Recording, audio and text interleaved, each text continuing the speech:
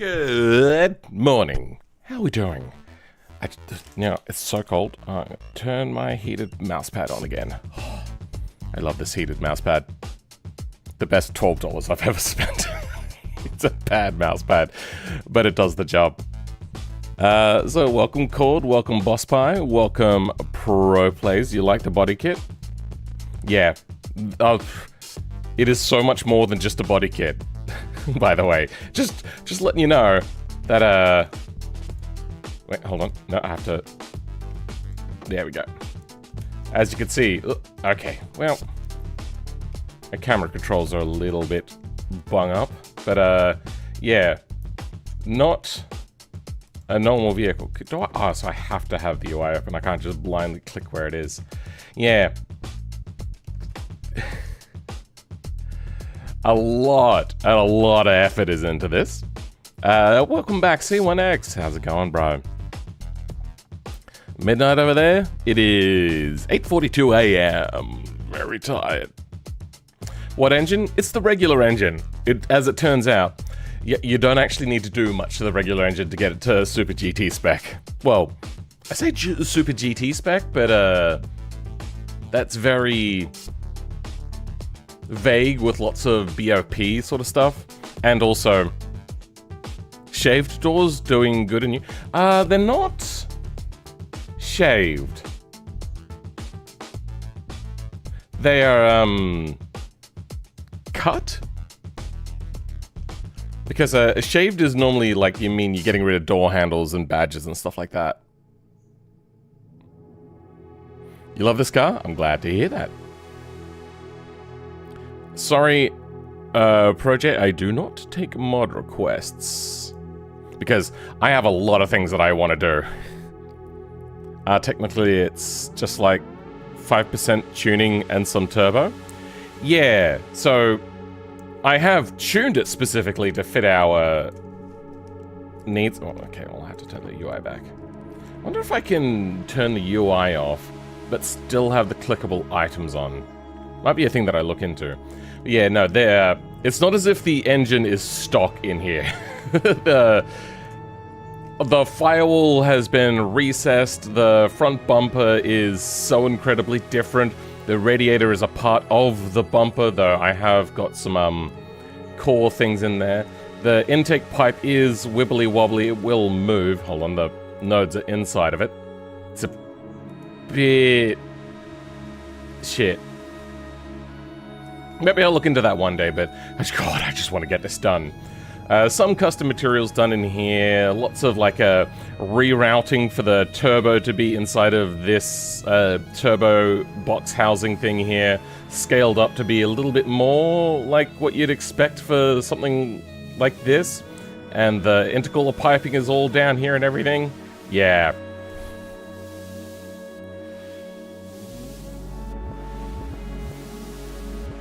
Wiggly tube, wiggly waggly. There is a mod to hot swap UI, so you could have 1W nothing. Oh yeah, hot swap UI. Oh, right. That would be a good way of doing it. Because I like to use hot swaps. Oh, also, one of the things, because yesterday after the stream was offline, I was waiting for it to come back online, like my internet to come back, and it just wasn't coming back. So I did a few little things, one of which is I made the canards... Well, you know what? Maybe I didn't finish the canards, but the canards are meant to break off. Okay, the canards are not breaking off. Hold on. Let's look at that. So we got the break groups for the canards. Strength is FLT max. There we go. Alright, that's me problem. I want them to be somewhere around like 7,000.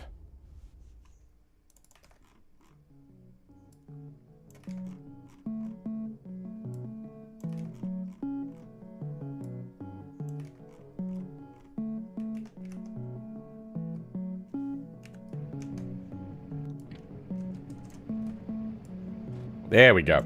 And the canards should break off. Maybe that's a little too easy. Maybe I'll change 7,000 to 10,000.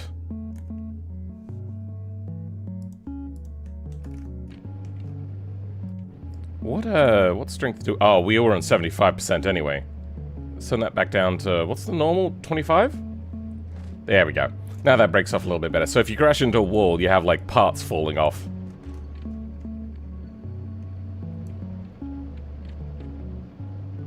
Wiggly waggly.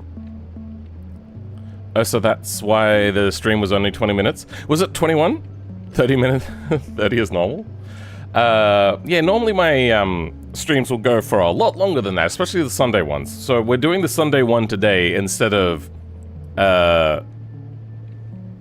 yesterday doing it, and today doing a normal Gran Turismo for BeamNG mod.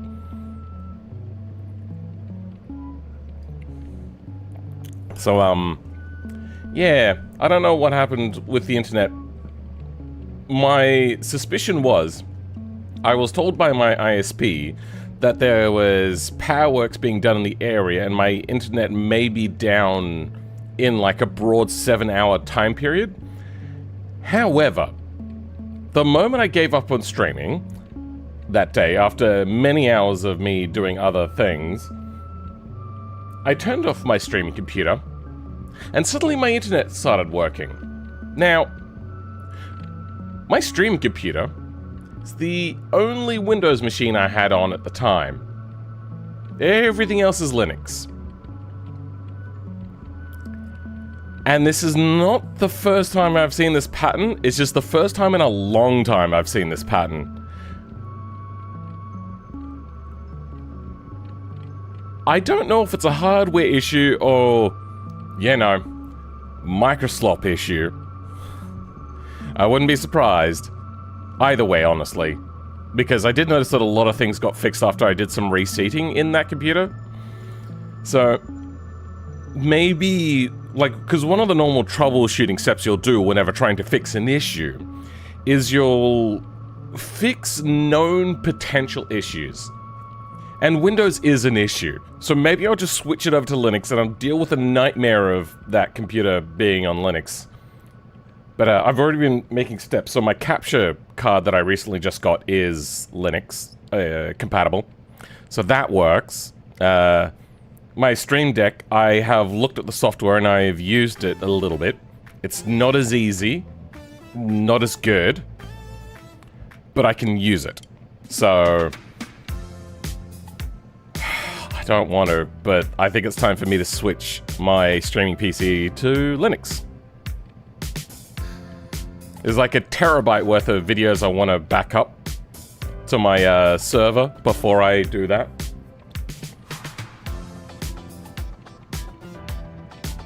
I forgot you use Linux full-time now.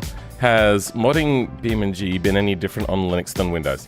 There's a few little things. For instance, I don't use the Proton version because the native version is just better. So, I have to do the workaround. So what is it? It's BeamNG Drive, bin Linux. You have to launch from here. Otherwise, you have to roll the dice and try to run the BeamNG installed desktop file.sh, and that can make it launchable. I find that I don't normally have a lot of luck with this, but I did get it working, and now I have a shortcut to work from it. Really, really irritatingly, you cannot set executables just as a thing on your taskbar or in the start menu, which is something that you can do in Windows super easily. You can, like, go to your file and just right-click, pin to start menu or whatever. Oh, it's super menu in Linux. Yeah, I don't see anything for that.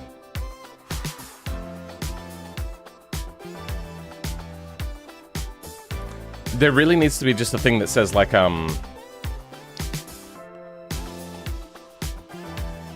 make, like, there's normally some things in here, like a run executable, open with, make selectable from super menu would be another thing.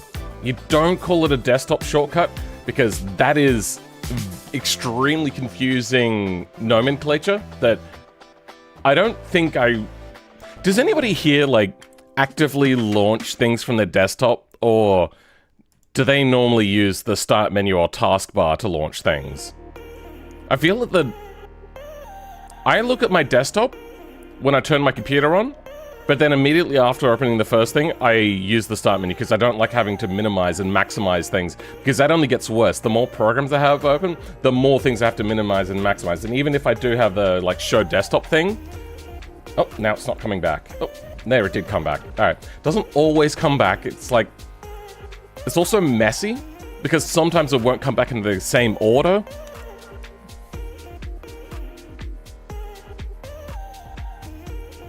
Steam launches the native version now? Wait, really? Does it? I'm gonna have a look at their store page and see what their Linux compatibility is.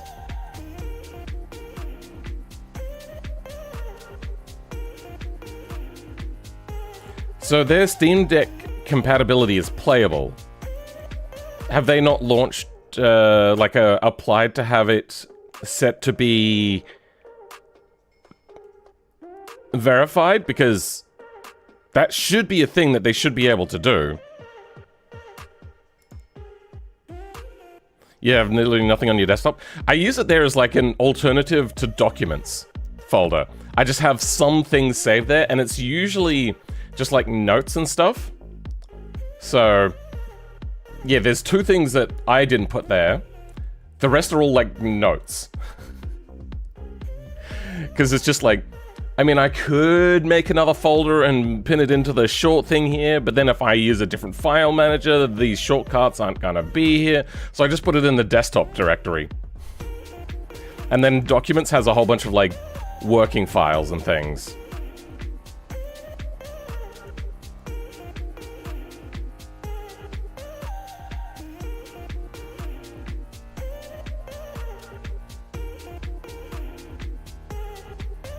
And I never access those files from the desktop. It's always from the file browser.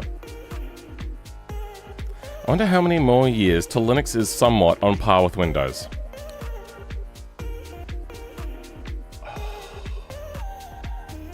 I would say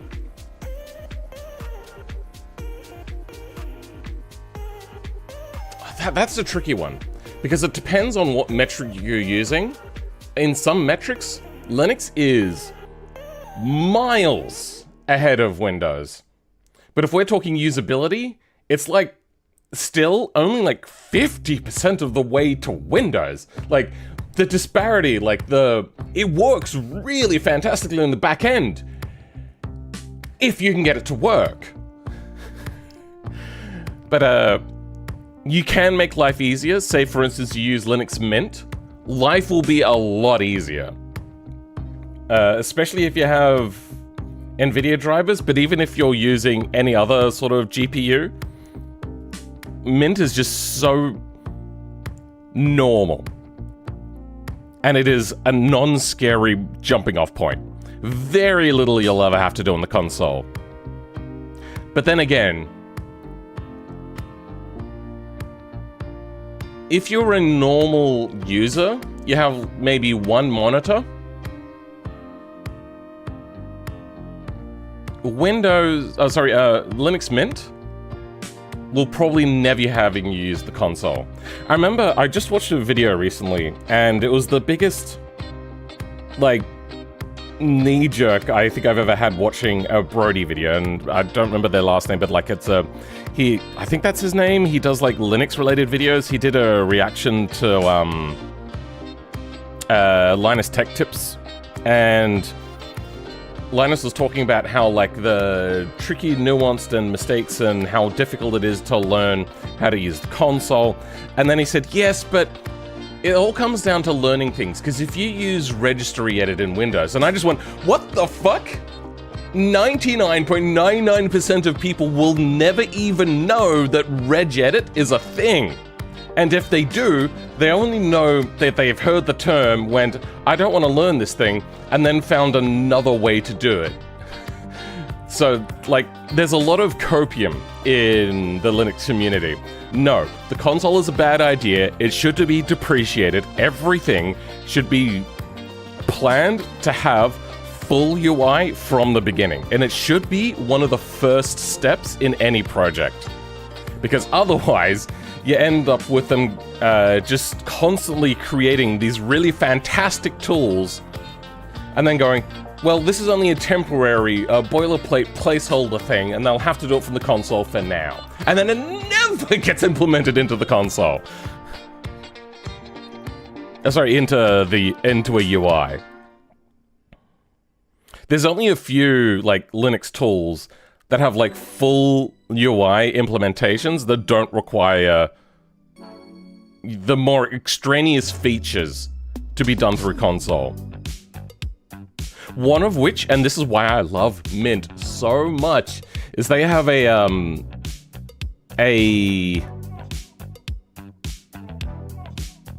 what's it called? A driver manager in Mint. Now, a few of them have it, but I feel that Mint's is probably the easiest. It just comes up with a list of drivers that are available for your each individual like types of cards that you have. So if you have NVIDIA and AMD sort of thing, it'll show kind of like what's available. And then you select it, you hit install. It doesn't go, do you want to remove the old drivers? Oh, no, you've got a conflict, so you can't uninstall it. Like, you can't install the new one. Like, there's no... It just uninstalls the other one, or it just puts it aside as a separate thing that you still have it, and that's a setting you can pick, and they don't put in, like, do you want to add thing to X registry and blah, blah, blah. Like, it's not just going, do you want to remove the old one or just put it aside sort of thing. I can't really remember exactly what it is, but it's like, it puts it in plain, simple English as to what it is that you're doing, and then you just install the other one. And the other one just works. It should be that simple. Because if you're having to deal with a driver issue, you're already frustrated. And then having to learn whilst frustrated is so irritating They just went, oh, this is a point where everybody gets really upset. Now, most people won't have to deal with drivers, but if you do, it is very upsetting. It makes me upset when I have to deal with drivers in Linux, because it is just a very distressing thing to have to do. Because you're already upset, you're like, why isn't this thing working?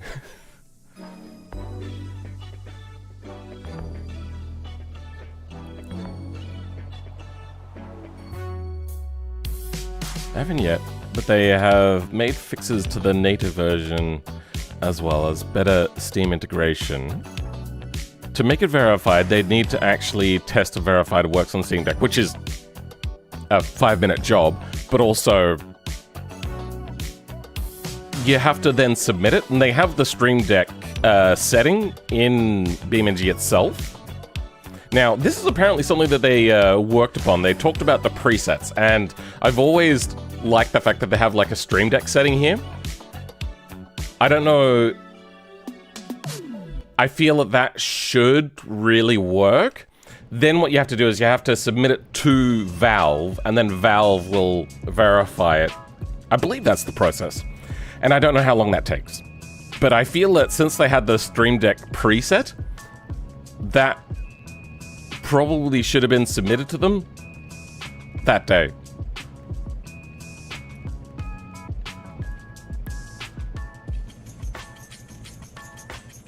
It's either already on par or will never be on par. It depends on your expectations. Yeah.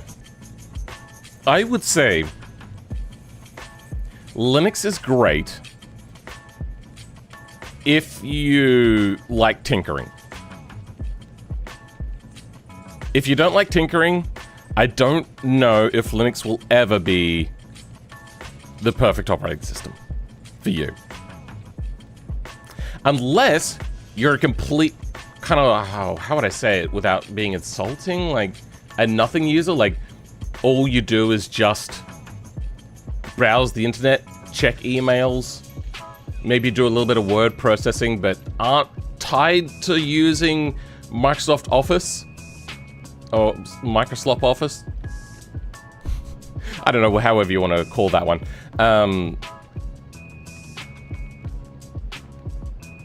Yeah.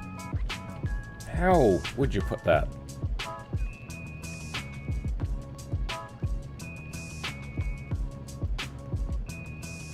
I don't know, but you kind of get the idea. Like, if you're not requiring a whole lot from your operating system, it is actually really, really good. Especially if you're using something like Mint. If you have a tablet and you're not doing much on it, oh, it's phenomenal.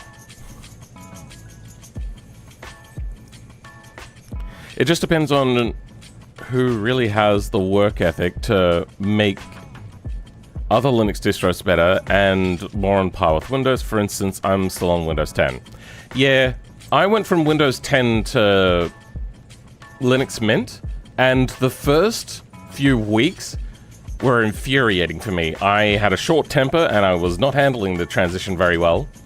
But since then, there's like moments of it being like really, really difficult to get my... Because I'm not a normal user.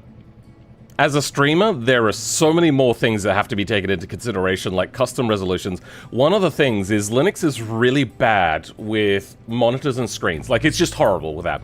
It is absolutely atrocious. Now, have your monitor run through something like a capture card first, or try to mirror your display, so then you don't have to run your display through the capture card, and it becomes a nightmare that you have to set up every single time that you turn your computer on. Oh no, you could try to set up a thing to make it automate the process. Lots of code and lots of going into the console for that, by the way. Then it'll break every update. And then that thing that you... Oh, they're just really bad with monitors. Linux is so bad with monitors. I want to vent.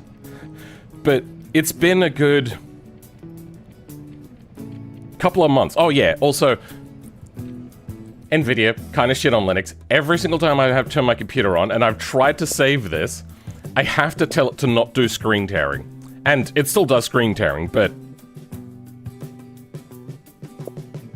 I have to do that all the time. So I've just given up on automating the process, and I just, every single time I turn my computer on, I just turn off screen tearing. I don't want to deal with it, because it is such a headache, and it breaks all the time. So I don't automate that process. And there's a lot of copium around AMD. AMD is just as bad of a company as NVIDIA in terms of like humanitarian sort of like aspect, but their drivers are not, and sorry, their GPUs are not better than NVIDIA GPUs. Their drivers are not better than NVIDIA drivers, and in fact, a lot of the times they're worse. They just have some better usability instances, but they're huffing the copium on that one because AMD's drivers are open source, and there's a lot of conflation from so many people that just don't think it through, that think open source means better. Now, there are some games where the NVIDIA is just really, really shit, and that's where the AMD open drivers come into play. However, I would put the blame not so much on NVIDIA in that regard. I would put that on the game developer. They just didn't want to make it for Linux. Just like a lot of game developers want to optimize for console, but don't want to make their game for Windows. Ipso facto, Rockstar.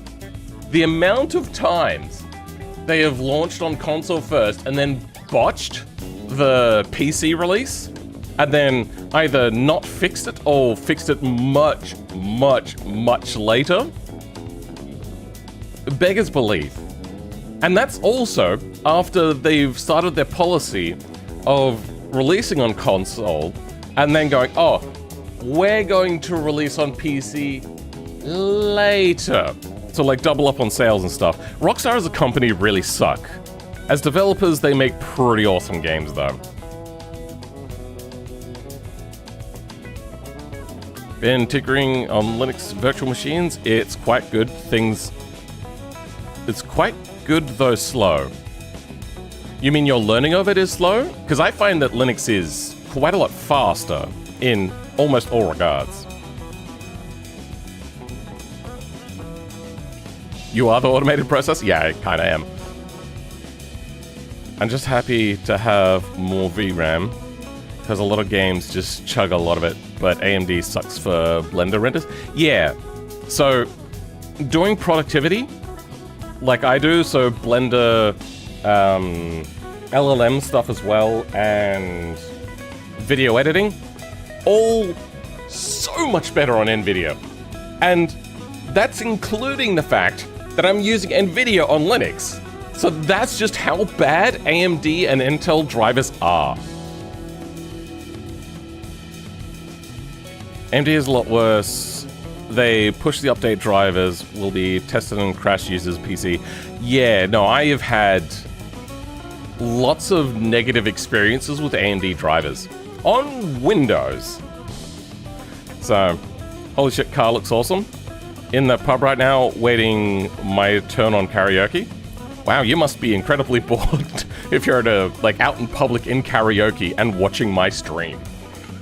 I'm sorry you're having a one of those sorts of nights, apparently, Andy. If anybody doesn't know, Andy MB is a YouTuber, so we talk a lot, or talk sometimes. I like Andy, and I like his content. But yeah. So today, what we have left, especially for chipset drivers, I don't know. We are at the point, I feel, where we are ready to do final tuning settings. And I'm going to set up 2 tunes, one for controller and one for SimRig, because I did a little bit of SimRig with this thing to see what I needed to do, and it was really super oversteery. Then just like on Saturday, prepping for the stream, I did a little bit of testing with controller, and it was incredibly oversteery. Make up your mind! So I'm gonna make 2 tunes. Are your mods on the repository? This one is not on the repository in its current state. Because it's not ready for normal users that don't RTFM and go, oh, this mod is not good. It's like, yeah, because it's a work in progress at the moment. I'm working on it. So I put it up on Patreon as a thanks to Patreon members, but when it's ready, it goes up live for free. Welcome, Felix Gale. I'm designated driver tonight, Lamau. Just back from finishing second in an esports race. Oh, nice. Well done. I'm generally the designated driver, but that's because I don't really like to drink. Grew up on XP, then 10, and forced to use 11. Yeah, unfortunately none of my computers are, well, except for one, are Windows 11 compatible, and I don't want to convert them to Windows 11 because they won't work, because they don't have the, what's that chip called?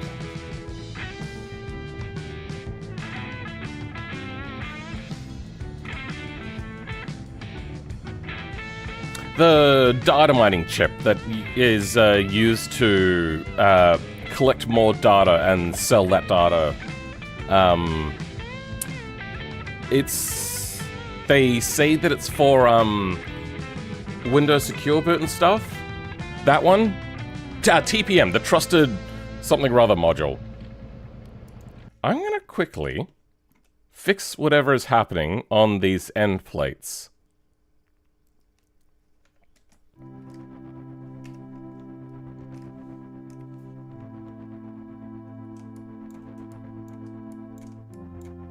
You know what? I'll do it this way.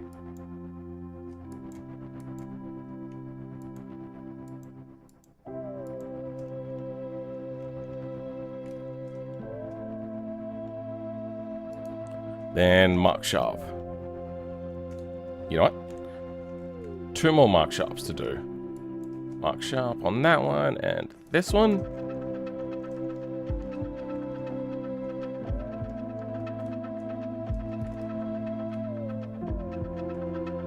There.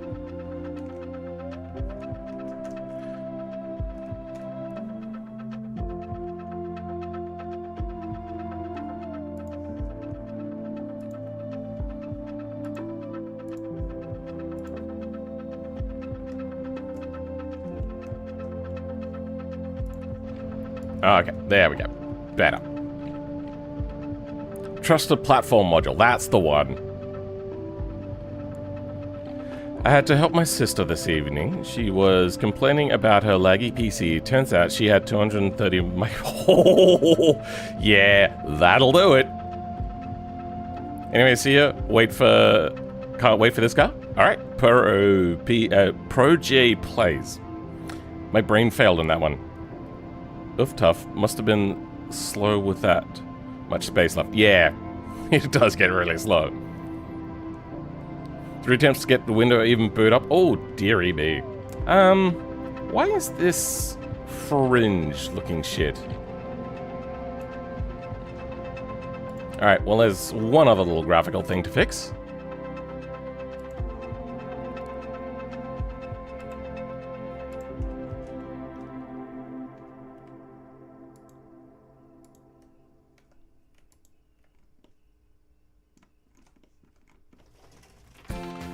What are you? You are race kit.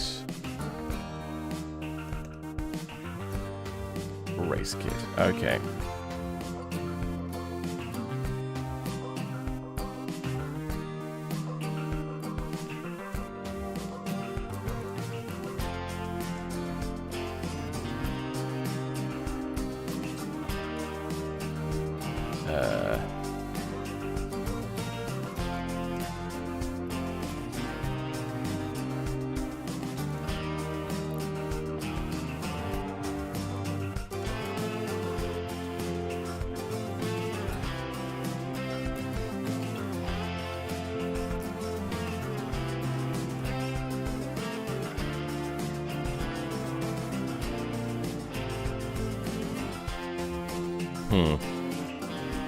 Alright, so this UV unwrapping is getting more and more complicated as I look at it. There we go. There, good. Good. Want to not have anything skewed because that will look weird. Good. There we go. Now no, that one. Everything else.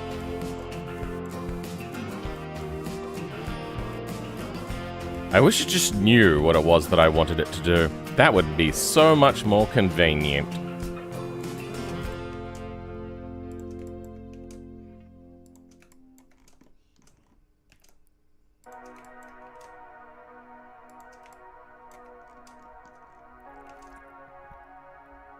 There we go, that'll do. And... good. Alright. That's probably going to create some skewing, but at least it'll be a lot better than what it was. And...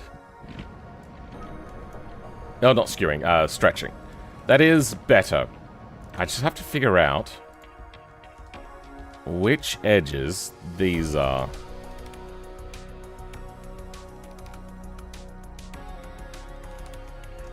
So it's you?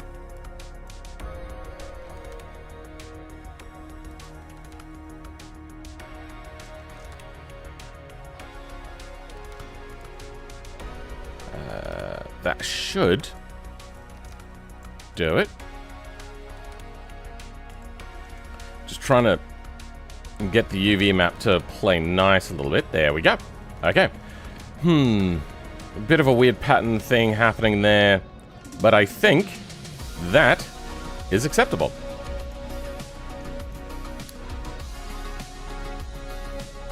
I got some eSwap drivers to do that video with your Group 5 cars. I handpicked them.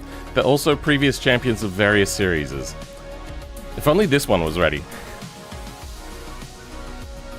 That's pretty cool, though. That's some high-level drivers you must have had there.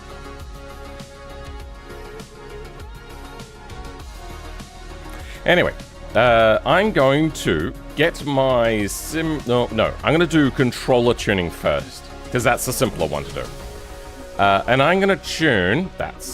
I always click on map thinking, like, which map am I going to load? I've never used the map for the map. I think West Coast is the map that I'm going to use.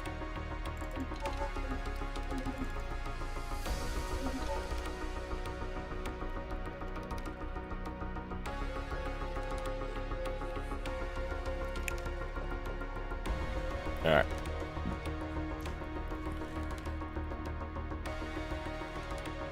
Oh yeah, no, I have an old 6 terabyte hard drive. I could use that to store everything on from this capture PC. If I lose connection again though, yeah, I'm moving over to Linux.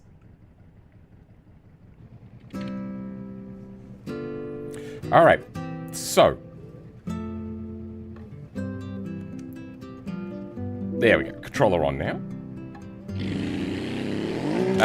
We're going to be looking for braking performance while downshifting, and turn in to start with. So, let's start with braking and see what happens. It seems to look a little too much on the front wheel. Oh wait, you know what? No, first aero, because aero will affect braking performance. So with controller, we are getting under... oh, wait, yeah, no, that's right. I touched on this a little bit. Whoops. I'm not getting much steering angle. Do I leave it as... because I know that race cars are bad for having bad steering angle. Clips in a little bit on that side. But that's like tube side. I'm not too concerned with that. People can just suspend disbelief on that one. definitely. I can go much bigger angle if I'm looking here. If I'm looking from here.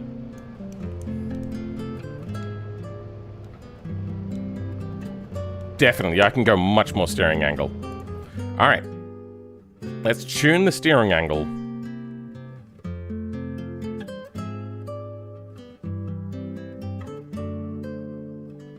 It'll be one of these, I know. Suspension, front. There we go. That's what I wanted. So, steering. It'll be under hydros. There we go. And...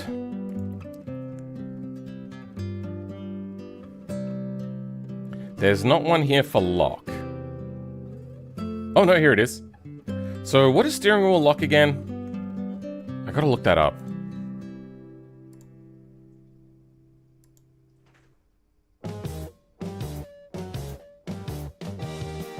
Make sure the controller tune induces a lot of understeer. A bit of understeer. Yeah, that's kind of the hope. Where is it? Defines how much steering wheel angle this hydro will match to. This is center to lock angle. Standard steering will be 450 to 400, with older cars and trucks having slightly more angle and racing cars having less angle. This drives the steering electric used for steering wheel purposes. Okay, so that's what it's doing. We're trying to set the steering wheel electric value with this, I believe. So let's just turn this up a lot and see what happens. Does that affect our steering wheel lock? It does not. It is affecting our speed, though. If we go in and have a look at the camera, it is, however, affecting the lock to lock. Okay, so this is only for visual purposes, and I want to turn this down. Because even with 450... as you can see, that's too much for a race car, really. Kind of want to be like...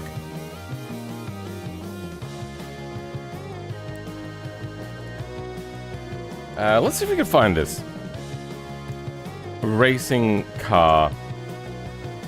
Steering lock to lock angle. What is lock to lock in motorsport? Show me.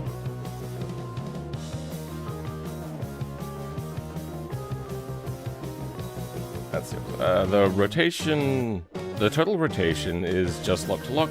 This is typically expressed as numbers such as 2.5 turns lock to lock or 3 turns lock to lock. Many race cars have between 1 to 2 turns lock to lock. Okay, I'm thinking...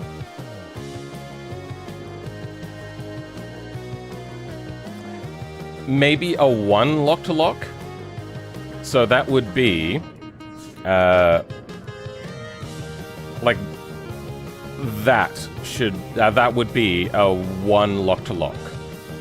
Because you have to go all the way around only once to get to the other lock. Which would be 360. I think that will be what we go... okay, well, it's one of these that I have to Alt-Tab to. Let's go a little bit more than that. Let's go 380 degrees. So now... oh, no. Okay, so this goes... I need a little bit more than 180, so let's go 200. What'll that do? Yes, good. Okay. That is pretty darn good. Sister switches to Linux. She can't even tell that her driver's full. I think that that's going to cause potentially more issues. Because right now I only have MacBook, my PC in my parents' place. The last time I tried, I almost bricked my PC due to Dell bloatware. Linux genuinely saved my laptop? Yeah, it will save older laptops. If your laptop is getting slow and sluggish, switch it to Linux and you will notice generally notice a performance bump.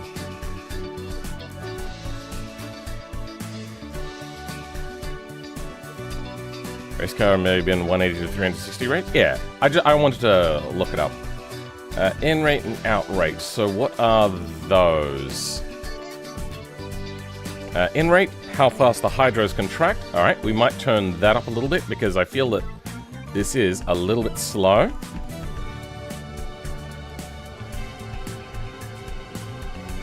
Or maybe if I change the amount of angle.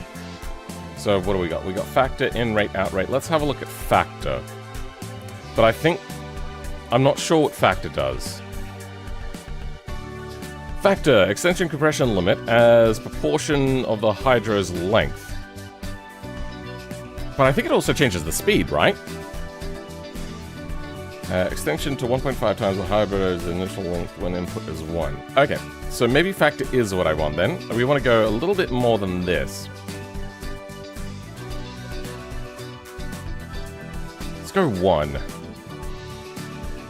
So it should go to 110%. On the steering rack length. I think we can go more than that. Let's go 1.5.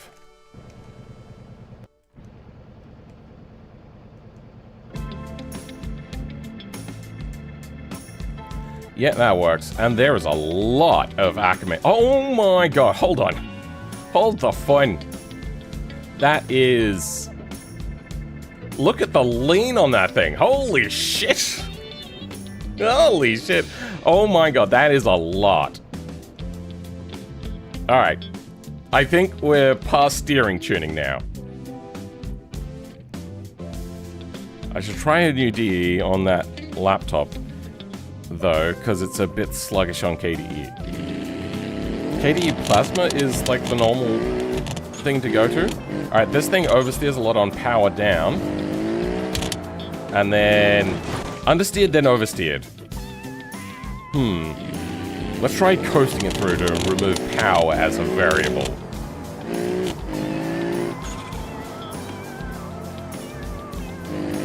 Okay, without power, it's doing pretty easily. So, maybe just a little bit of toe-in on the rear.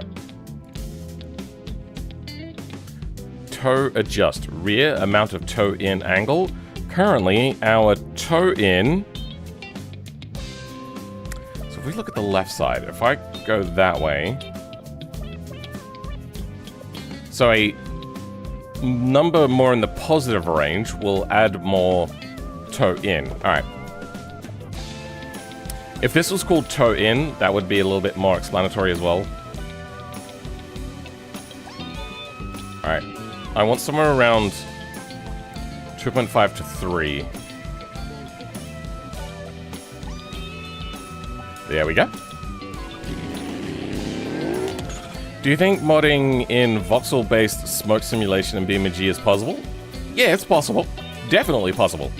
It's not something that I have experience with because it would require learning shaders. It was something I thought about reaching out to the guy that did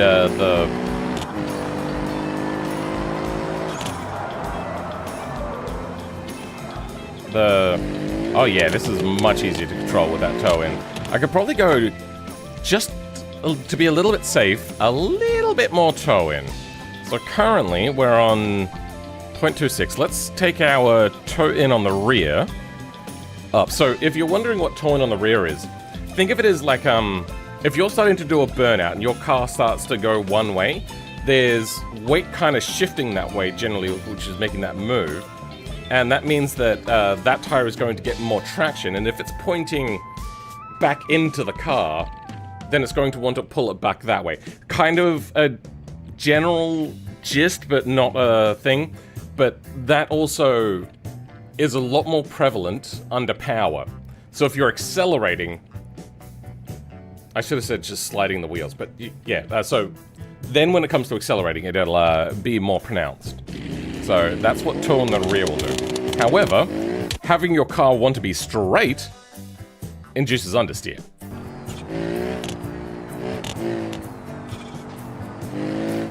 I like that. But I feel that that can be then counteracted by other things.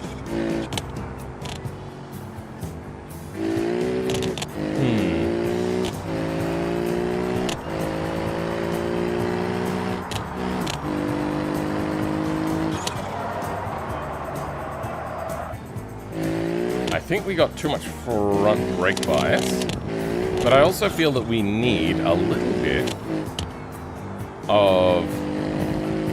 Oh, no, here's the thing. At speed, this is actually doing well. Maybe it needs more mechanical grip on the front and less aero, because if you add more mechanical grip to the front, it'll become oversteering at speed.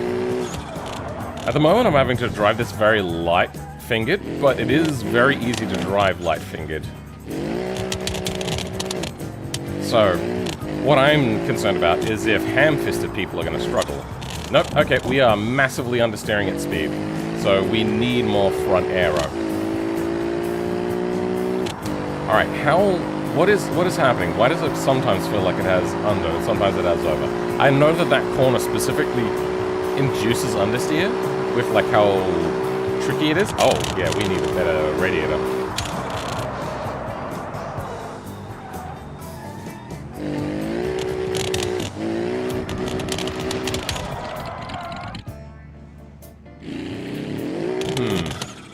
Trying to figure out what's happening.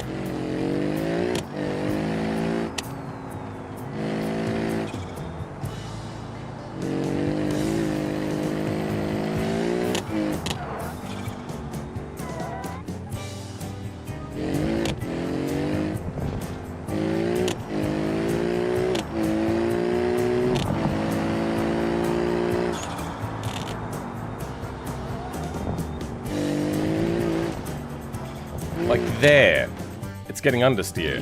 Why? Didn't I have oversteer last time through here?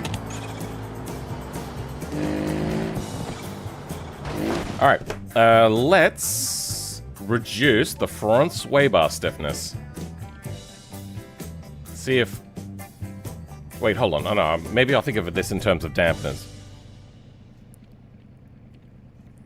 Better track usage is a huge part of racing with towing in the rear. Yeah, but if you're at that sort of level, then you're going to also probably know how to tune. So we'll leave that for people to make their own tunes. Because at that point, you also need tunes per track. And I am not going to make a tune for every track. Because it's also not... it's also per taste of the person driving.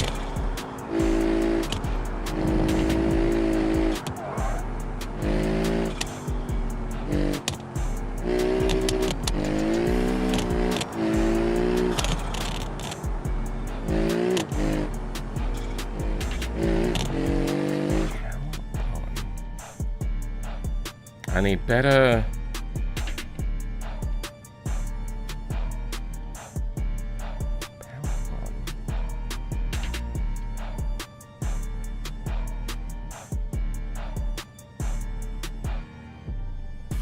Better, softer rebound.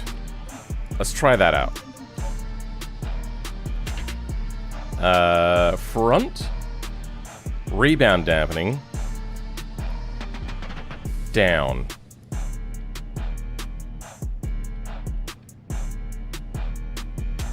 And I'm going to turn the anti-rolled bar down just a little bit. Alright. See what that does for us.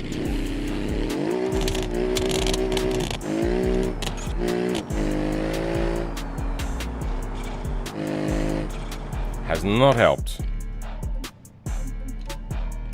Alright, well let's keep testing this theory and see if it was just the amount.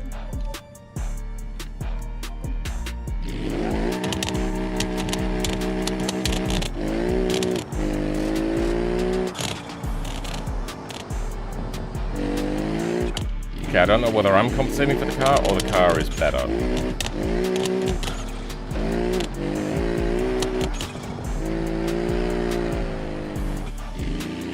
More oversteering.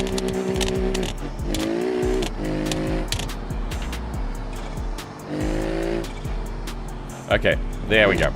That... I mean, it's bad track use, but what I want to do is give people a good feeling vehicle. So, yeah, this was not fixing the issue.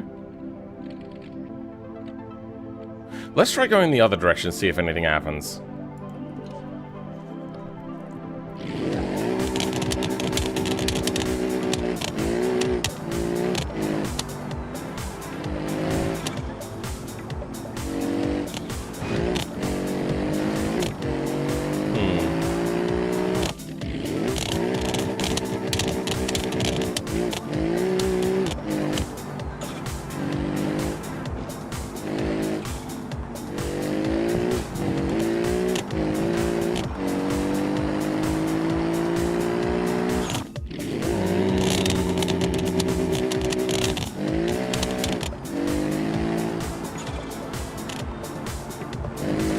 Nah.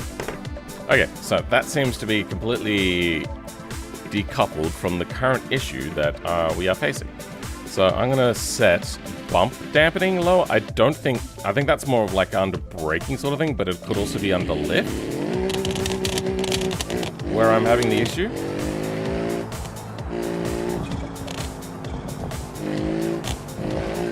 Okay, there's no separation between fast and slow as well. Which maybe there should be. I could bring in a more advanced shock and dampener setup. Front subframe, front suspension, front coilers. We already have race. So, which vehicle has separated things? Does the SBR race car have it?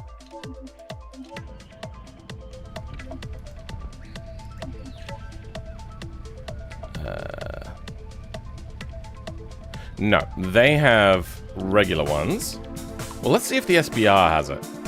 Sorry, the Hirochi has it. Let's get the race car.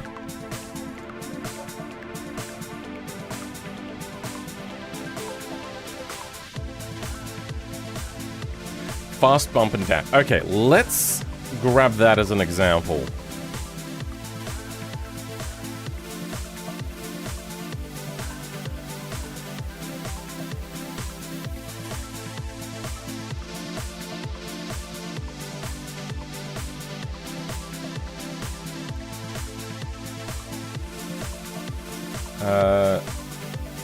We want Sunburst 2, suspension F.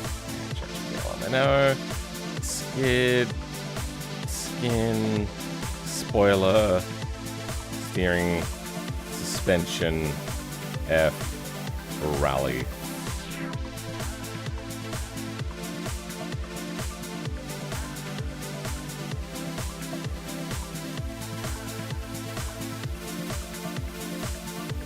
How many liveries? It has all the standard in-game liveries. If you want to make a livery, that's your choice.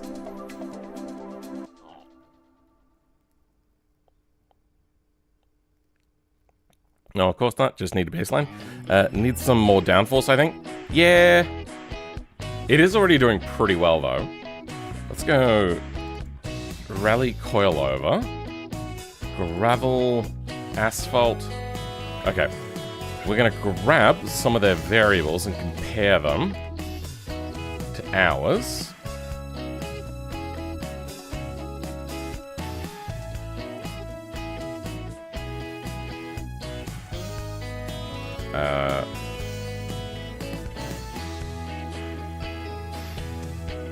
Spring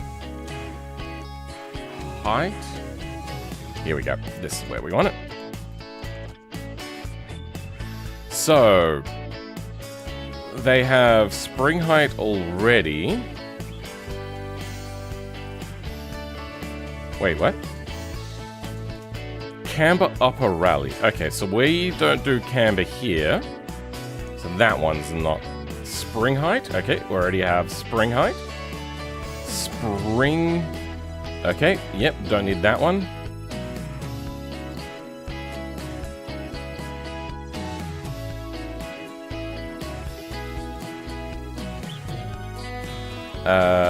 Damp bump R. We're looking at rear suspension. Oh, great. Just to make my life a little bit easier, I'm gonna redo this.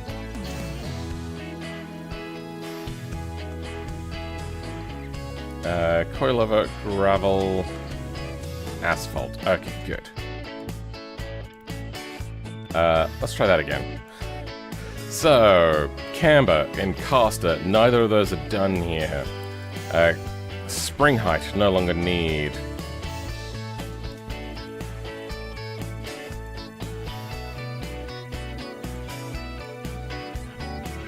And don't need that one. Bump, damp F, don't need that. No fast range. Rebound F, good. Bump stop. Okay, how would we use bump stop?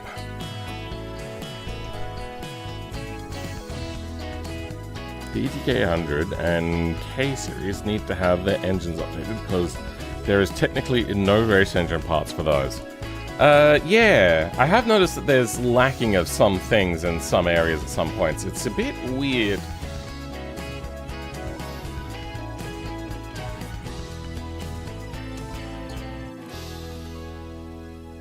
How do you select things on multiple lines like that on VS Code? There's actually a few different ways of doing it.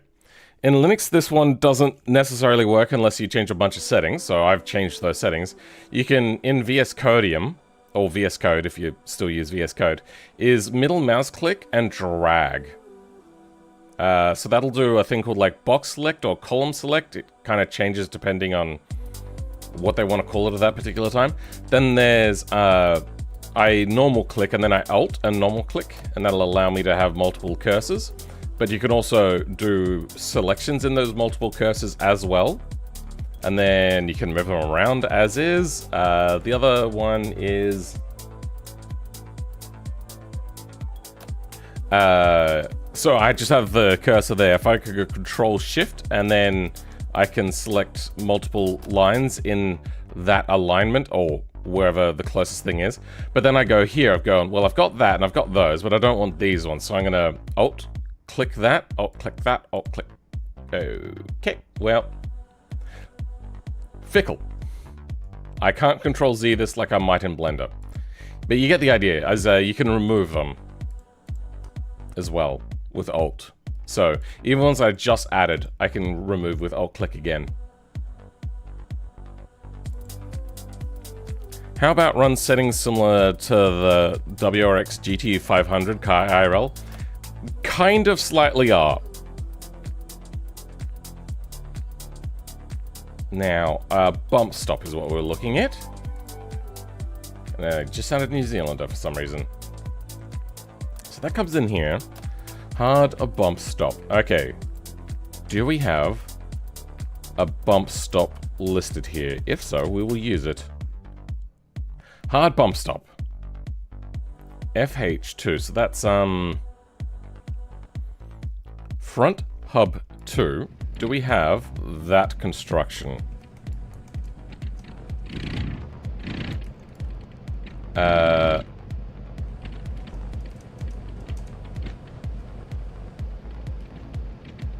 We have... No, FH2 is our top one. Then it goes to PH1.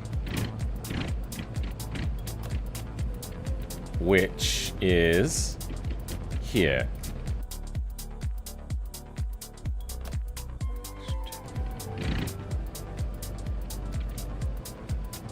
Alright.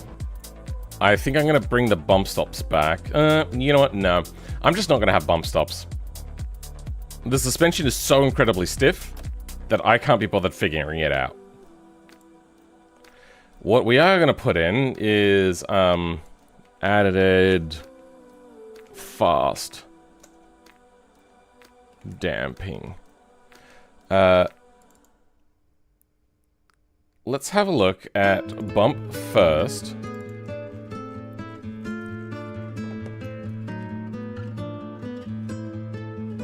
Ah, okay.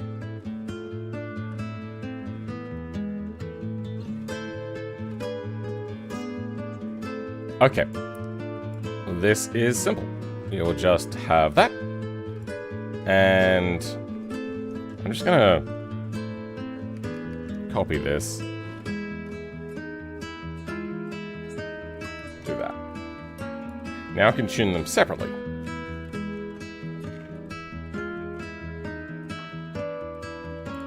Yep. Alright.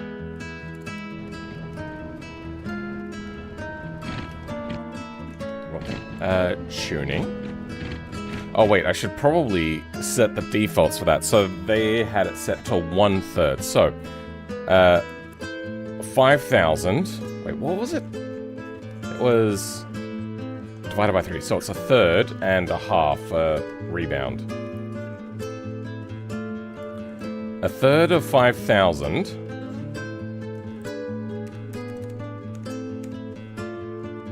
1600. A third of 500. Wait, really?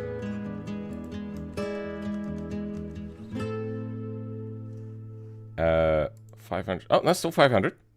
So same range.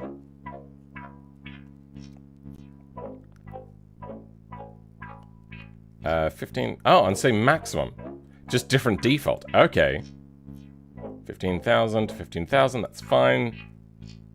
30,000 to 20. Okay, let's go 30,000 to that. And a third of 10,000 is a 3,000. Wait, 33,000. Oops. Oh, sorry, 3,300. Septis 100, good. Alrighty.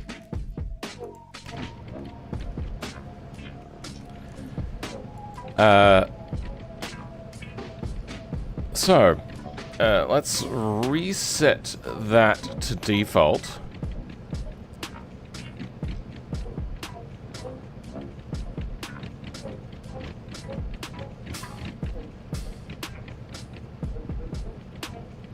Bump damping, so that's under braking.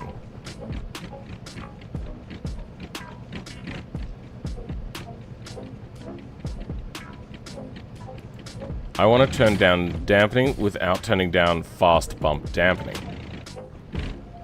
Alright, let's try that out.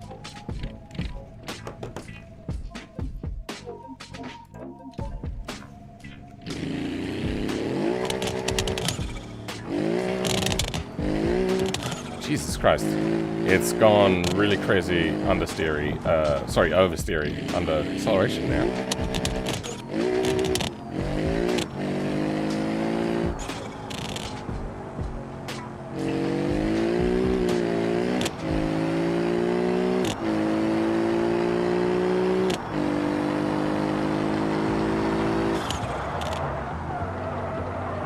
Yep, way too much brake force on the front. Alrighty. I think turn down the brake force overall and then remove some of the front. So let's go like 80% and let's go 60 on the front. Alright.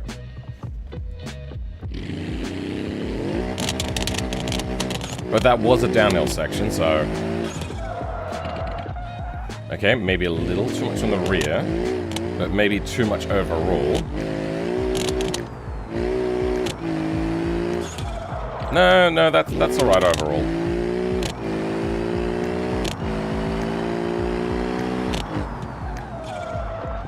Yep, maybe a little too much on the rear. And then, just coasting? Maybe I could tune the diff. Maybe the diff is the issue. Coast lock rate. Let's turn that way down. And this didn't change anything. Neither did that.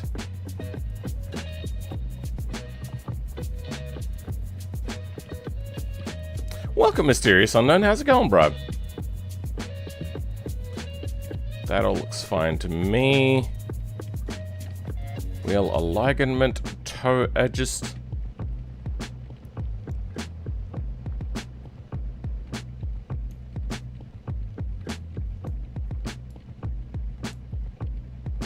Tire pressure. I think we're good there. So let's leave it at that. Less coast power lock rate, or just turn it off entirely, which is very easy to do with the right sort of LSD. Alright, that helped us out a lot. Coast lock rate, off.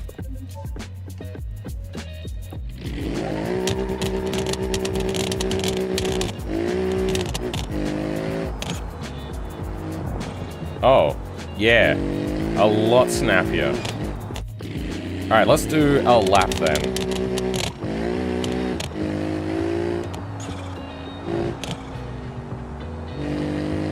Okay, still understeered. Also, I heard scraping before it hit the wall. Wonder what is happening there.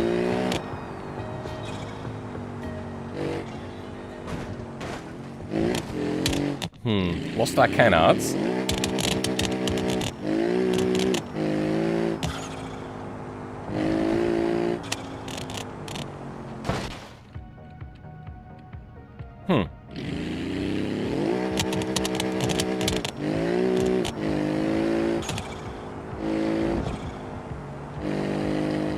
Lots of understeer. Alright, so now I think we're at the point where we might start looking at tuning downforce.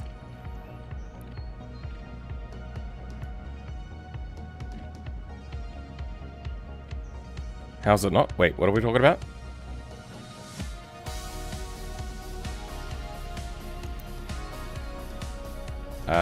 Let's think about this. How would we adjust front arrow? I could rotate this model.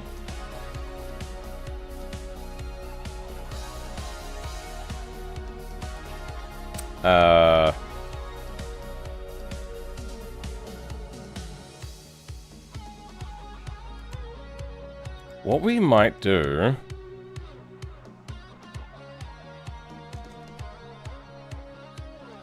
is pull up on these,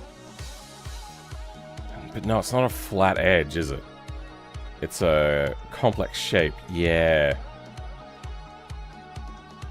And pre-compression would be a nightmare. I was going to use pre-compression to lift up the bottom. I also don't want to just rotate this. So, okay, how you'd normally do aerodynamics on a car like this is by jacking up the rear compared to the front, and that would give you more front downforce, or more downforce overall. Then you would tune the rear wing to work around that. Do I make people do the complex route? So, the reason why they do it that way is because there's so much downforce that can happen. Like a downforce fettling that can happen. So what they will normally do is just limit the amount of front downforce, which then means really you have to come up with other tricks.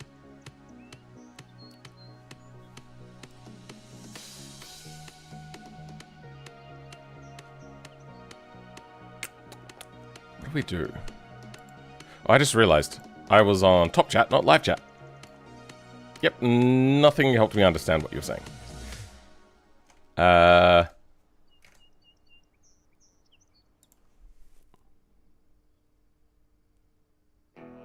How is my front downforce done again? Done? Done again.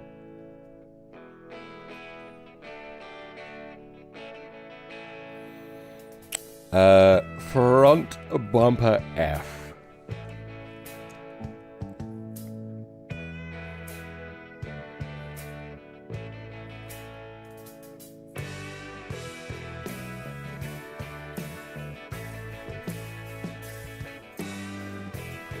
What is, so, front shock mount, front axle 4,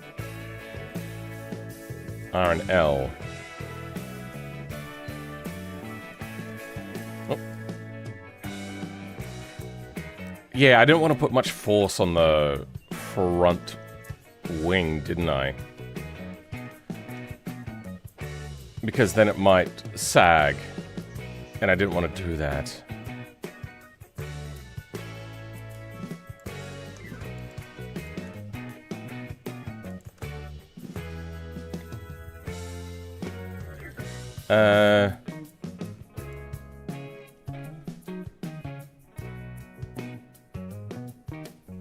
Shock mount, FSM1. What is FS1? FSM, front shock mount. I don't even think that exists.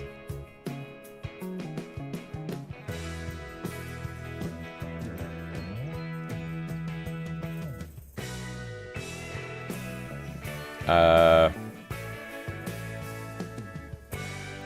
is there a collision triangle on the sway bar. Welcome, K4. How's it going?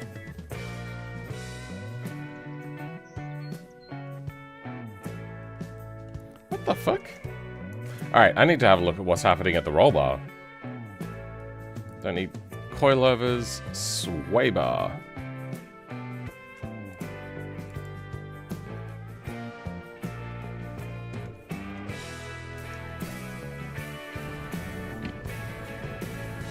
Good. No way that even existed. TV apparently posted a screenshot of the new car in BeamNG Discord. I put an image in BeamNG stuff section for your Discord. Oh, cool.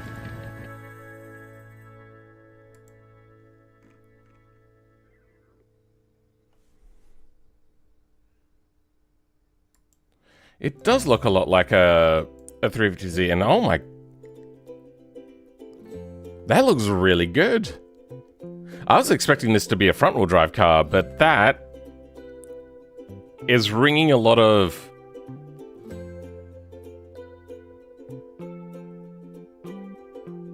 front-engine rear-wheel drive because of the short distance from the wheel to the thing there. It also, I thought, was going to be a sedan, even though in the silhouette picture that they showed, it did have like a tapering back end. It looked like a sedan previously. That's very different from what I got from those pictures previously. So if this is a sports car, let's go back and reevaluate that front bumper, like a picture which somebody took somewhere. Here we go.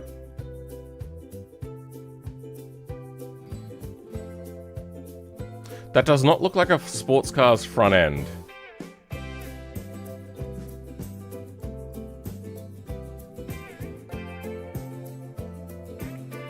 I thought it was a video. I clicked the play button.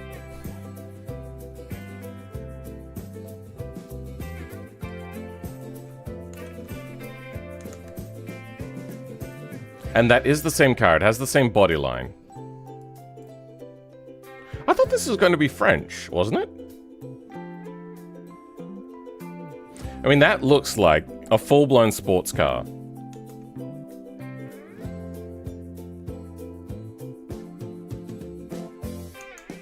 This does not. This looks like a commuter car. Because if you have a look, the distance, the way I like to think about it, and this is a bit of a hard angle to see it, but you've got like a short distance here, and then the front seems to be fairly three-dimensional, which would kind of indicate to me that the engine is front of the front axle. So it looks like a front-wheel drive vehicle. Could be all-wheel drive, it could be like the RCZ. But just here, it looks,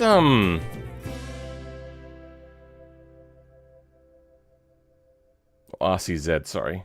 Gotta pronounce it correctly. Could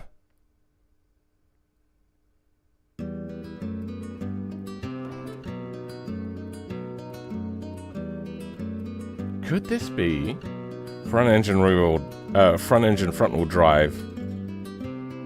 Yeah, you know what? That is not a ginormously oversized wing. So maybe it's something like the RCZ.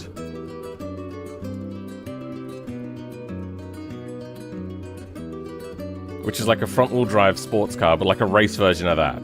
Not a homologated, like a completely bonkers sort of race car, but, you know, widened out a little bit. Side skirts. What looks to be somewhat of an upgraded sort of rear diffuser and then a wing bolted onto it. With a roof scoop for extra air in. The front bumper looks bulky. Yeah, I still think it's a front-wheel drive. It could be all-wheel drive. I wouldn't roll that out. But if it's meant to be French, I would say front-wheel drive. No, I think they are both the same car. Because it has this body line here. And that leads me to think that it is the same car. Also, the body line around here kind of matches, but that one's really hard to tell from different angles. Probably not because the way it looks, I doubted the rear engine. No, did I ever say rear engine? I meant front engine rear wheel drive or front engine front wheel drive.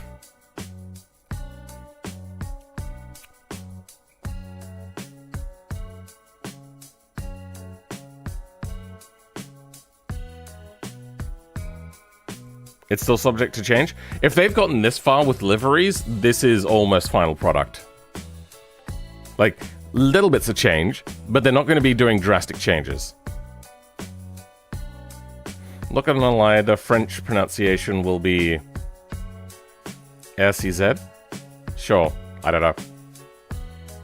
I'm guessing it's not, but that would be funny. Que?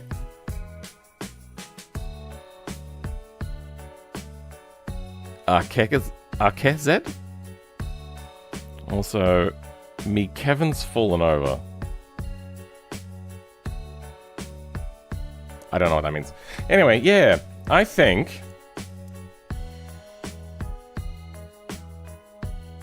it's not a great resolution, and it is from far away, which I think is deliberate.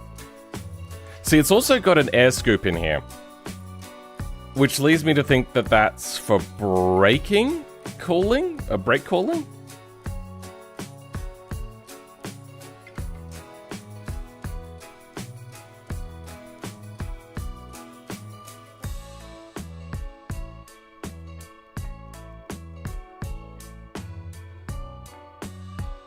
I will say that this picture does make me a lot more excited than the other one.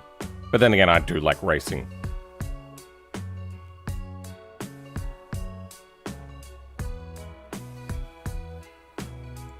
Yeah.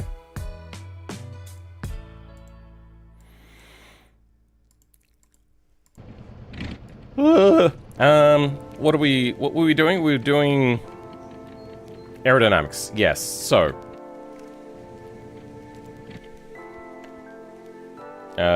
not front suspension, not front canards, front bumper. Our reduce front lift. Is that something I wrote? Because that sounds like something I would write. FSM1R.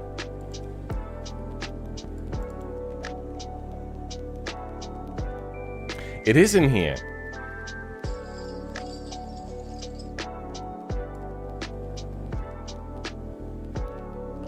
FSM1.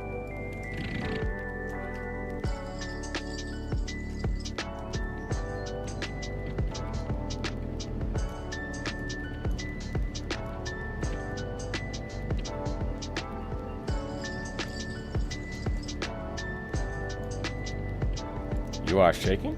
No? Just bugging out a little bit.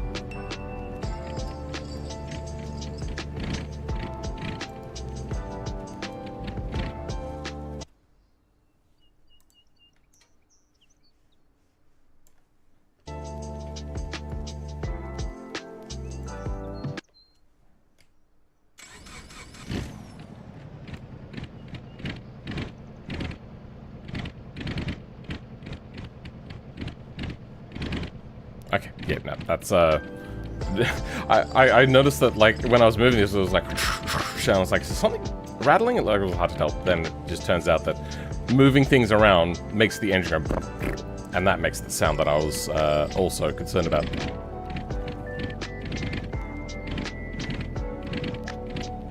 Yeah, I'm not gonna remember that, Felix, sorry. If you don't have the same name, I'm gonna struggle like hell.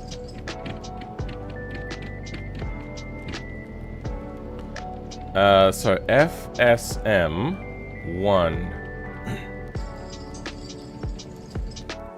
to FX4R and L.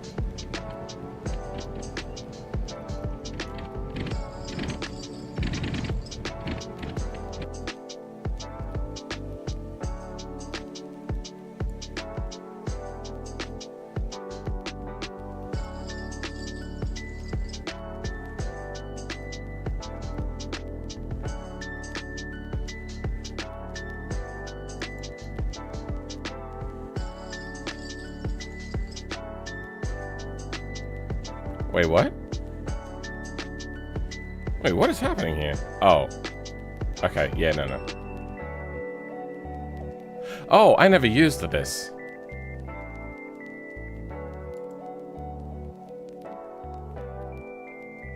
Yeah, no.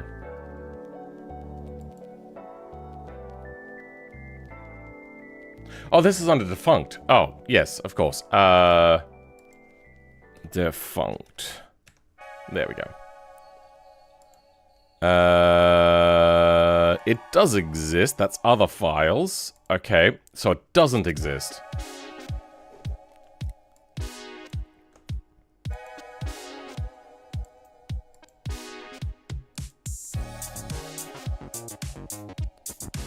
Yep, that has to change.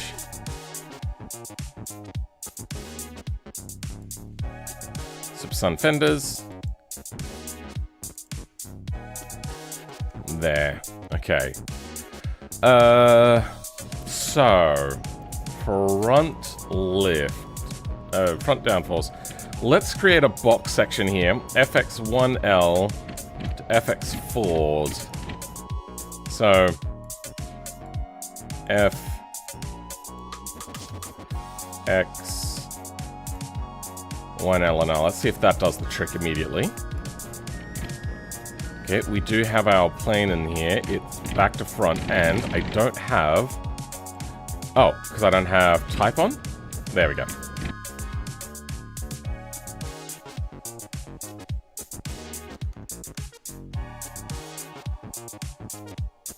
There. Okay, that is the direction. We might turn lift coefficient up a little bit. So what is the rear downforce coefficient?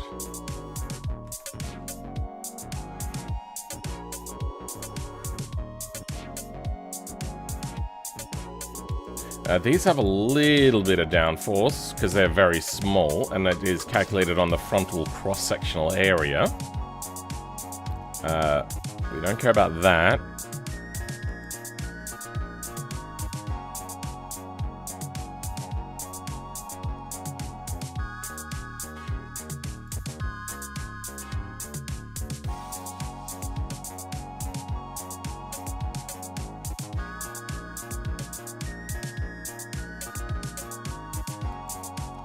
Oh, is it called Kevin? Oh, I didn't realize. I want big wing. I'm funny. Ground model lift coefficient 200. Those are these. That is a pretty big area for 200 lift. Okay. Then let's go 145. Stall angle? 35? This is a very different sort of one.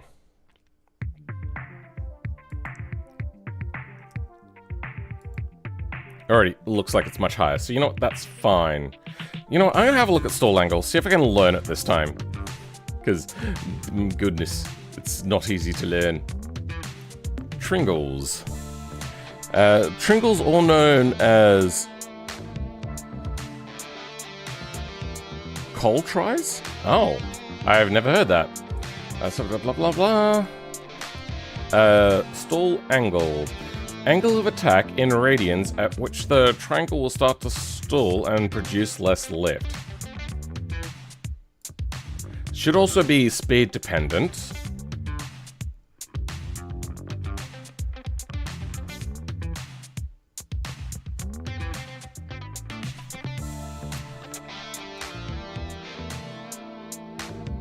But where does the radian start? Does it start horizontal, vertical? Does anybody know?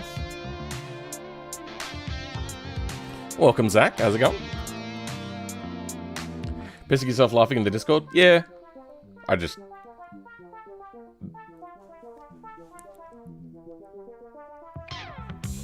Best way to pass the time? What are we talking about? Oh. The fallen Kevin. Yeah.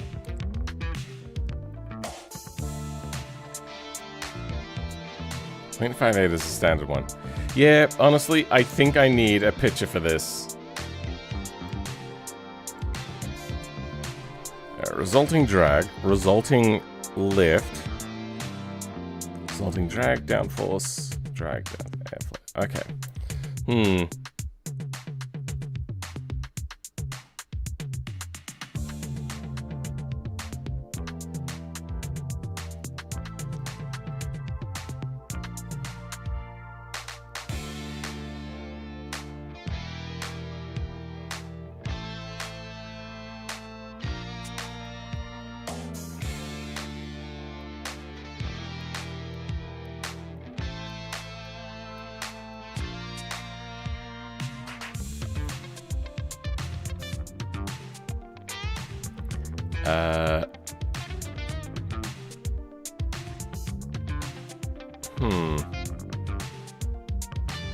Yeah, I can't think of how stall angle is done then.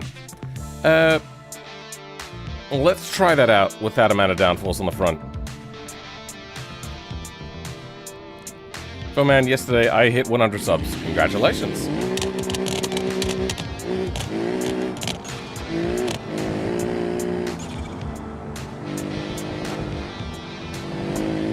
Okay, a little bit of understeer there still.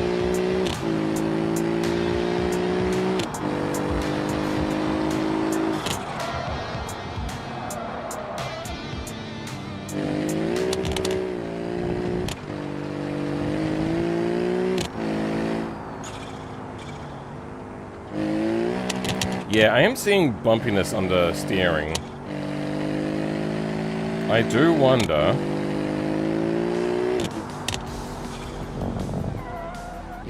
if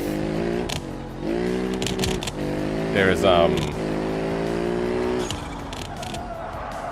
still precession, or if it's just the chunky triangulatic wheels that we have in BeamNG. Alright, should get a lot less understeer in here, and still understeer.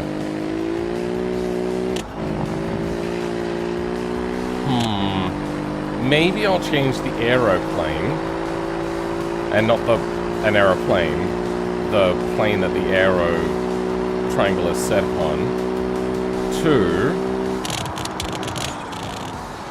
further up the bodywork.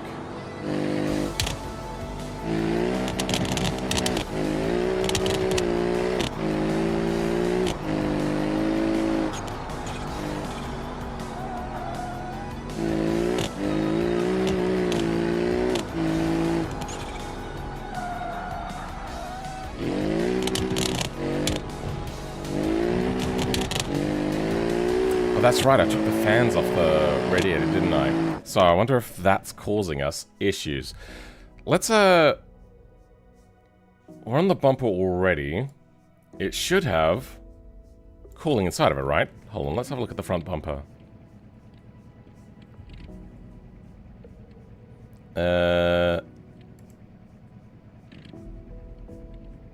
Front bumper. Front canards. Okay, so we don't have the radiator core stuff yet.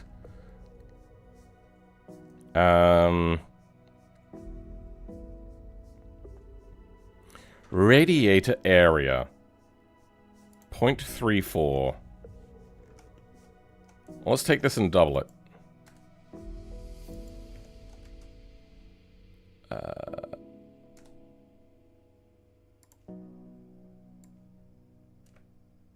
Something like that.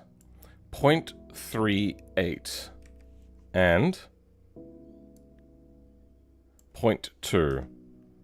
0.38 times 0.2 times 2. 0.152. Okay, well that's less than what we have. Radiator effectiveness. Let's turn that up a little bit because this will be a race one. Let's go 12,000 maybe. Coolant volume.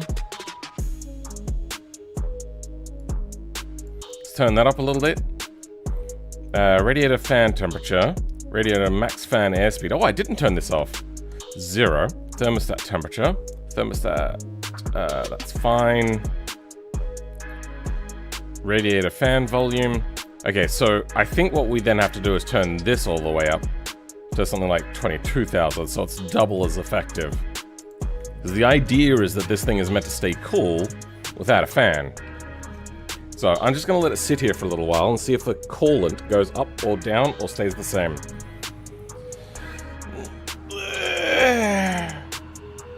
Cooling seems to be an issue right now. The car is running hot already.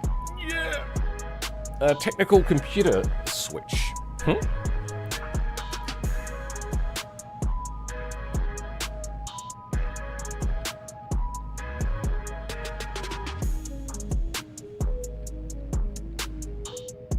Just taking big melatonin and we'll use this stream as noise. Gonna hang around as long as I can to watch development till my eyes feel too heavy. Yeah, that's fine.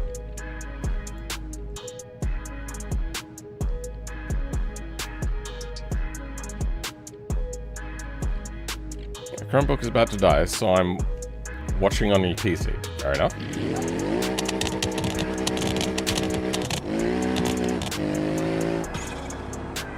Do you not have a charger for your Chromebook? Alright, pushing it, getting a lot of heat into this thing. Let's do a couple of laps. We'll also get used to the handling.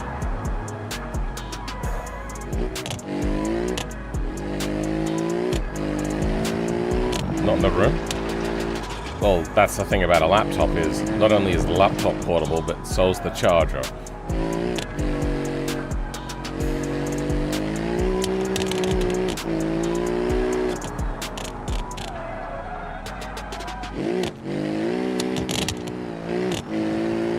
Alright. Coolant temperature seems fine.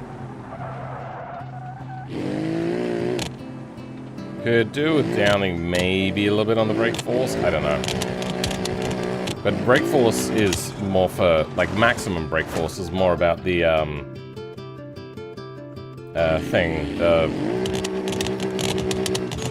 top speed braking, which it seems to be fine at top speed braking. Alright, our coolant temperature does go up. We didn't lose much in the way of progress by the looks of it. Be careful not to crash, though.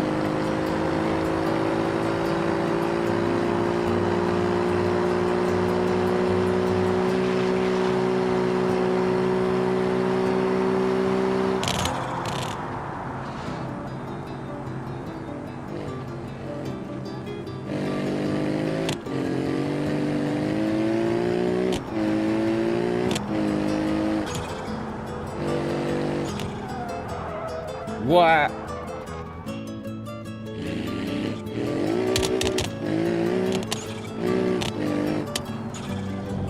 Because we're narrowing down the tune a little bit, in different scenarios it handles differently. So, do I make it safer, or do I make it better? I suppose this is the controller version, so maybe make it safer. But I don't want people to go, downforce. Sorry, understeer.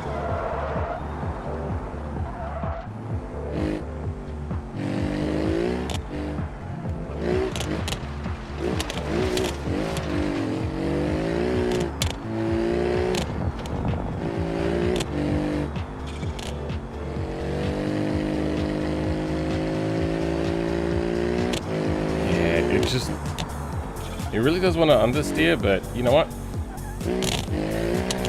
It is fine, and the power oversteer is kind of not. So I'm going to go a little bit more. You know, actually, before I lock that in, I'm going to set a tune for our thing. Do we have a variable in here?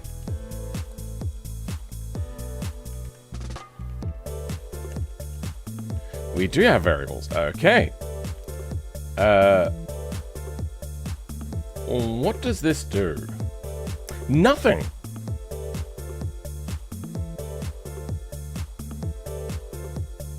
Spoiler angle. So we're going to have to change the angle of things. What is that normally meant to change? I'd probably want to increase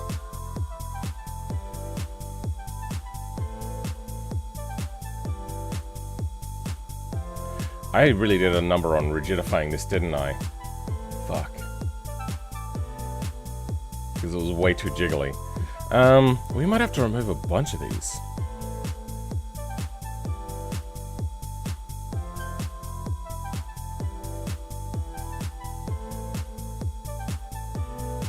Okay. I think I'm gonna have to rethink my beam support system for this.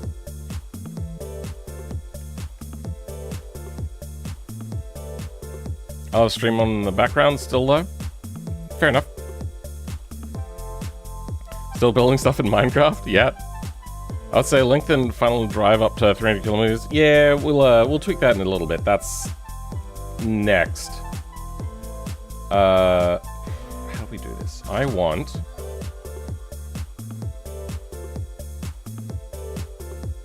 a structure from all of the standpointy things, and I want 4 to attach to everything. Then I want to make these go longer and shorter to wing that.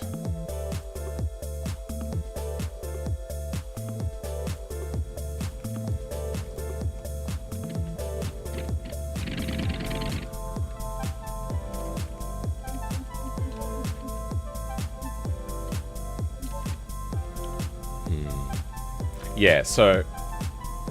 Oh, but 4 is below the wing angle.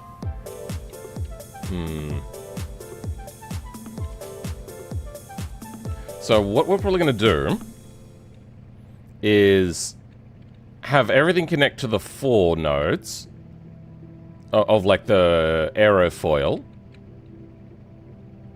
Then connect these nodes here to these nodes. So then it will pivot. SP to wing. Okay. This might be better to do in Blender.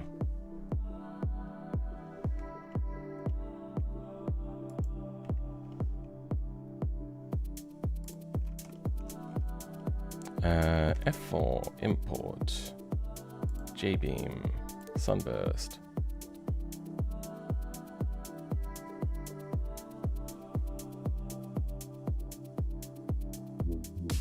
Big wing. There we go.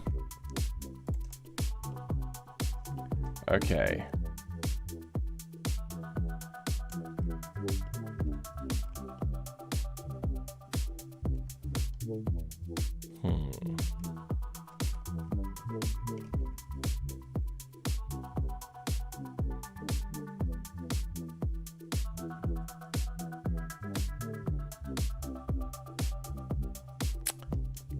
Yeah, not here.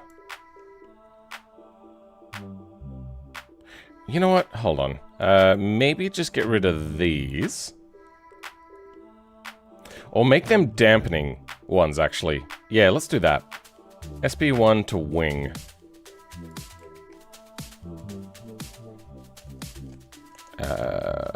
Wing. So...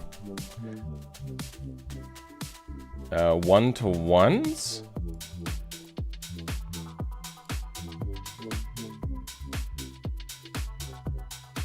Yeah, these can all be dampenings.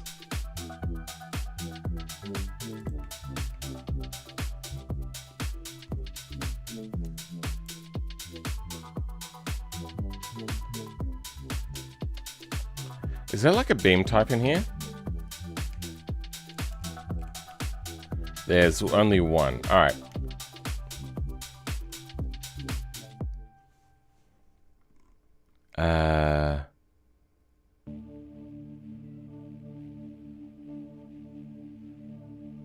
These ones will have to be stronger.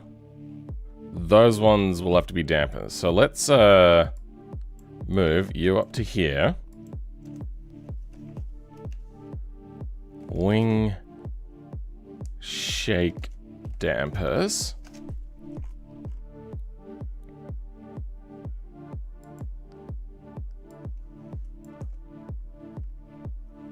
And same here. Low spring, high damp values.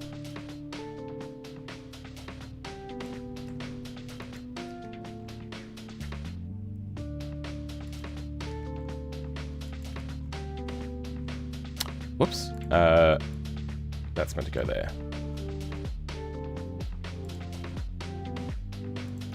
And go to 10,000 on that. And damp, 125. Let's see if that works.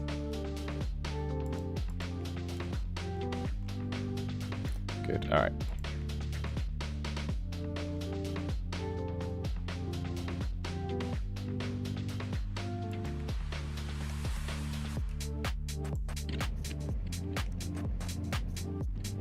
Okay, that is unhappy. Let's down that 10,000 to 1,000. See if that still works. Nope, still breaks. Let's down that to 100. Okay, it just looks like it doesn't like this. So let's go. Let's see what the limit is. Okay, that works. 115. Nope. 110. Okay. 107. Oh, 108. 105. So it just likes 105.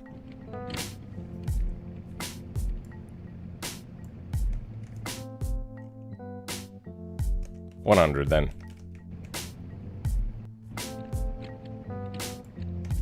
Alright, we might make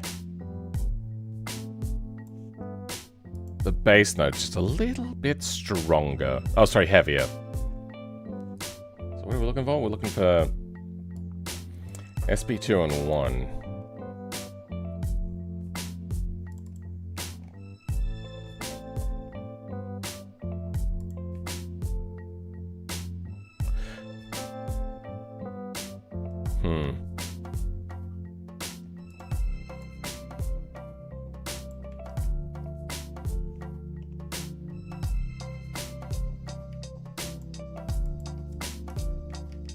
And let's go 0.5 to start with. It causes some jiggling. 0.55.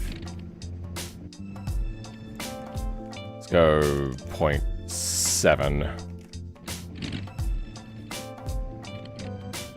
That's helping a little bit. 0.8. 0.9. Oh, didn't reset.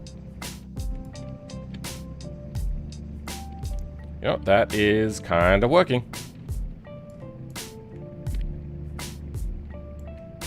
Yep, good enough. Now, we only want really strong on the 4 ones to attach.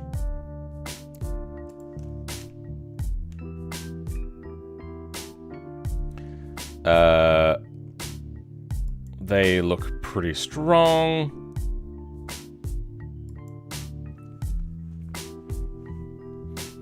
Let's up that a little bit. And strength. Let's up that a little bit. Good, not caused an issue.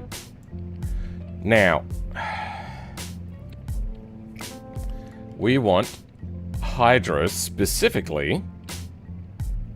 Why are there wing nodes overlapping here? Like, what's the goal here?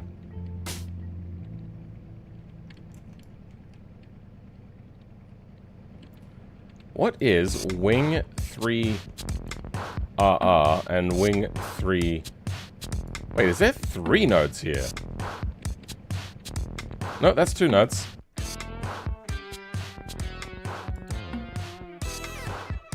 Yeah, what is this?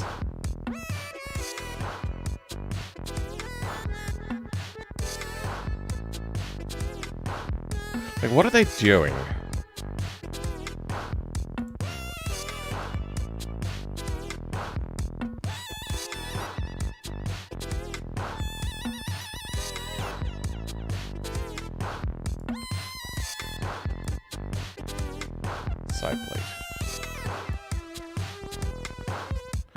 Zero length beam to prevent aeronormals from being bent. What the fuck?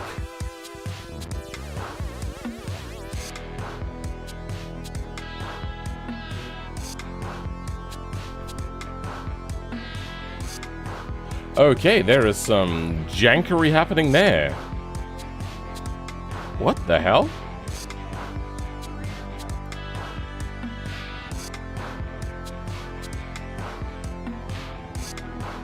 To prevent aeronormals from being bent. What does that mean?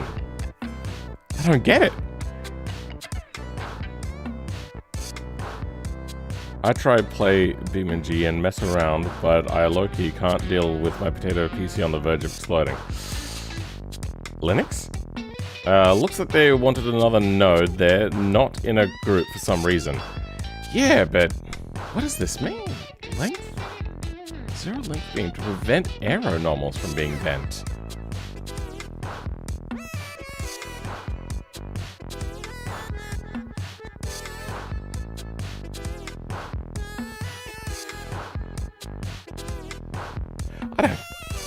I don't know.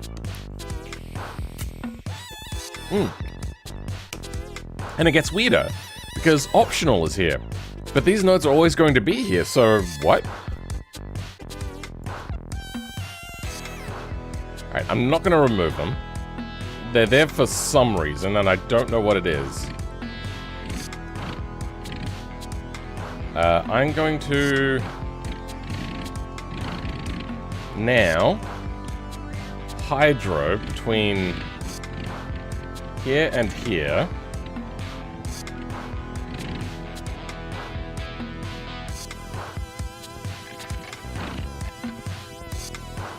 And here to these two.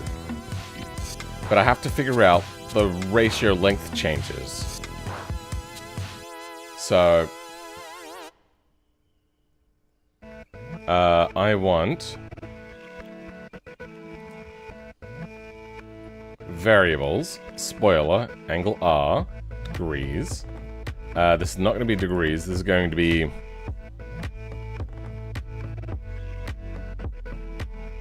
empty.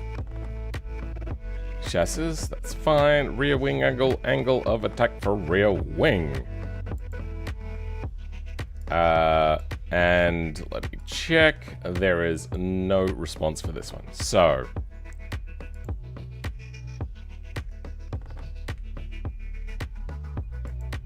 let's bring it in.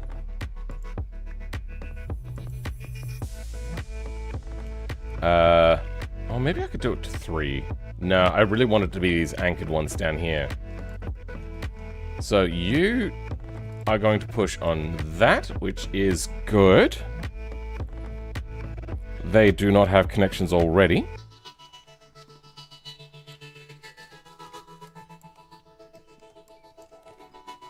Yep, no beams there. Alright, good. Not hydros, it's going to be beam pre-compression.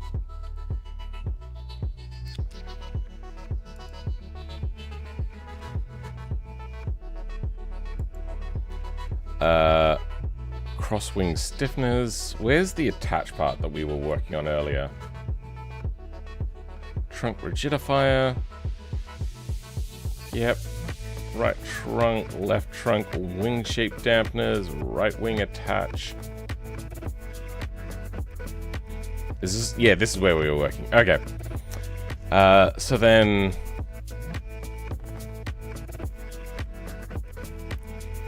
just after here, I'm gonna go...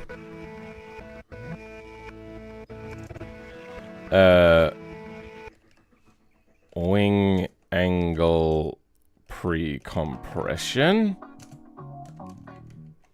That was the wrong thing.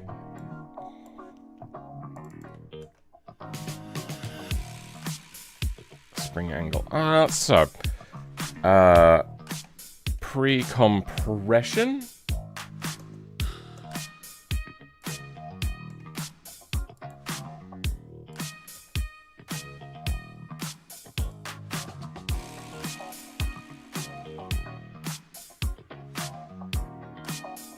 Okay, we just want the beam pre-compression, and then that will go back to normal here. We also want these values, but we're also going to want to grab these and our break group. Yeah, there's a lot that goes into this little section, isn't there?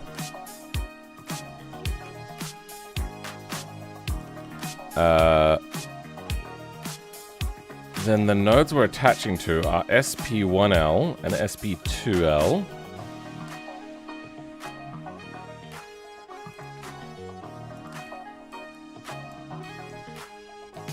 And that attaches to wing 3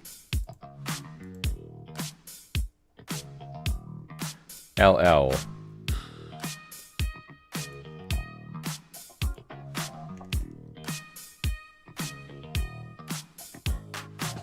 Then, for evenness sake, we're going to go LL2. Then 2. To attach to both of those. And now let's add in the beam so we can see what happens.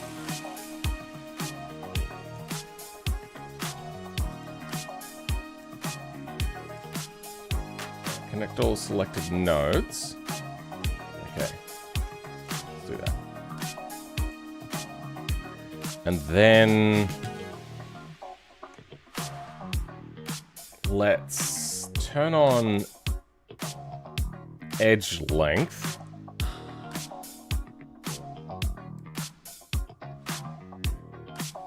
Oh, I don't have it selected. Is that what the problem is? Yeah, fuck, I hate that. Alright, 643. So let's bring up a note. Normal beam length 0.63. I want to increase that by 10%.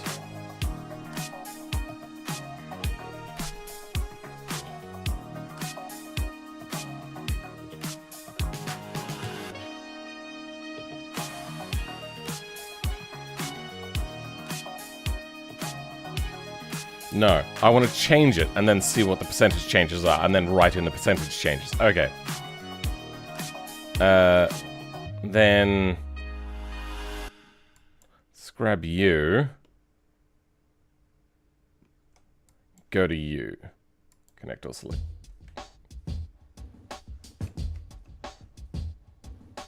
Ah. There we go. Connect all selected nodes. Okay.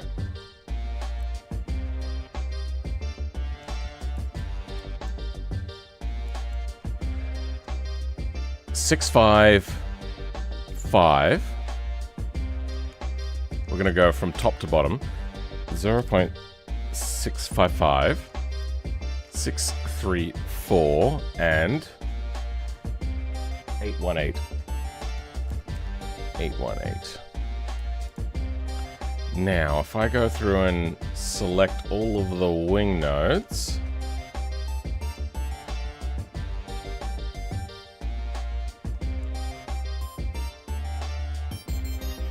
why is it not getting all the triangles?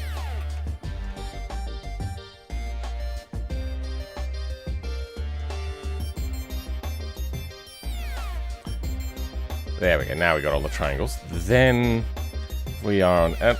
Good. I want to change it to about...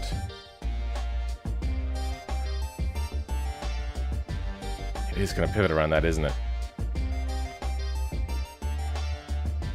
We might move that up a little bit. So then it pivots better. There we go. Let's say that amount.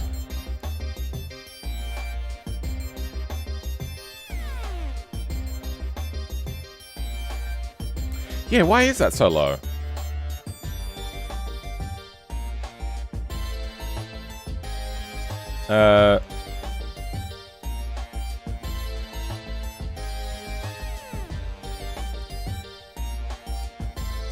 Then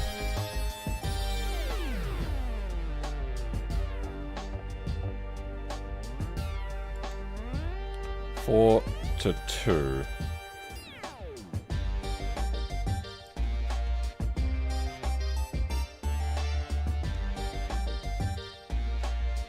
Ah, yeah, I only need one of those.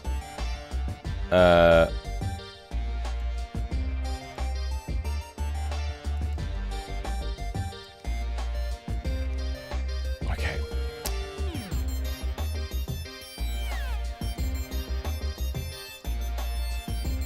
Now, let's bring this back in. Import JBeam. And I want it to pivot in the middle. And that's the only time we'll export that.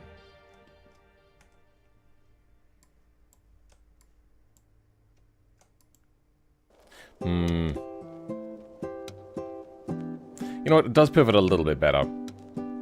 So I want it to angle backwards a little bit to give us less downforce.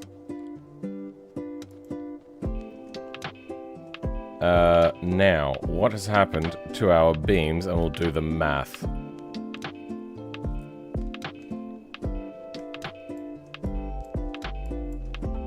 So that is...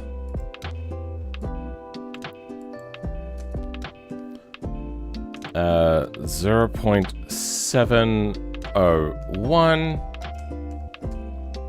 0.68, and 0.904. 0.904.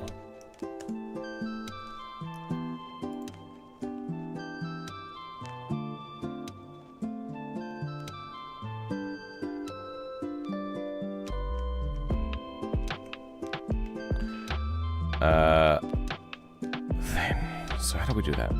Hey Phil, I'm a tad confused. Could you remind me how this relates to the task of figuring out what AI is thinking? Wait, have I left that up as the stream title? That should not be the stream title right now. Stream settings. Edit.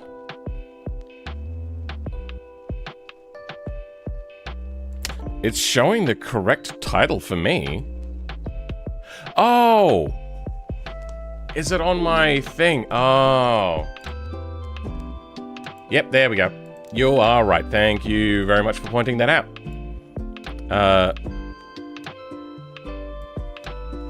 Make super sunburst.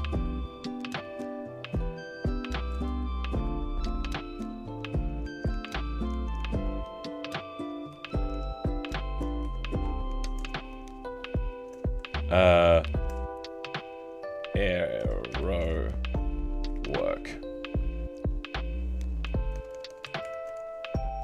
work better.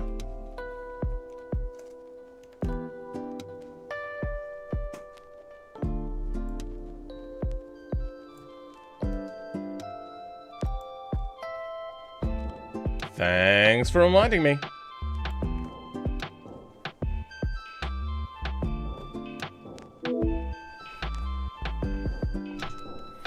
Anyone know any good BeamNG mods that have 200BX as a Ute? I know it exists. I have seen it. Just don't know where. Now, we exported this. No, we have, no, what we got is our numbers now, and let's do the math. So the percentage difference here is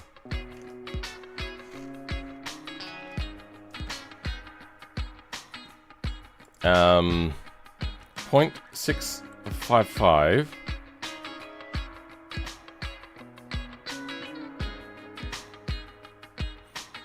divided by 0.701. So that one's meant to be longer, so I want it to be the other way around.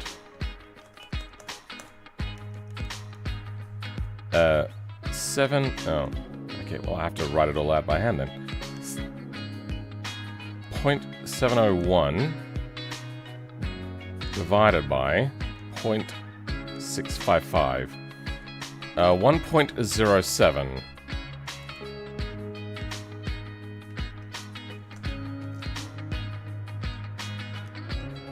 And that's how much that beam will need to go to. The next one...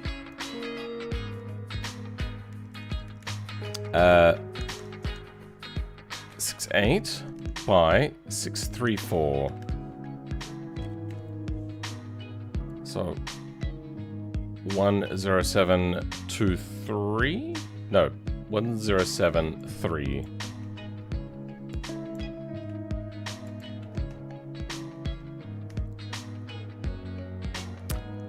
Then 818. Wait, this wants to be the other way around, doesn't it?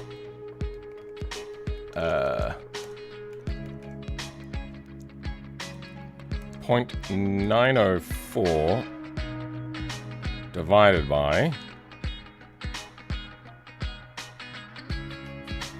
No, that was the right way around. Divided by 0.904. I forgot how I was doing this. Equals point... Wait, really? Wait, what? That's funny. It becomes 904 for a percentage of 904. But we're going to make it 905.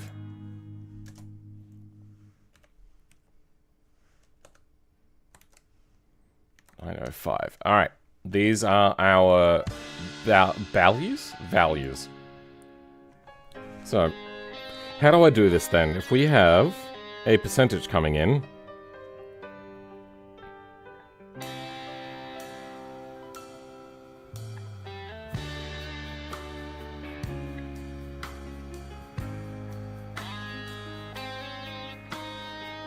How would I do this?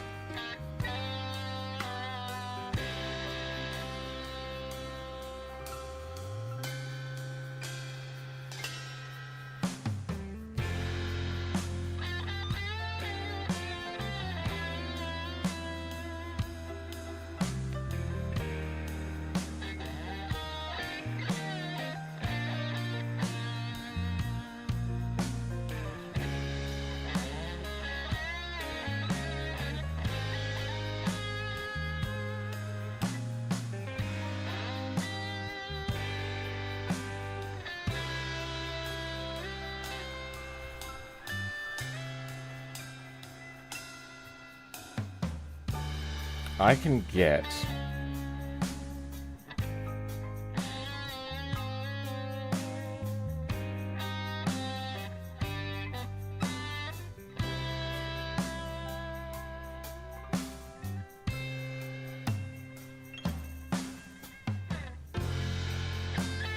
One times that? Yeah, okay. 107... It's going to be... how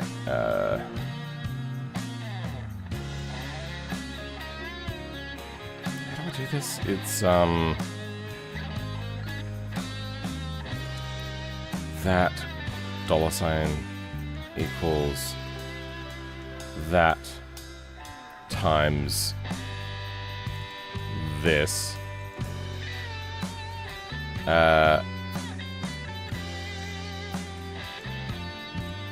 Goes in here. 073 and U. Now I need to get this from a 0 to a 1 value in the variable. Oh,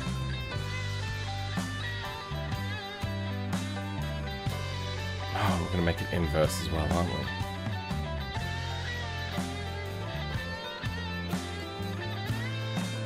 Or minimum is going to be 0, maximum is going to be 1. Okay, range, this is going to be just. So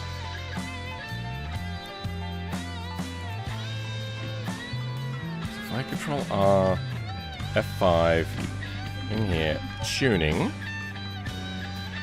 chassis, rear wing angle,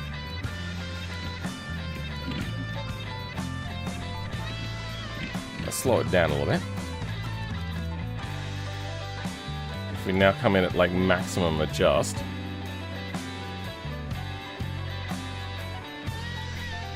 Does it look like it's changing angle?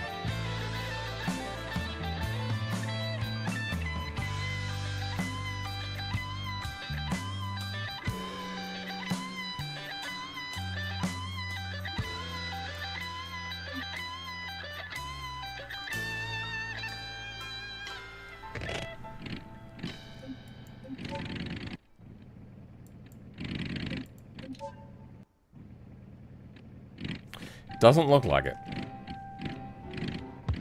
I'm gonna get it at an angle to see the wing being flat. Okay, well this is harder than what I thought.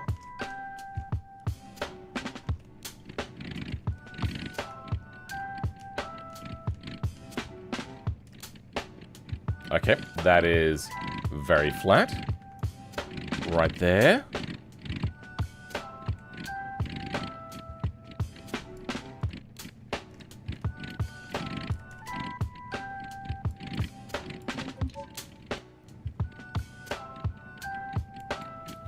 Okay, maybe the problem is I have more things holding the wing in place.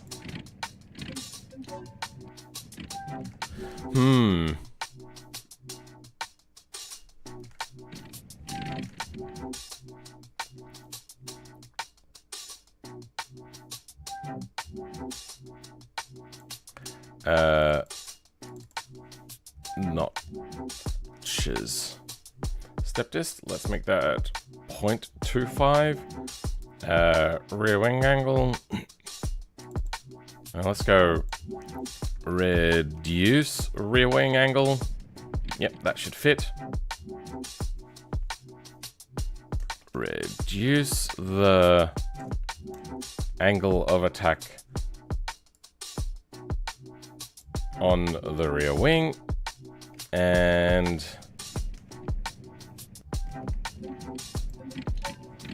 there we go.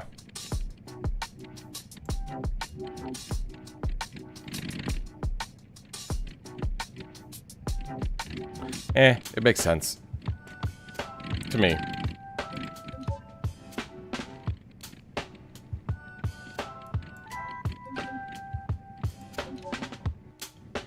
But it just doesn't seem to be doing anything.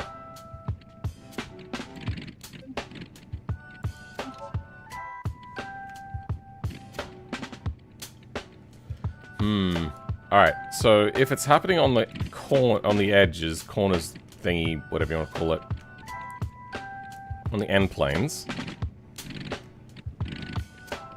that seems to be in alignment here.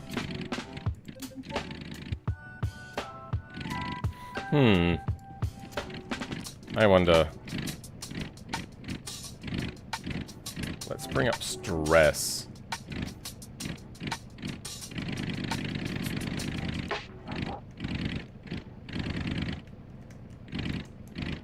I am not seeing stress beams. Oh, wait, hold on. That would be because we haven't turned this up.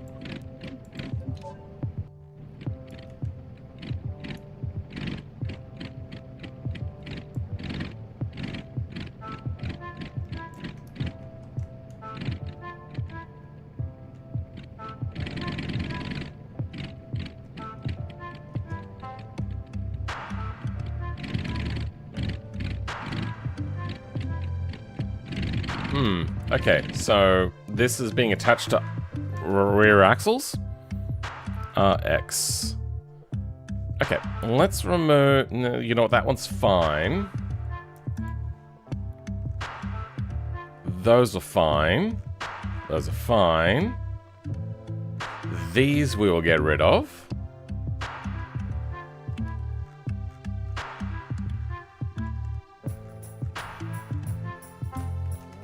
Anything else happening? Okay. Now let's do this again.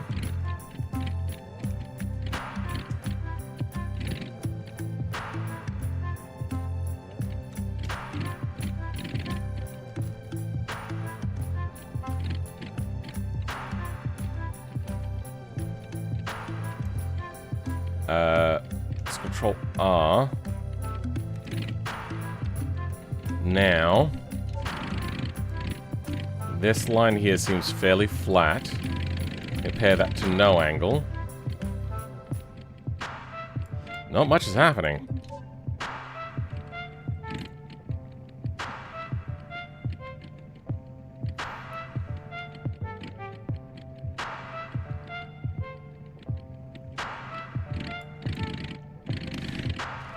Do I not have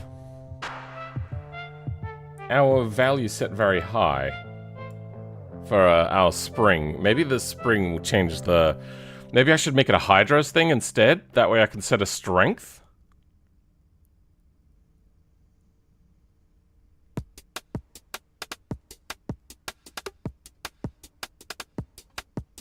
Here we go.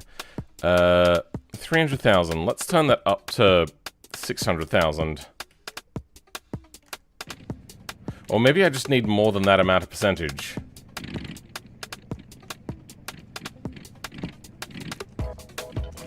It's just not rotating.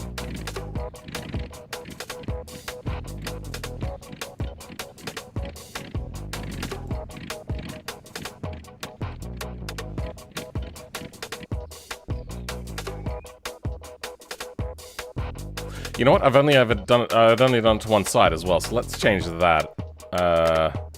Completely forgot about this.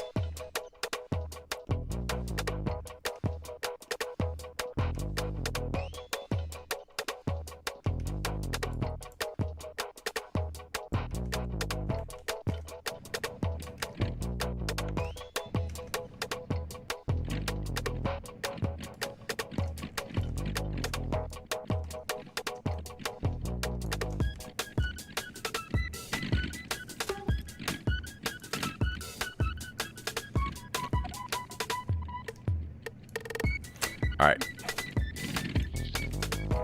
So, nothing. That is very flat. Still very flat.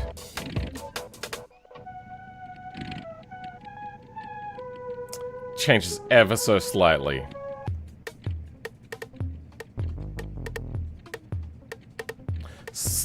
Slightly. Alright, we might just have to turn up the amount that it changes then. So, let's do this again.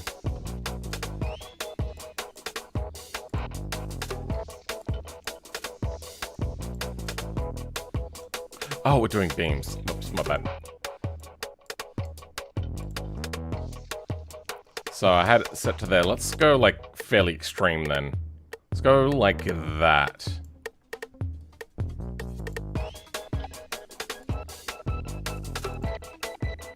And you, and you.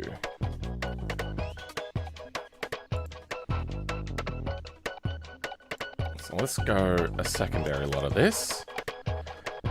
Becomes 771, 745,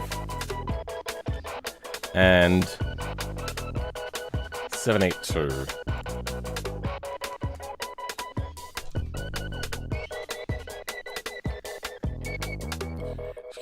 Map that allows you to test downforce at different speeds with weight distribution.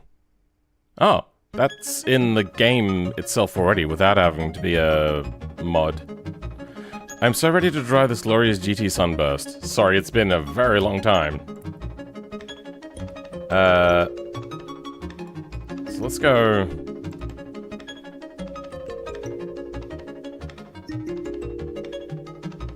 $655. 771 85.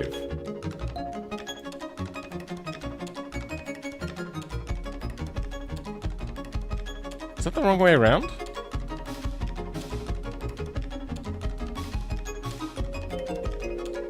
Because it is longer. There we go, yeah.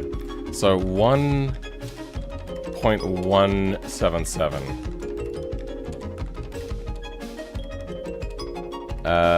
Then 745. 6, 3, 4, 1, 7, 5. Then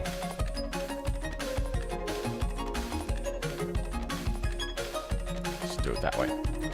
1 point is no, wrong way around. 9, 5, 6.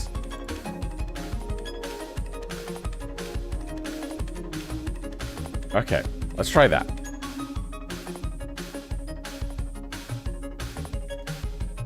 So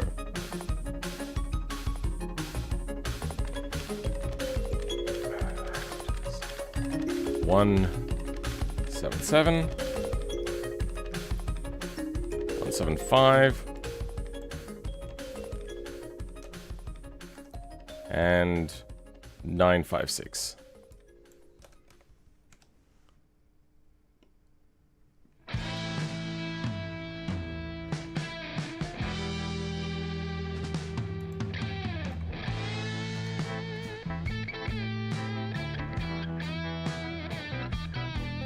Imaging. Okay.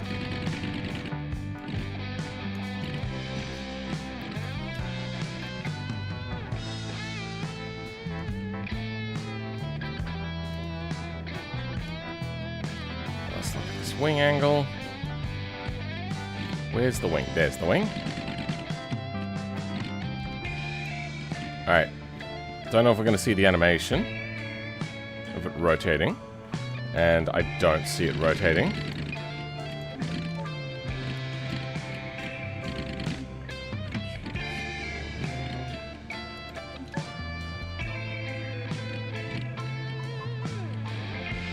Seems very flat. Turn it all the way up. It goes a little bit flat. Yeah, just a little bit. Okay, since we're working on the end plates as our thing, maybe we should have a look there. That looks very flat.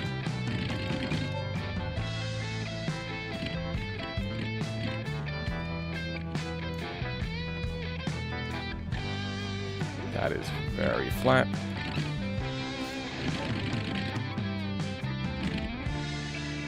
It's barely changing anything. Alright, we might have to change this to a Hydros thing then.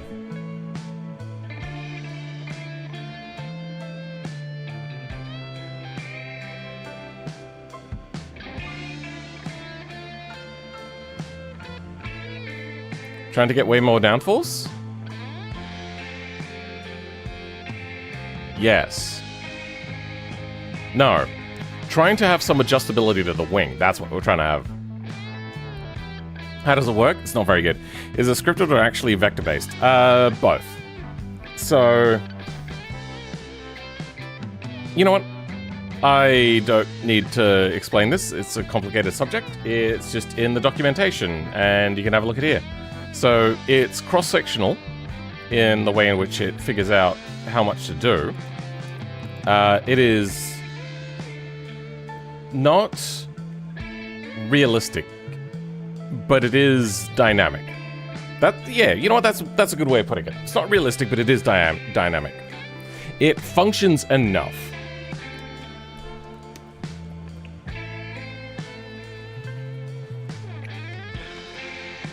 Yeah, I'm interested by the aero as well. I wonder if there's going to be a speed-based stall for aero wings as well. Because that is a thing. If you go too fast, a wing will stall. Which is why multi-element wings exist.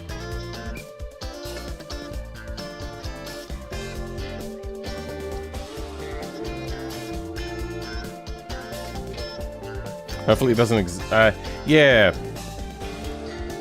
If they do a separate thing, what I would probably expect them to do is have like a lift coefficient 2, which is something they've done for slots and stuff, so then they could just work around it. Sounds like a compromise of accuracy, complexity, and overwhelming simplicity. I'm not a big fan of it, to be honest. It could be a lot more complex. without having too much impact. I think what it is nobody was an aerodynamics specialist. So they didn't get it right, and they still don't have an aerodynamics specialist, and haven't fixed it yet. I am not an aerodynamics specialist, but I at least know some things.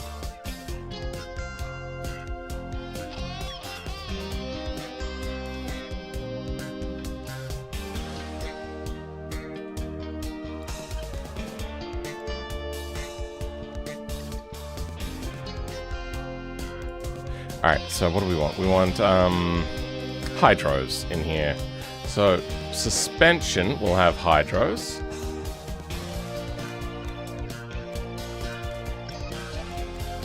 Okay, well, this has gone too far.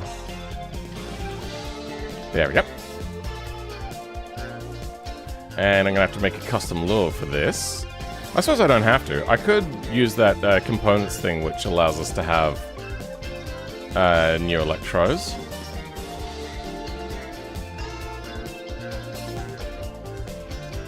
This is the wrong sort of hydros anyway. I want the sort that is in the pickup truck, so... Pickup.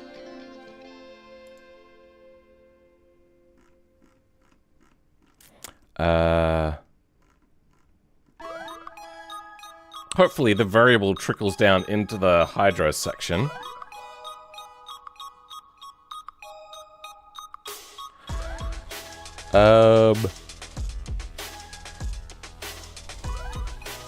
Where is the hydros in here?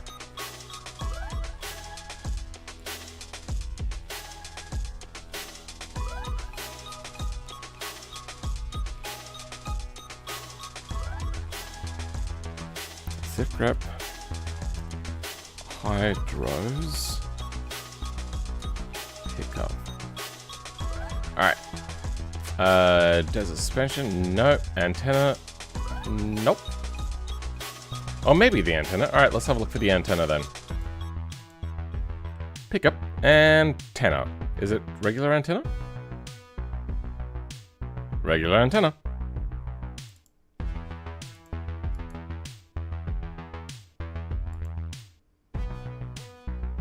Hydros?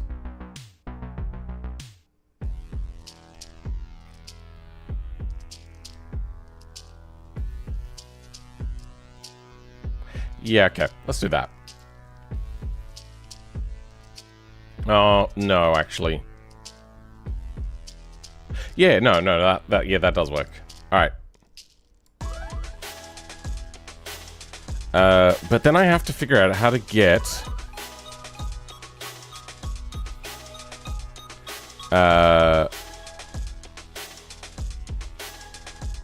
the variable into this.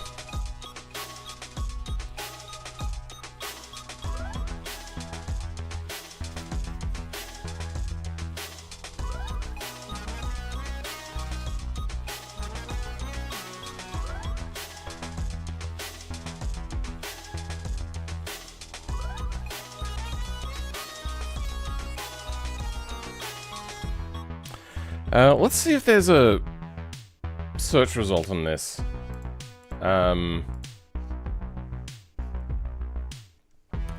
BeamNG.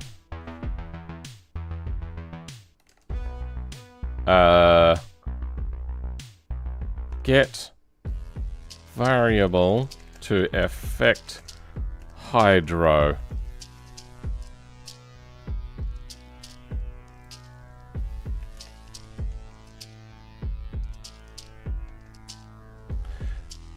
No, that's variation. That does not help.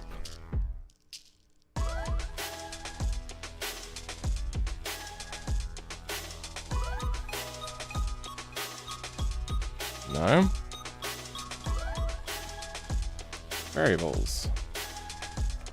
Hydro. Oh, that's the wrong sort of variables anyway. Oh wait, no, that's not. That's correct. Yep, neither of those help. How do you create hydro input? Maybe we might get a variable. No.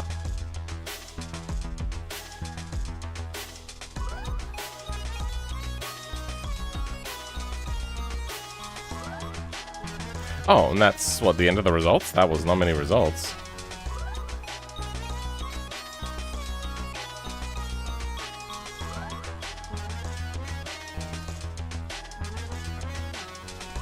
Alright, let's just try just putting in this for our factor.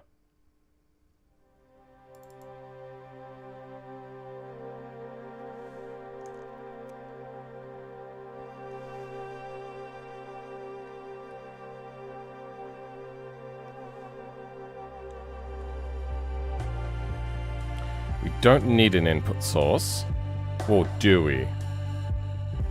Actually, I don't know.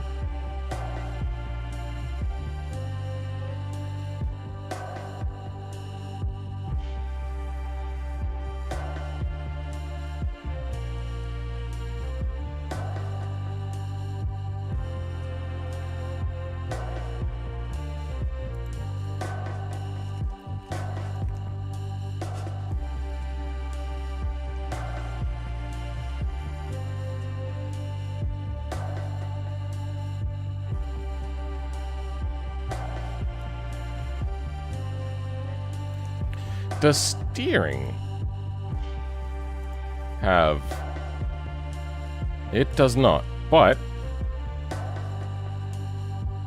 it is a special sort of one with steering wheel lock. Then let's grab our beams that we were working on. Here we go.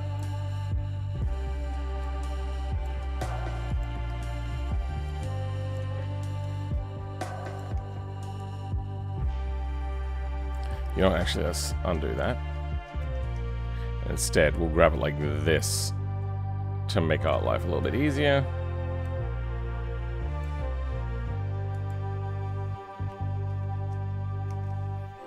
There.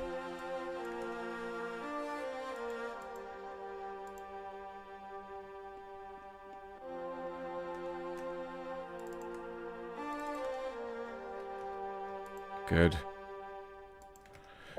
All right.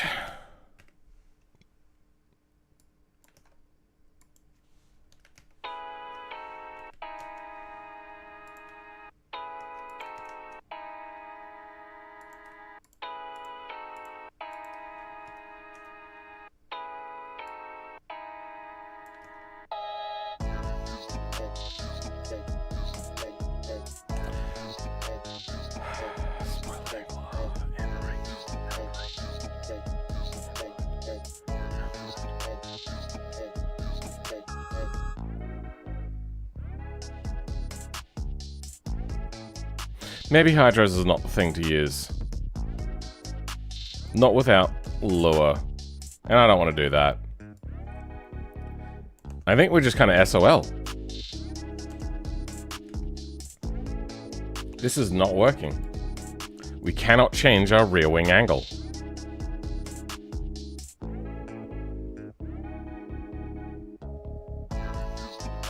Fuck it. Let's go 2, 2, 5, 2, 2, 5. There. Now, it'll do what the fuck I tell it to do. Maybe. So, I'm gonna have a look at the side one again. We're just gonna look at the side angle, because we're working only on the side bits.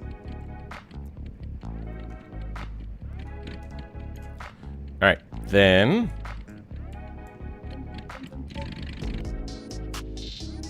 nothing. Is beam pre-compression not working?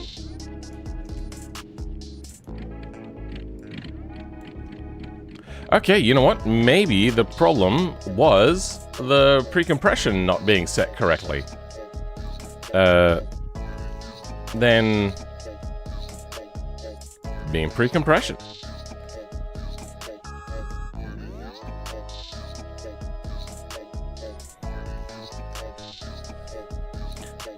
Pre-compression. These arguments define the length change of a beam on spawn. They are most used with suspension components. The length of beam will become as soon as it spawns. 2 would be twice the length, and 0.5 would be half the length. Beam length change on spawn in meters.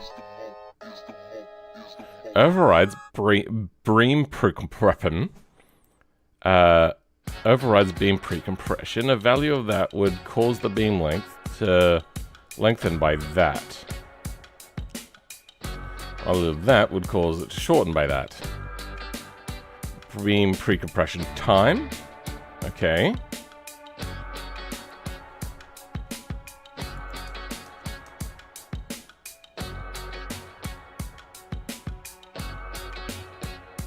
So why is this not changing?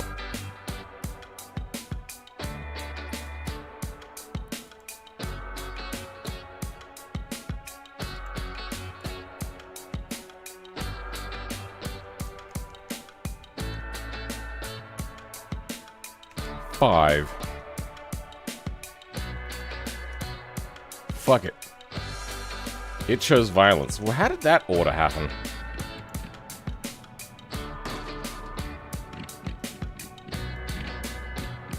So, let's slow that down. Because it tried to do something.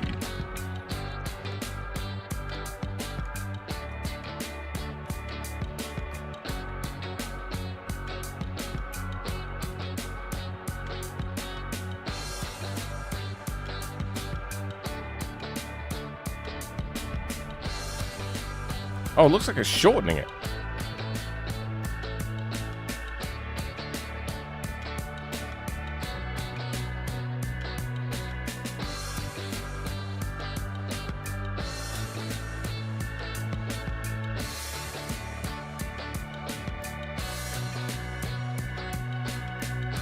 Okay, you know what? Let's remove these ones on the underside and work just on the top side for now. Definitely looks like it's trying to pull it inwards. Why is stress not working? Like, clearly it's under stress. What is your major malfunction here?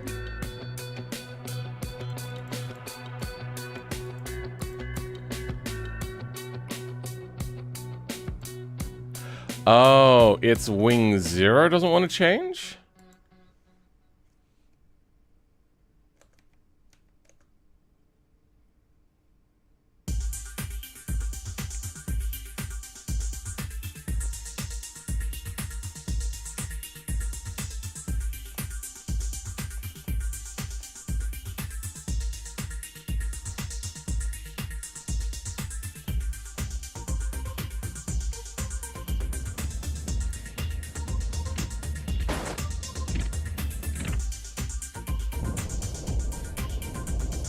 It looks like the initial thing that it does is pull it inwards.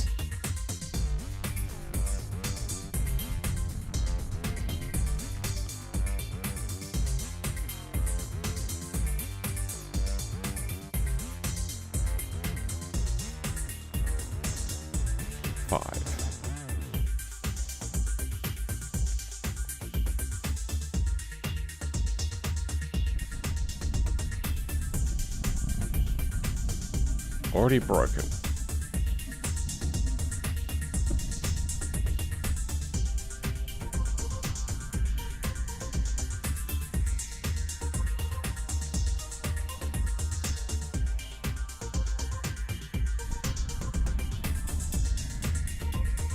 It's going the wrong way.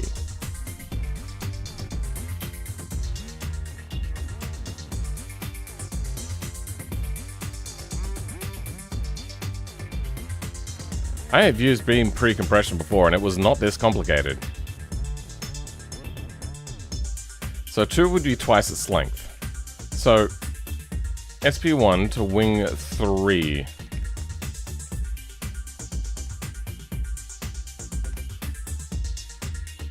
Why are you struggling so much? And why are you not showing any, like, stress?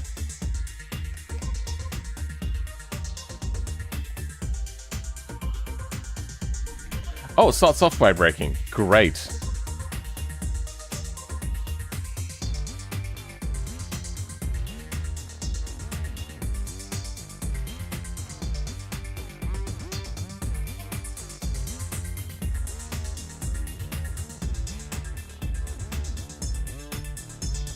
starts by breaking?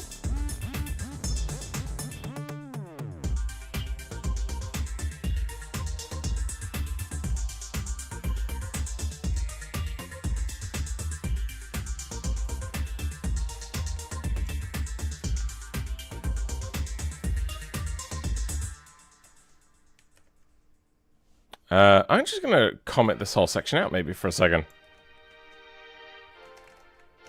Does it still break? Oops. Okay, it doesn't break, it's this.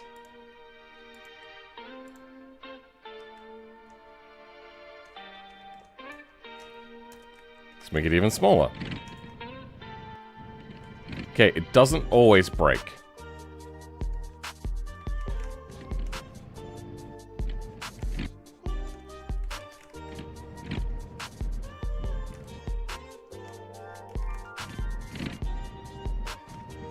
Okay. It breaks before moving. It seems that there's like a Q3 thing happening. So let's have a look at that. Q3.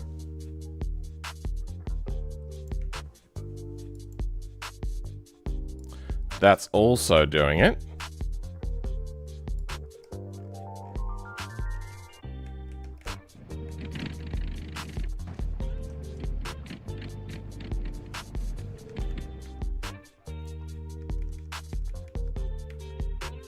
It instantly breaks. So there is actually something else wrong.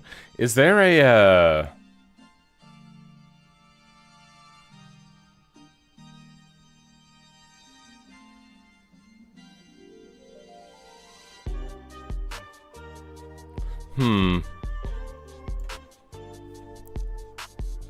Break group off. Maybe there's like a limit thing?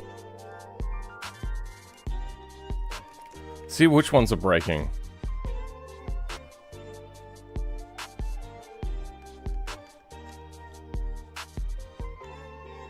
Oh. It is you.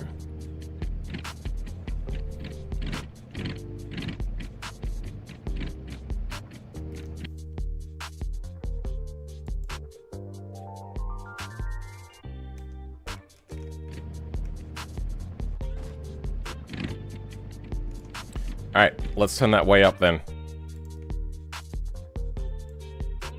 Now that it's much, much stronger. Still breaks. But it's going the wrong way.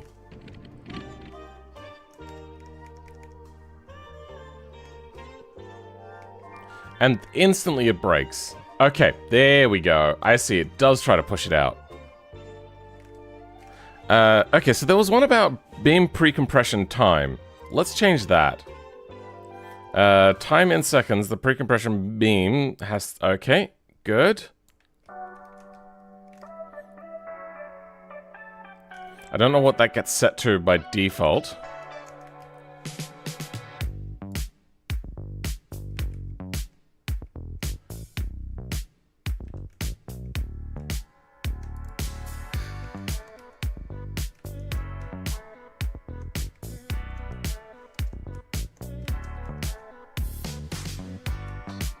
There we go. 0.5. You know what? I think... Yeah, hold on. We have to be careful about this one. Yep, it's only applied to a per beam basis. Okay, yep. Because I don't know what that's meant to be.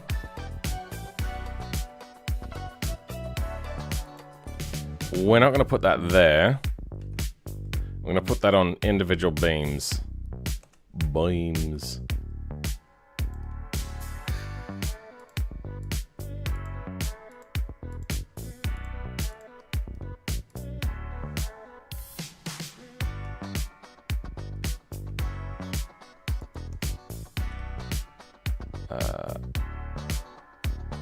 Let's try that out.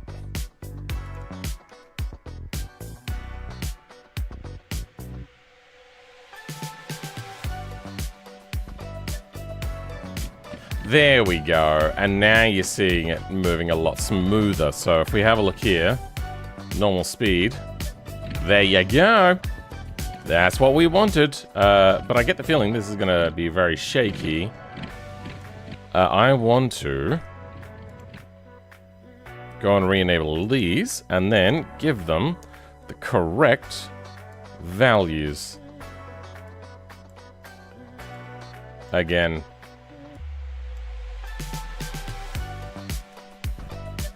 Now it's you.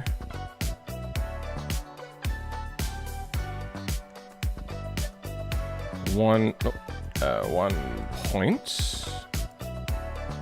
The more extreme one is 177. 1.177. Then this was 1.175. And year 956. 956. Let's see. That does what we want.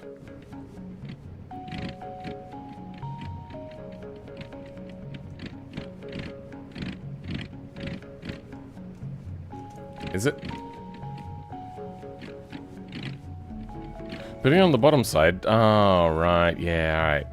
So now we have like a not extreme enough values and it's not doing the thing. I'm going to try disabling this one to see if that's causing any issues. So it's now just those upper beams and it's not adjusting.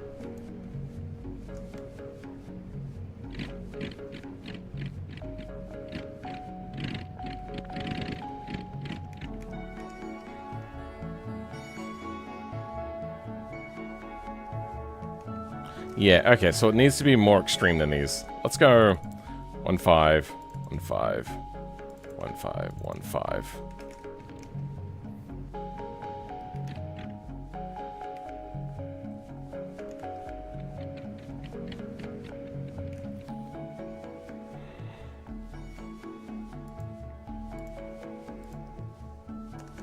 Let's go 2. Huh? It's going back to being shit. 5.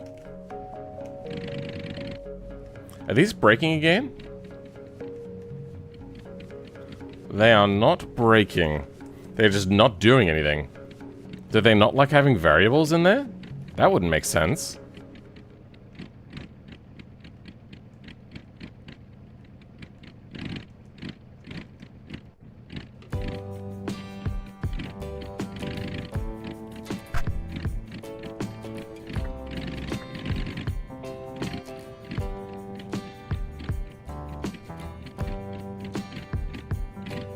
You think you'll head out? Alright.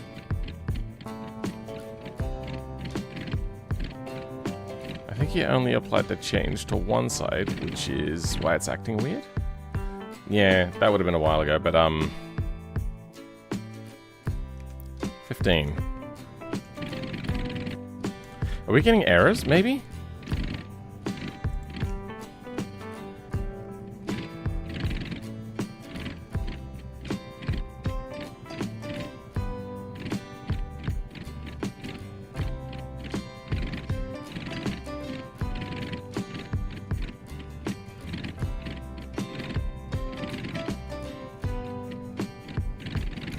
Those are all mesh-related issues. And then beams. So it just doesn't like... that? This should return a value. Yeah, so... what it's not liking is the variable. Oh, of course. These are... there we go.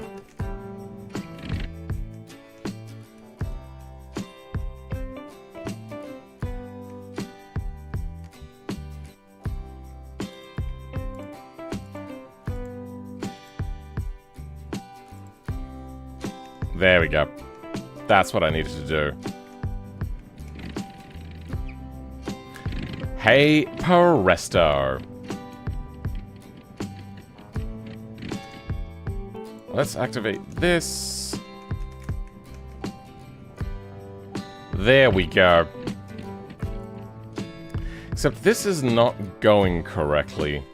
This one should be a little bit longer.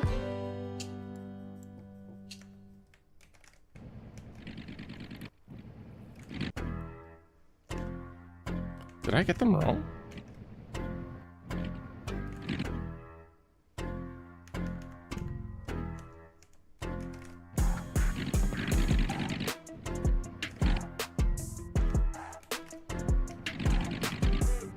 I think I had them inverted.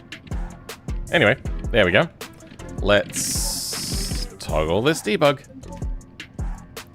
And now our aerofoil is a lot less angle. It looks kind of janky, gonna be honest, but it works.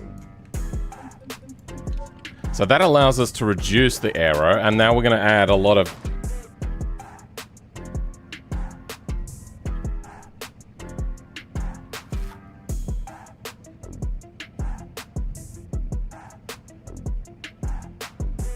tries to change it to 0. Oh.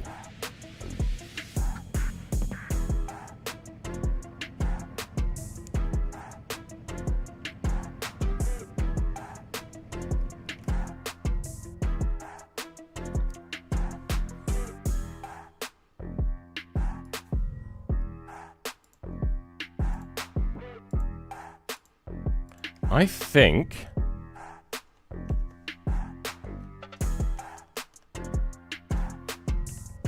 go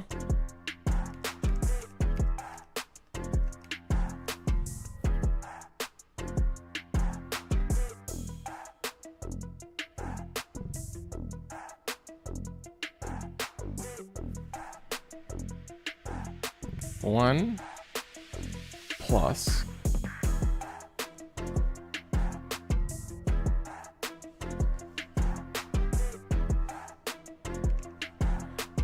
then change these ones to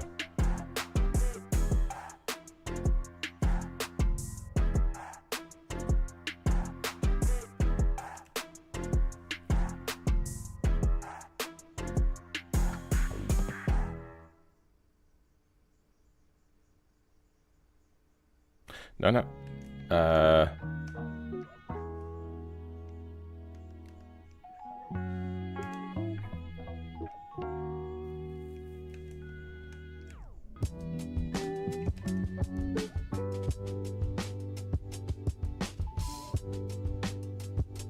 No, that's no good. Oh, yeah, no, this has to be inverted. Okay.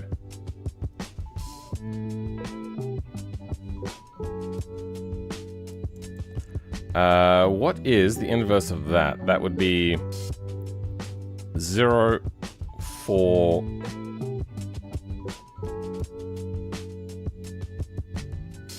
Hold on, okay. 1 take 0.956. Oh, it was 144. Sorry, 044.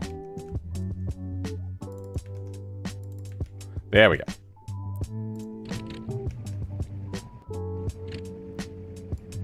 So, doesn't seem to move on spawn. Good. Reduce rear wing angle. There we go. Okay, you're not going to want to turn it all this way up, but it will do the trick.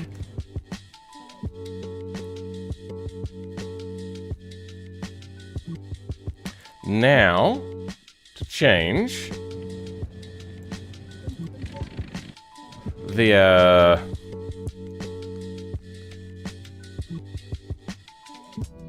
rear diffuser.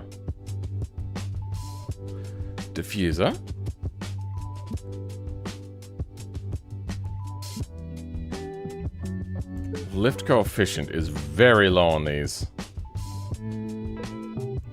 So maybe I will bring back the big wing as well.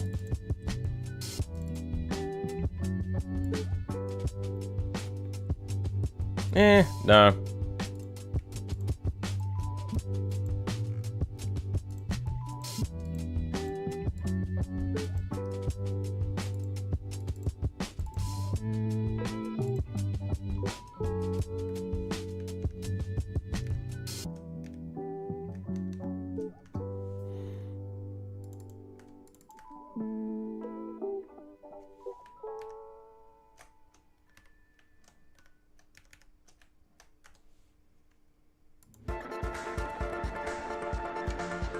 There we go. Alright. 20s.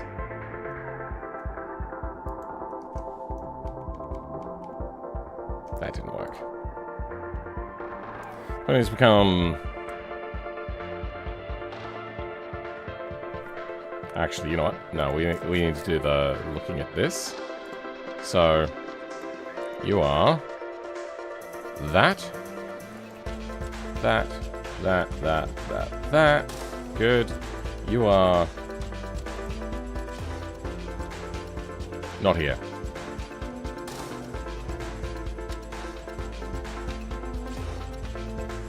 That goes to the frame rail, so that goes FI2.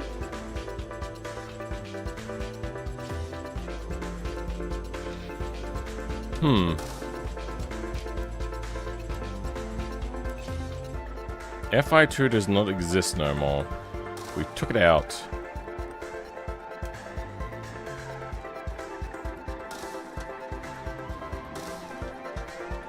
Then... You're not here either.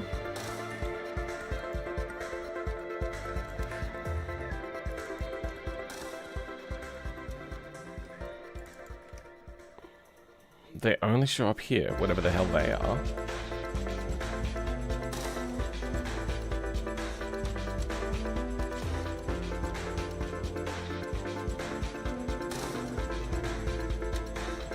I doubt it shows up there either. Okay, so these are the only real ones. Okay. Let's change that to like 620. Because this is a diffuser. These are very strong. And we may change the rear wings downforce amount.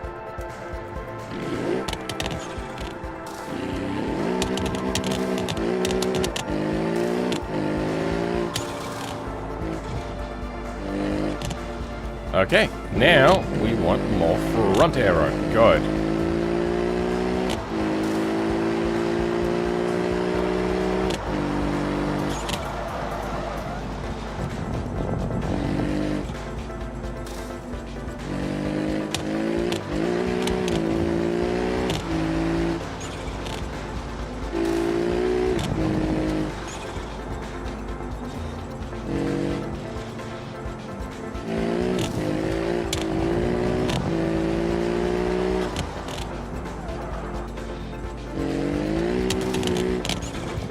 Oh dear. There we go. Lots of downforce, lots of understeer. Okay, that's what we were expecting. Now, the front wing.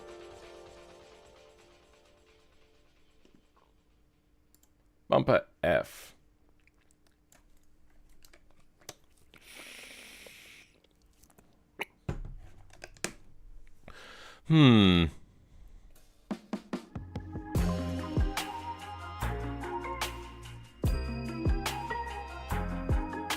Let's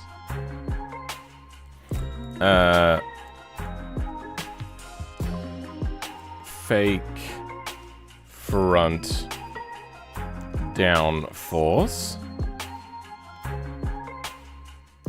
because front bumper is lighter, weaker.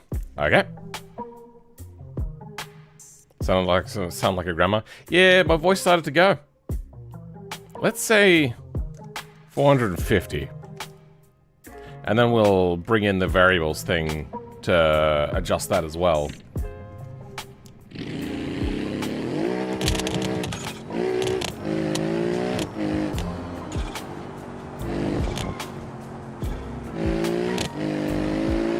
Okay. That's a lot of front downforce.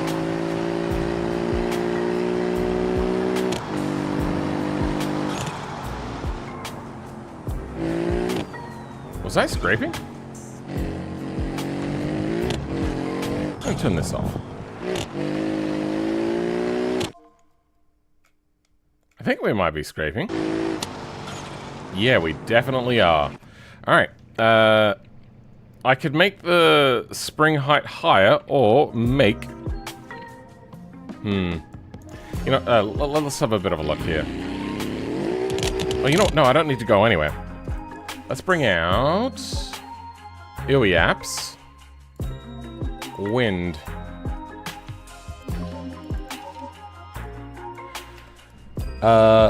We want... Headwind. Which direction are we facing? I get that's from behind.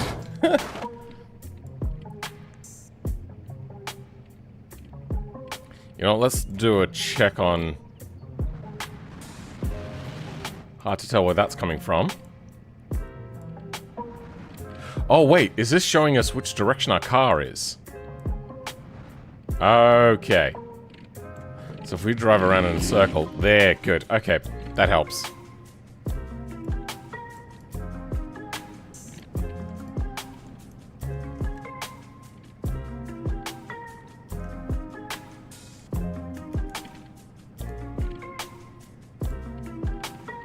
Okay, it's the back that crushes, not so much the front, but look at that front flexing down. Oh my god.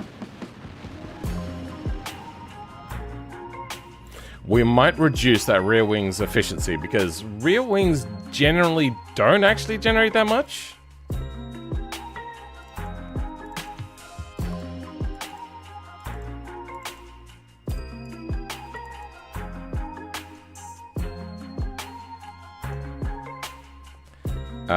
Instead of 220, this is going to be 120.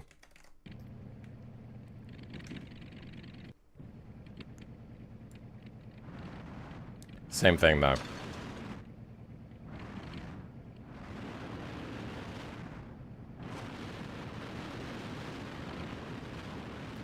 Our max speed is somewhere around 300. I feel that wing is flexing maybe just a little too much.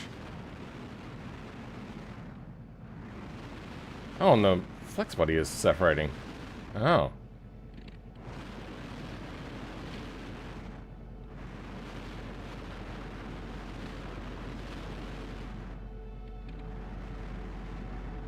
So this should start bottoming out. About there. That's only 150.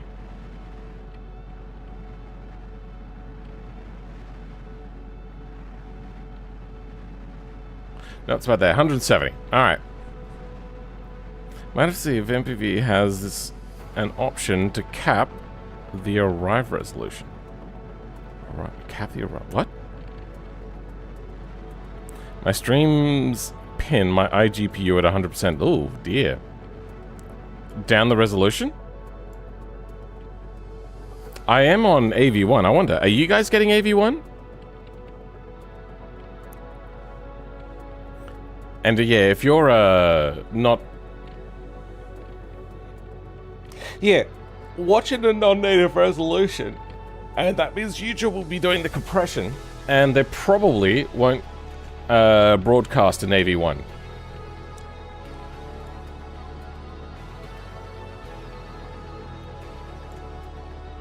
I wonder if all I need is stronger rear suspension.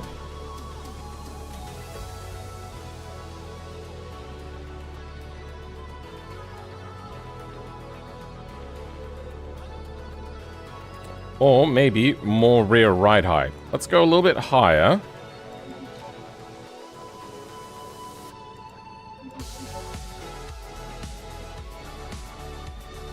Is that actually going higher or what?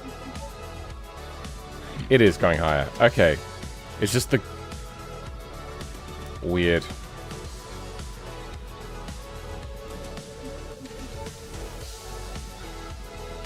That'll do.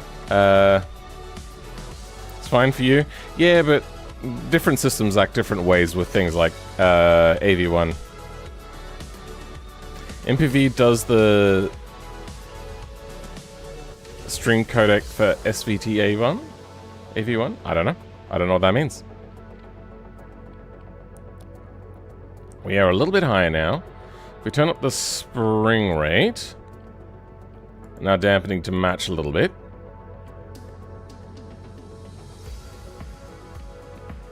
We never did the fast dampening on the rear. Yeah, whatever, it'll be fine for now.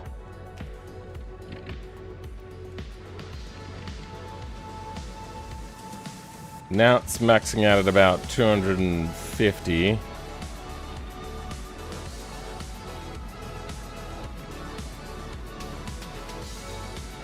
$270. Alright, let's go a little bit stiffer again. This is gonna mess up with our handling though.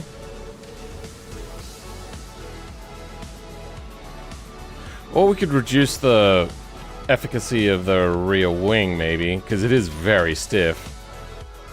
Sorry, rear wing, rear diffuser.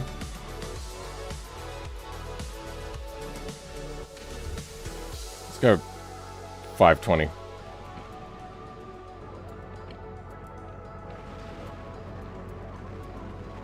About there, 277. That did not change much. 280. Okay. Let's go 420. Laze it.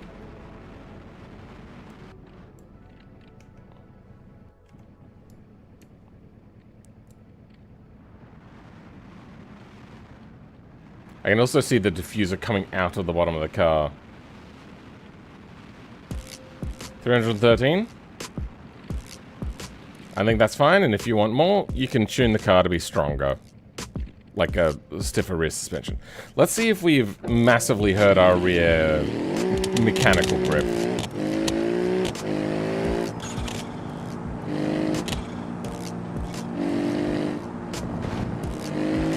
Okay, we didn't get a lot of front grip.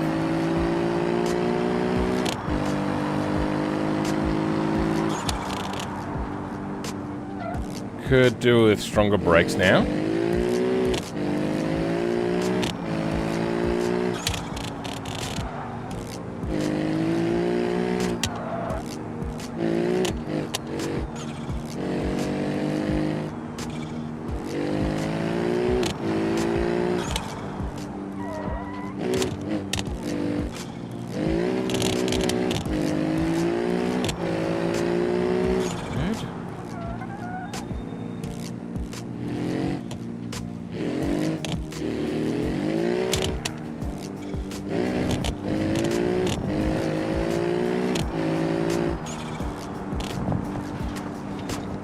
Nothing. Doesn't want to turn in there at all.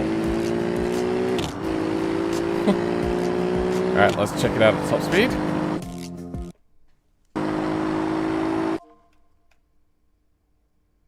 That back end is really pushing down.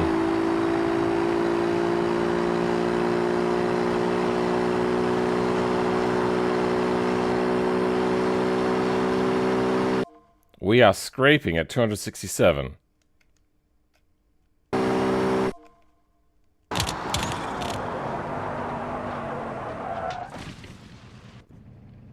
Was that? That seemed like we should have had a better braking zone.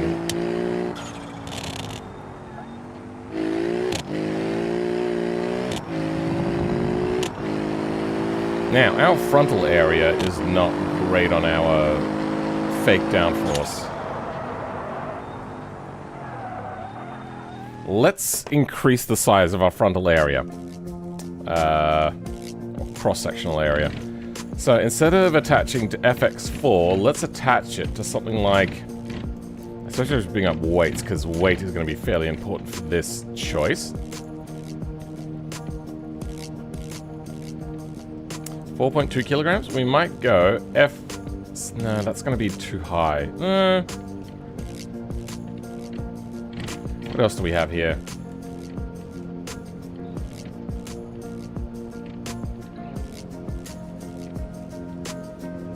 F5, 3.5 kilos. Let's go F6LL and see if that works on the front bumper.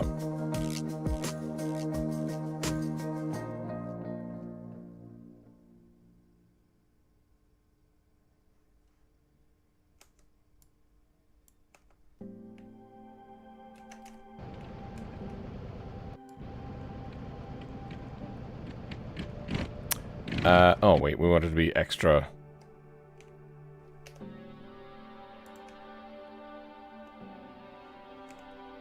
There we go. Alright, that should massively increase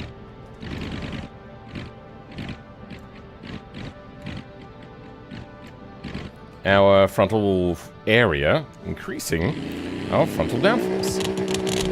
And it'll take some of the stress off of being just on the front subframe.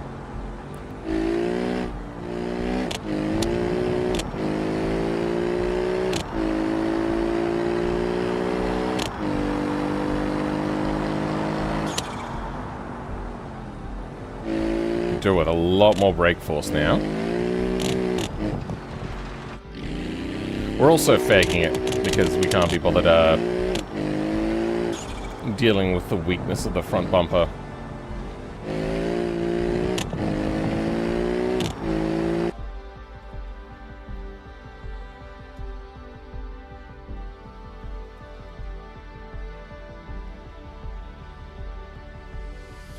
When I add too much camber to certain cars, it breaks the brake caliper. How beam pre-compression works. It's probably to do with the steering being all fucked up.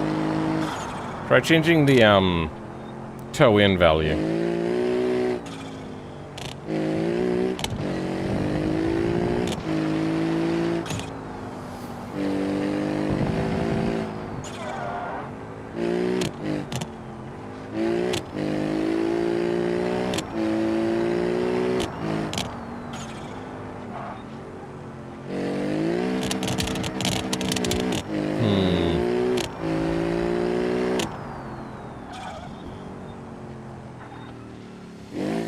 We seem to have decent front mechanical, kinda. Yeah, we lose it at front aero.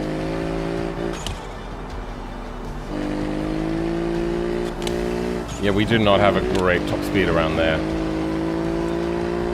Should easily, for a normal car, to do 180 around there. And this thing is much more than a normal car.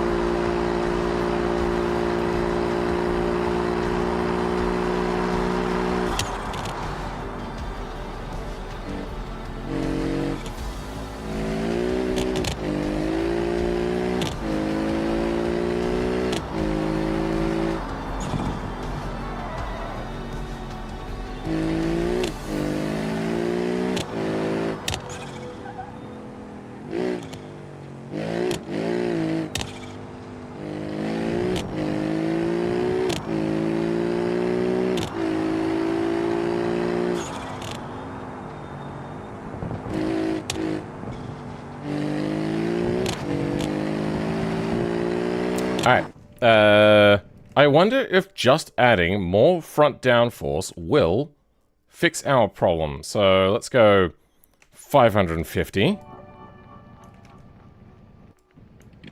And does it go evenly? It does not still. Oops. No, what's happening? Why are you attached? There we go. Let's go 650.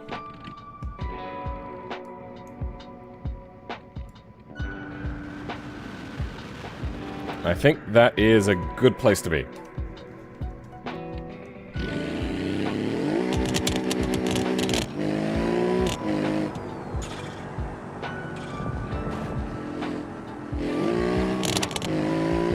Yeah, we're missing mechanical grip.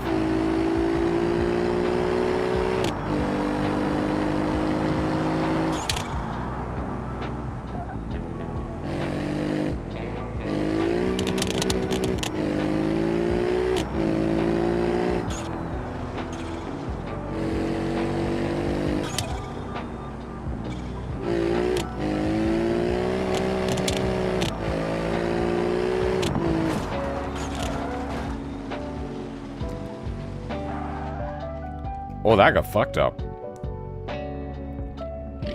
Massive spiking on that 3 mesh as well. Oh well.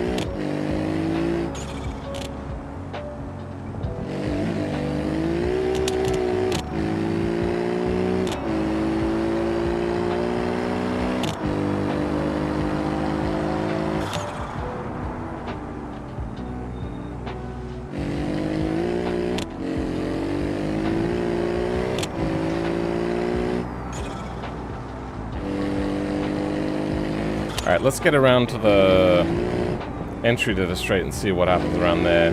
Still getting a lot of understeer. Maybe if I flatten the front tires a little bit?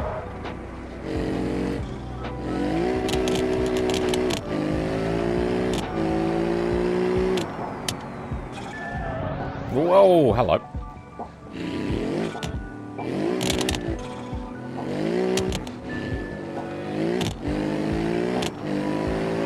Alright, here we go.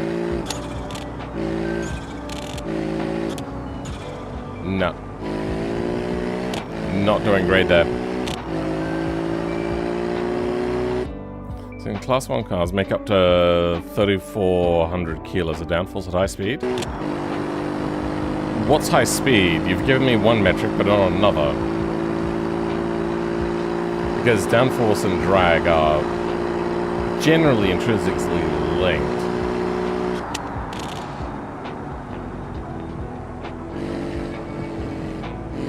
Also,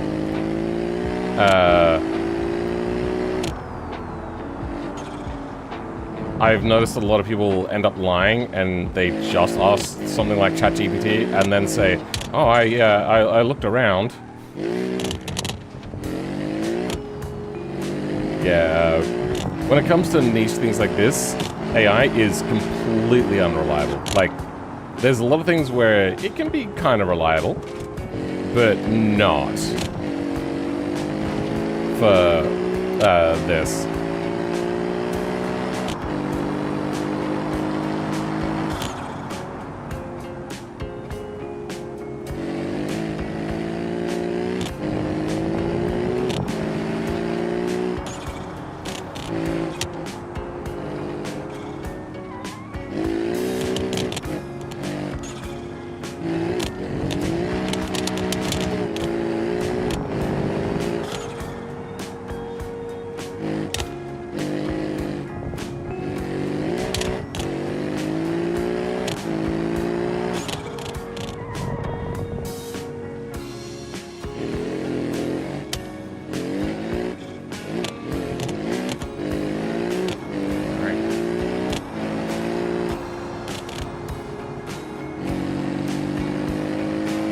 I feel that is really slow around that corner.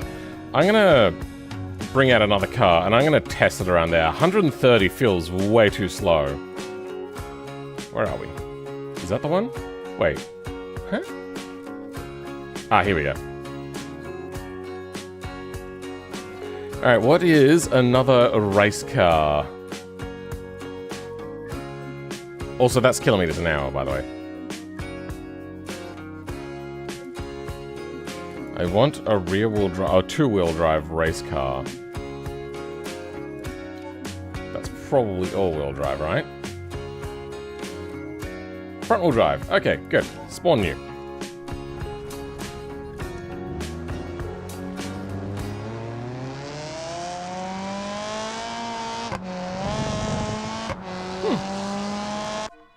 This thing feels kind of sluggish.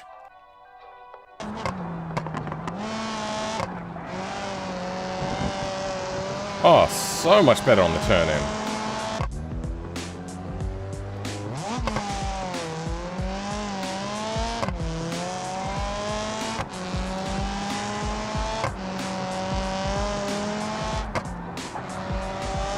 Even with a botched entry, we're going like 150. This car is fun to drive, by the way. Holy shit. It's sluggish, but feels nice.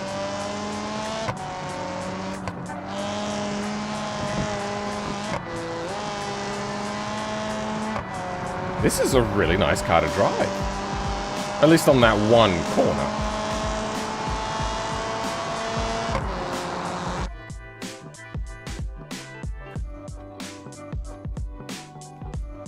Why is there a footrest in the passenger footwell? This is not a rally car.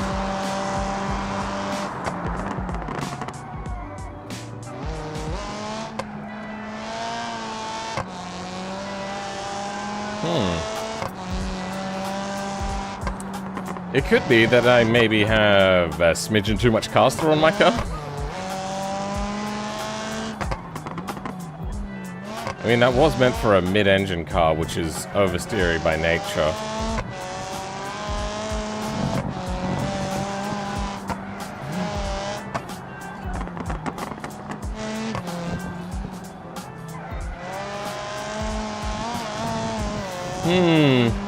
So...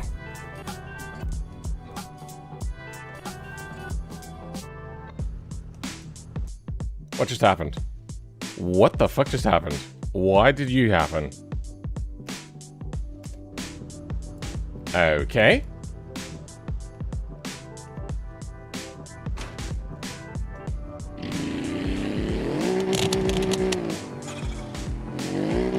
Is it the understeer or the oversteer that we're having a problem with? It's definitely the understeer. Even maximizing it there, we dip down to like 130 again. Alright, so we need more front mechanical grip. Let's try reducing our front anti-roll rate and increasing our rear anti-roll rate. Our dampeners seem fine.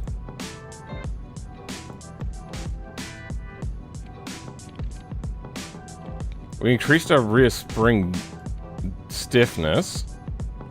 Let's decrease our front spring stiffness. Me bringing do words and stuff. Then I'm gonna drop our front tire pressure just a little bit.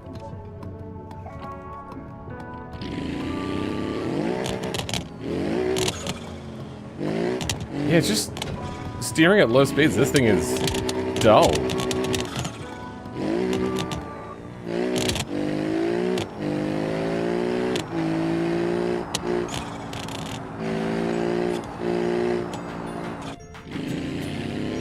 Trying to look down the bottom left while also looking up into the middle of the screen for our racing line.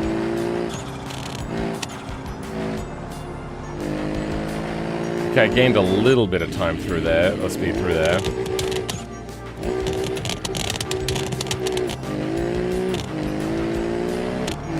This would make sense if we were looking at it for miles per hour, but this is kilometers an hour. So it should be going a lot faster than that. Are you sure you're not grabbing the curb? I could stay off the curb. For being with brakes. Oh, okay.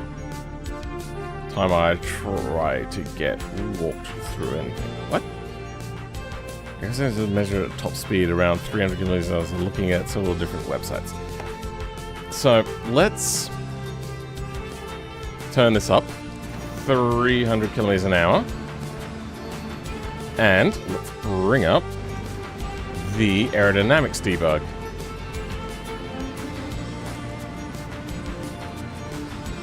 Vehicle editor. Apps. Aero debug. Oh. Weird.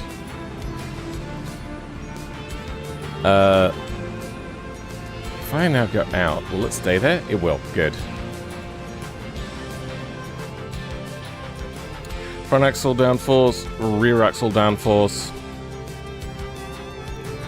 So this is in newtons at 300. Let's go 4,000.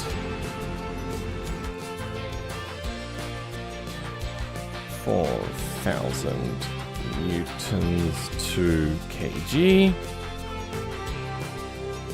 Convert units. 4,000. It's 400 kilograms plus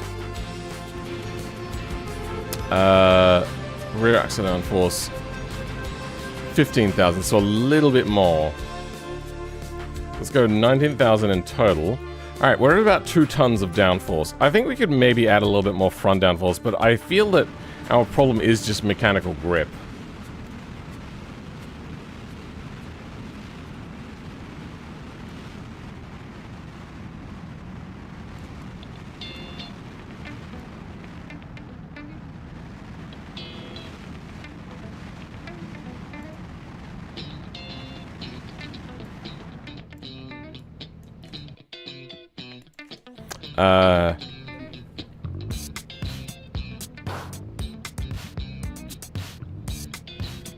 tuning.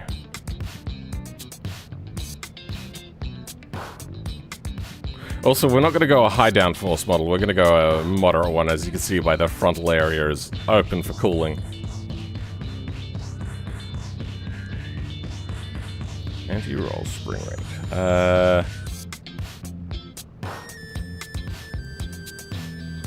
Let's turn our rear suspension way up.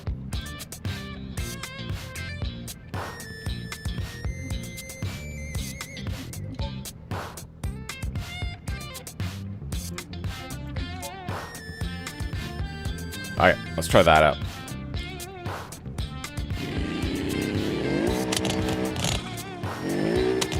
Ooh, a lot slipperier.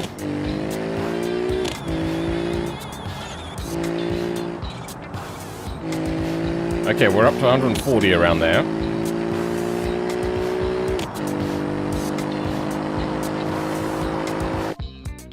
We're at what, 225?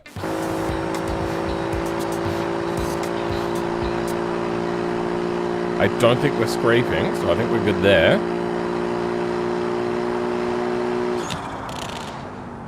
A little bit of scraping there. Okay, I think it's just that our back end was too soft. What we like is a firm back end.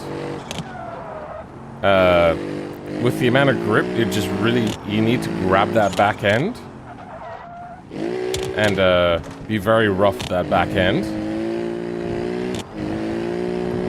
When a vehicle walks in with the itty bitty little back end, you get undersprung. I tried to make a joke, shut up. I don't see you out here making jokes.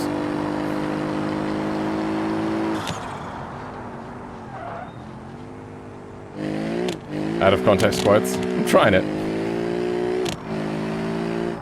I was trying to quote, what's it, Baby Got Back?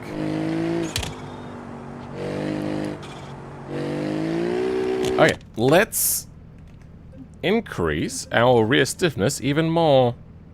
So I feel it could be a lot more rigid.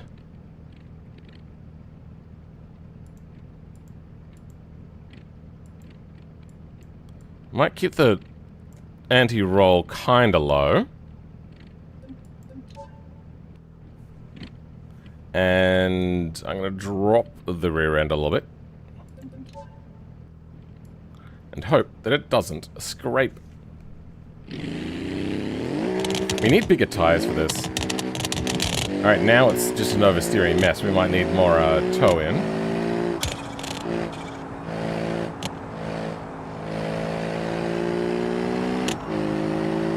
Alright, I missed my turn in, but I think that's an aero problem now.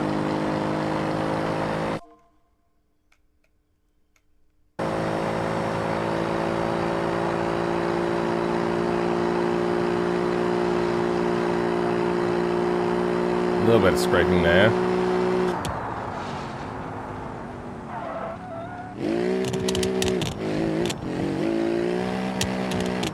Alrighty. I think this is getting pretty darn close to being good. Okay, I'm gonna feed Pips.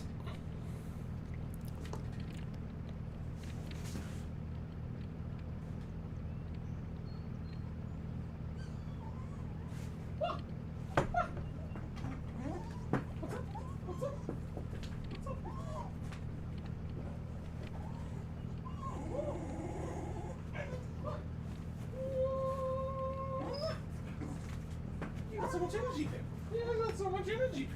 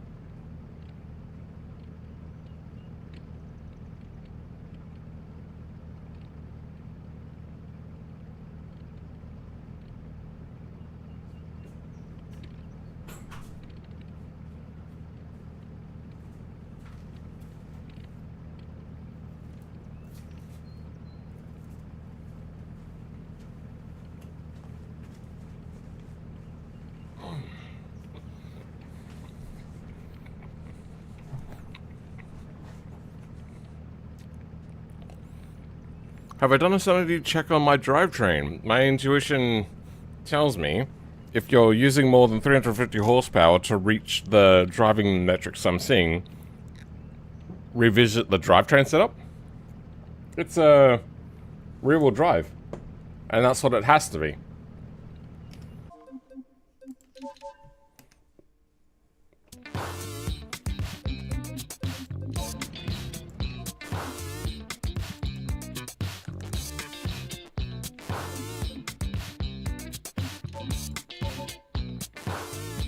Yeah, and it's going to the rear wheels. Nothing is affecting the front wheels.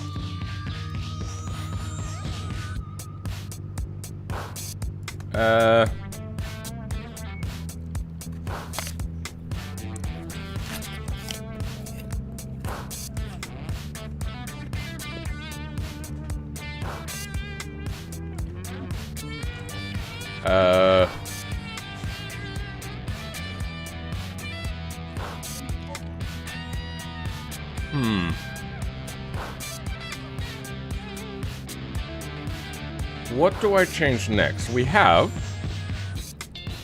the rear suspension collapsing at high speed. Maybe we just go higher front downforce now? Since with a stiffer rear end, we are doing okay.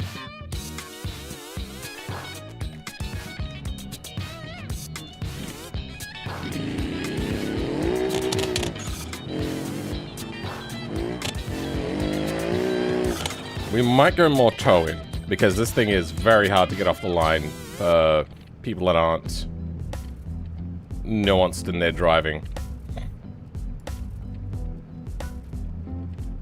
Wait, live updates? Wait, that can happen? What is tow on the rear? 3? It's nearly 4. Oh, live update means it just updates automatically. Okay. 7 might be a little too much. 6 might be a little too much. Oh, point, I should say. Yeah, let's go about there. Wait, what is the camber on the rear?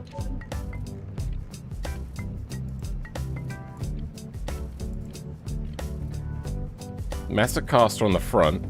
Maybe a smidgen too much. Camber on the rear. Is that positive camber on the rear?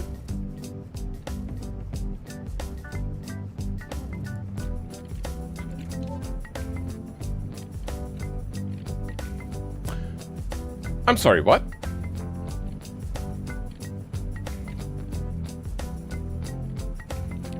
Why did camber? What the f- Okay, well apparently I've done something wrong if that's what camber is doing. Does BeamNG support progressive ring rates? Yes.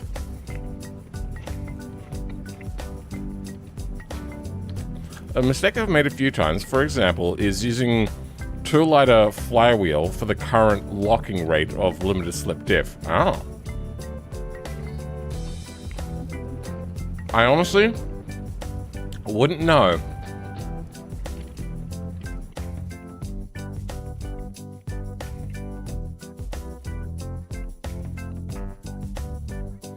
Rear suspension. What just happened?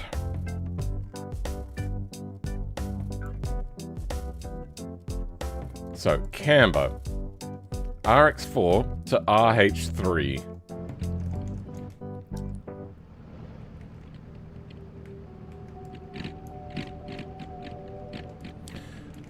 RX4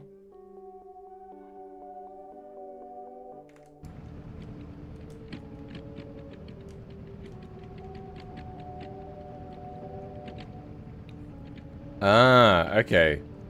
H4 is the one that's meant to get changed with RX5.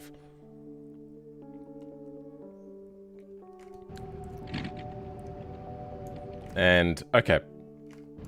Wait, does this have a beam along here? I'm not sure. Maybe it does.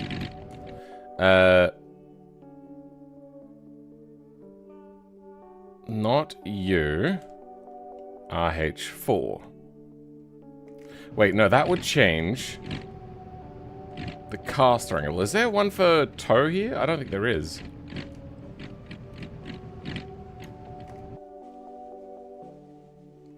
That's the toe arm.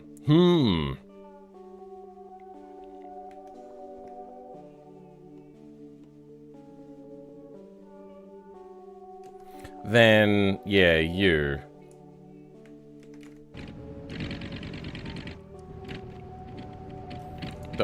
Did it just flop the axle? Did it just break?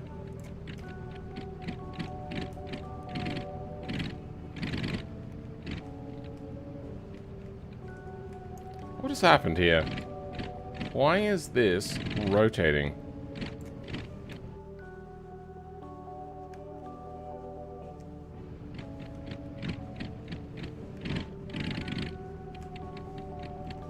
It doesn't say that it's breaking anything. Oh, wait. Oh. I'm an idiot. It's just this without this.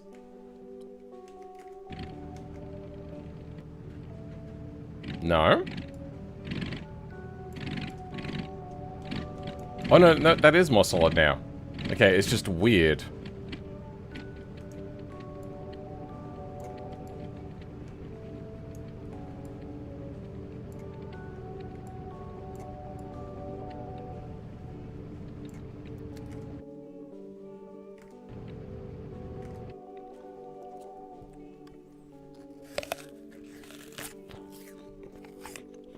The differential wants inertia, they can preload. So you're saying have a heavier flywheel?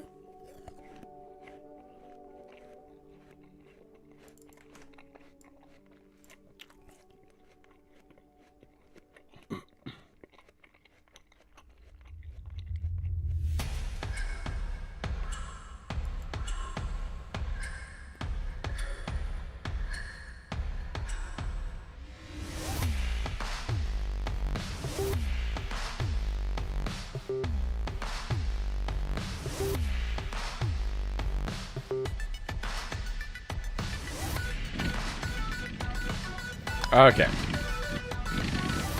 Now we can change the camber, which will also affect the toe.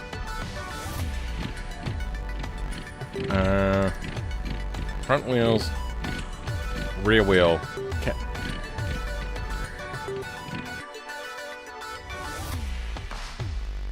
Oh, wait.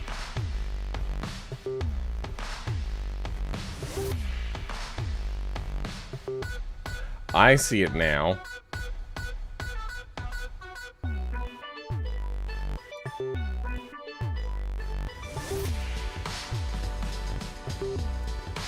Default 1.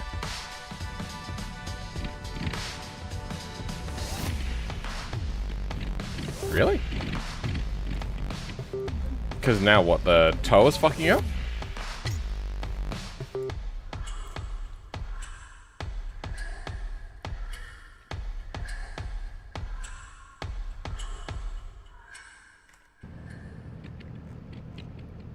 Let's set these back to 0 and see what happens. Oh, okay. That's what's fucking up. Alright. There we go. Oh. Is that right? We want negative camber. Okay.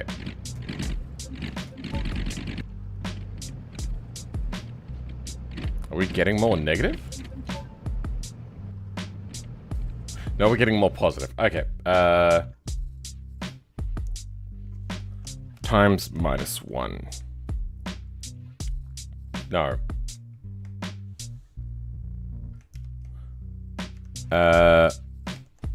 Equals 1 take that?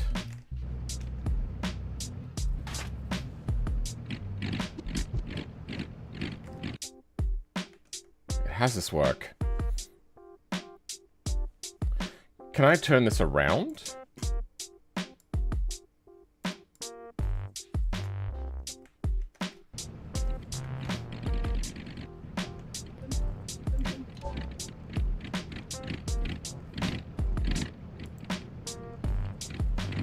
Camber adjust.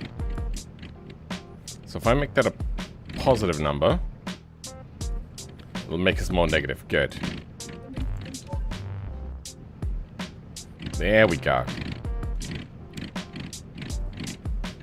So we want a little bit of camber on the rear.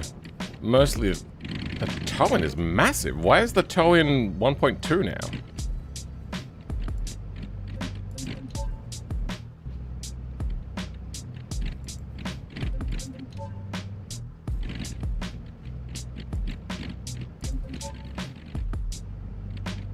Because they affect each other. Of course, yes.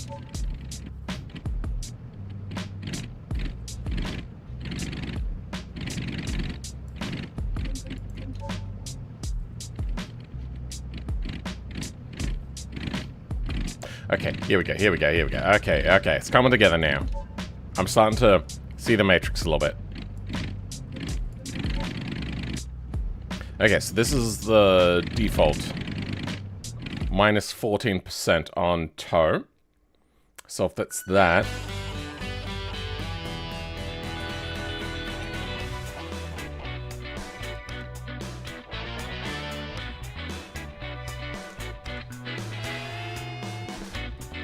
go with that. Okay, that's actually really darn close. In the camber, just a little bit more.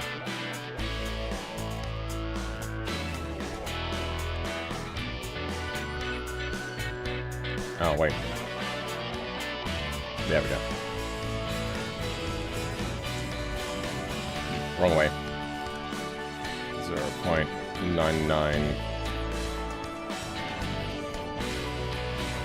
Okay, that's very close.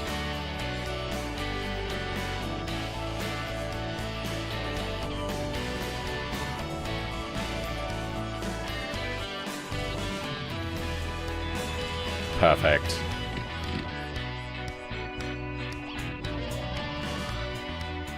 Okay. Let's drive that.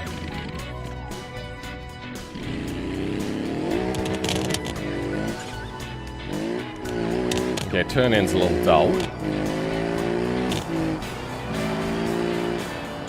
Turn-in's a lot dull. Alright. We now have more rear camber, so we can start adjusting things in the front. I think we might have a little too much front camber to the point where it might be actually reducing our drivability.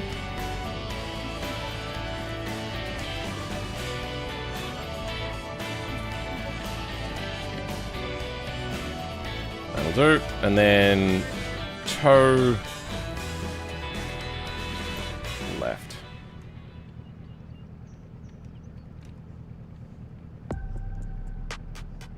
Positive is inwards. Okay, so we want toe out on the front.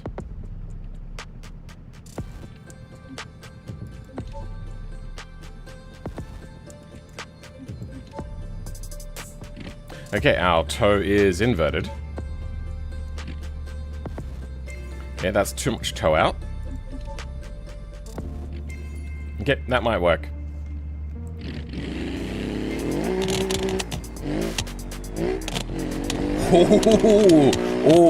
Oh boy, this thing is spicy now.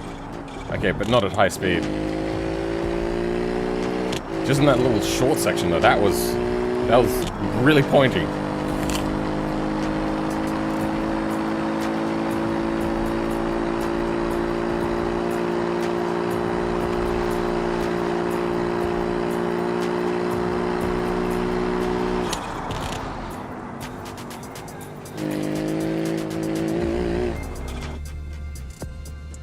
What am I experiencing here? Because sometimes it's oversteery, and sometimes it's understeery. Alright, I'm gonna do less burnout here. Yeah, really love to turn on that rear end.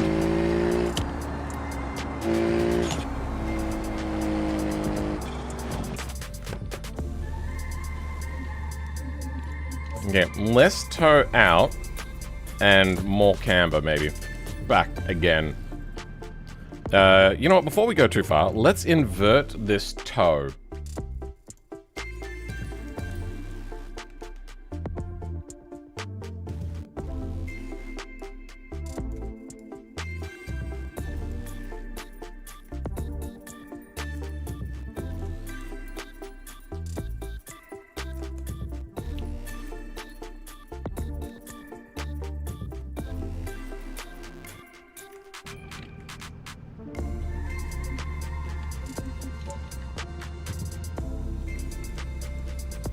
Front toe adjust. Our front toe, a little bit out.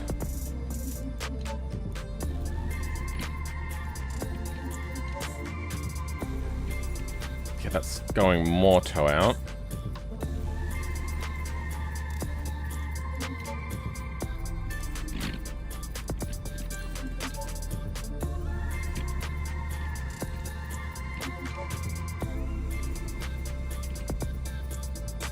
More toe is adding more toe in. Oh yes, that should be the way it is.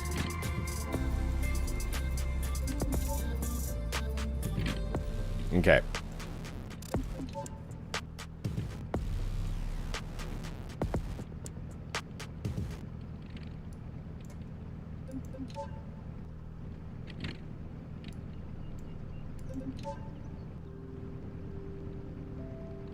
Alright, let's leave it at that. We need to change the default middle section though. Is that right?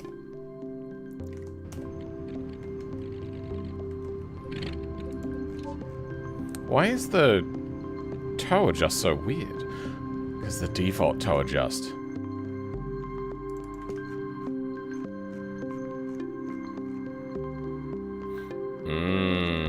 Okay, we haven't adjusted the steering center, but that's not really a thing that you normally change, so I'm not going to bother with that. Weird. Now late we're getting... Okay, I missed the apex there massively, but I wasn't able to turn into the apex, so...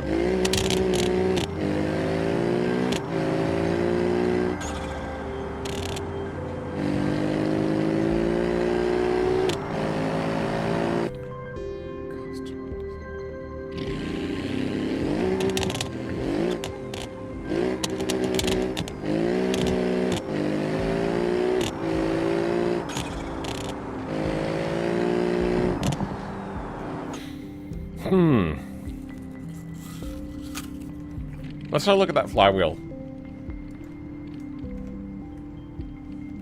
Floy? Ultralight flywheel? You reckon just go a regular flywheel? See how it drives.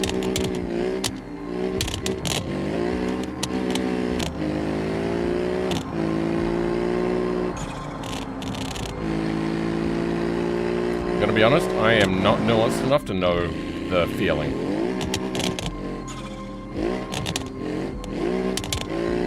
When I lift, this thing turns in easy.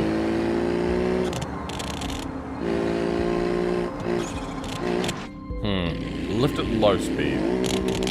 So maybe, once again, we need to...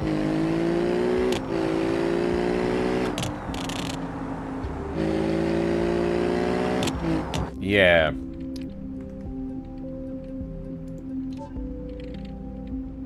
Increase front aero. Or decrease rear aero. But since we're only getting about 2 tons, let's maybe increase the front aero.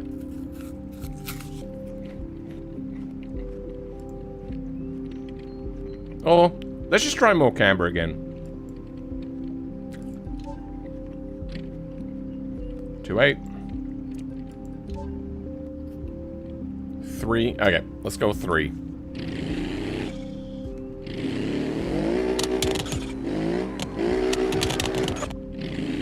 Wow.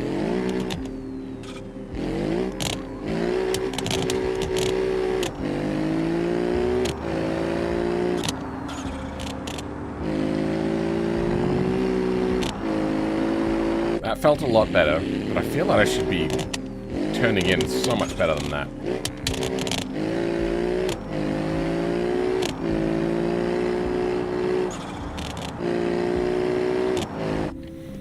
I'm gonna make the front end softer.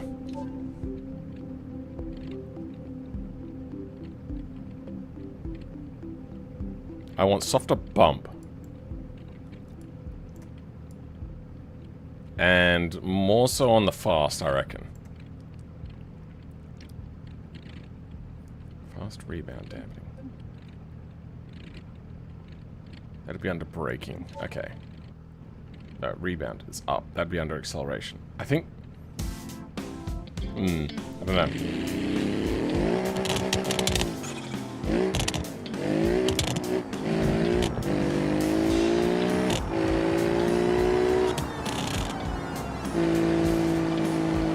Took the corner wrong, still got about 140 through there. It's just not really pointy on the turn in.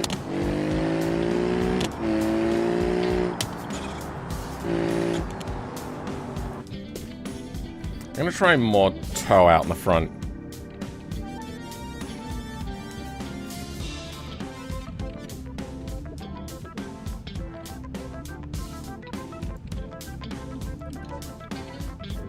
.7, that's gone the wrong way. 3.7, that might be a bit too much.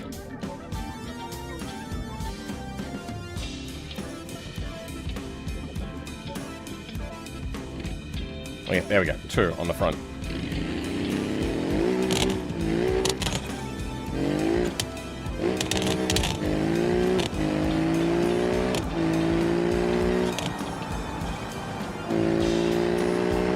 Did I just do 150 through that? I wasn't paying attention.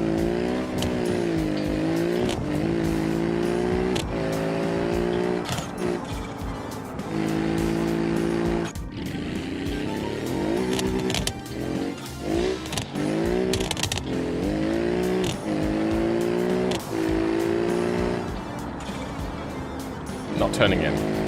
Nah. I'm purposely like not trying to think this perfect. I want it to feel good for controller.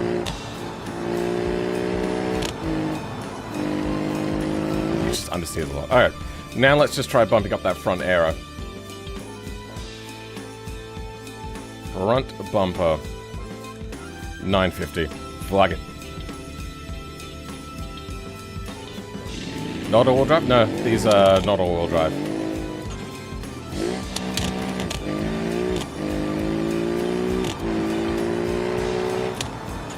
No, it's just not turning in. What the hell?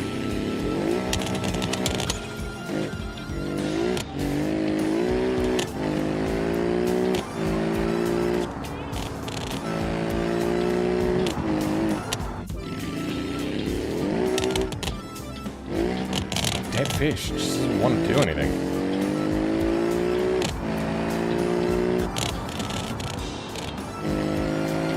I don't want to say it's the front caster, but it might be the front caster.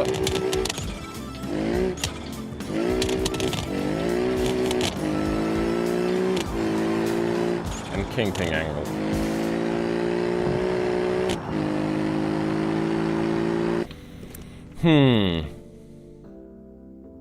Let's change the king-ping angle and see if that changes much.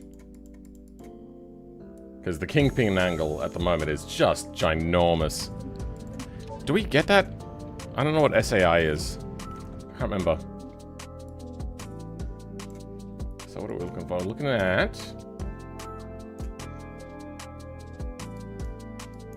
a frozen interface. Awesome. Oh, there we go. Oh, there we go. FH2R.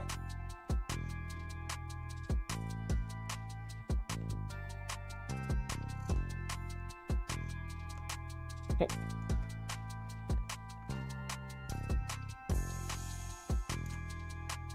And then...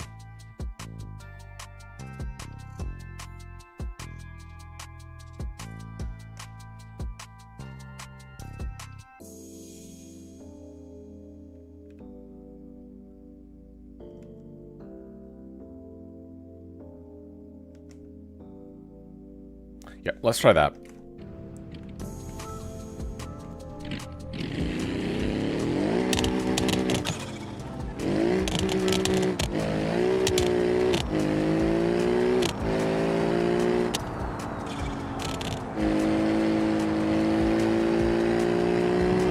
Does feel a little bit more lively.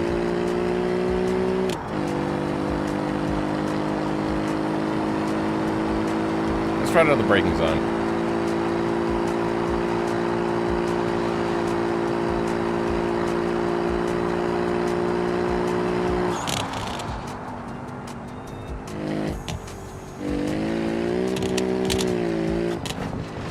Alright. Let's turn the caster back. And just make this a little bit wider. To reduce only the kingpin angle.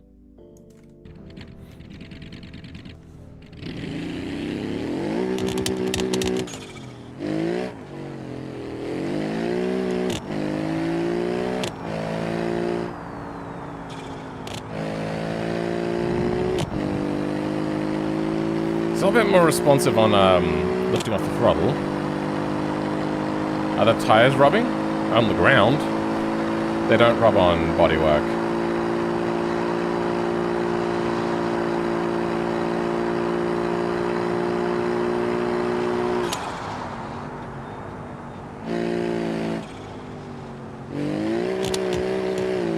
Ground might be rubbing a little bit on the... Sorry, body may be rubbing on the ground a little bit.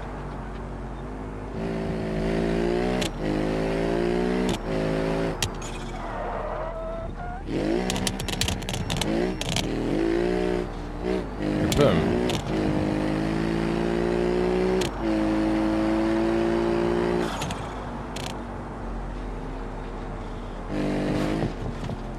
All right.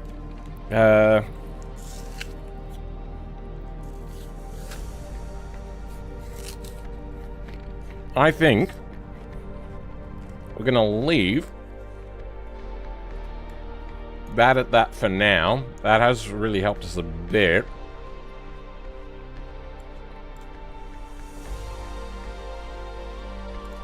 And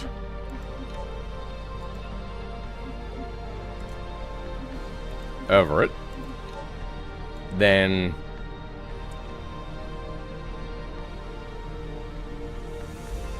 let's go Super Sun wheel.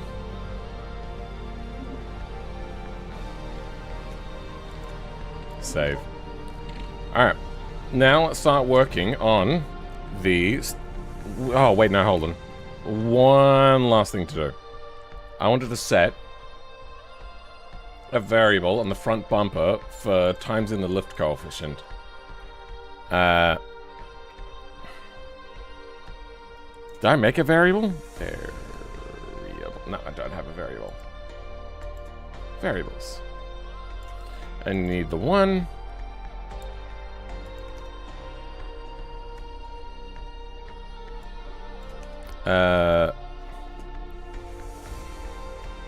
F arrow.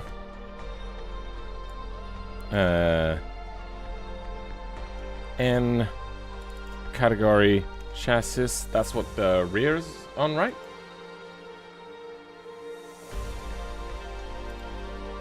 Super Sun Big Wing. You know what? Let's grab this. There we go. Yeah, you know what? We'll go notches as well. Chassis.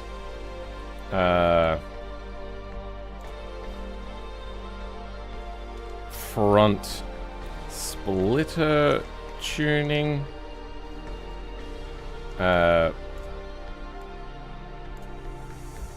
Tune front splitter efficacy. I don't know how to spell efficacy.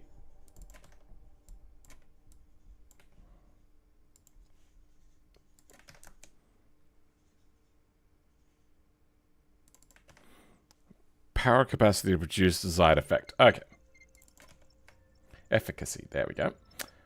Step test 0.25. That's going to change because we are going to go from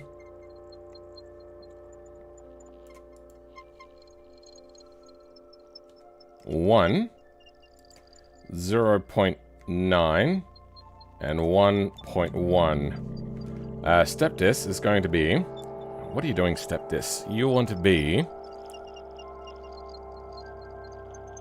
0.025? Yep. Good.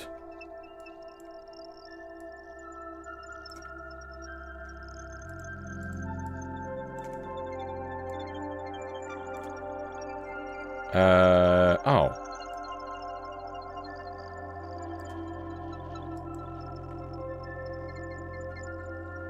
Whoops. Wrong thing. Bumper F.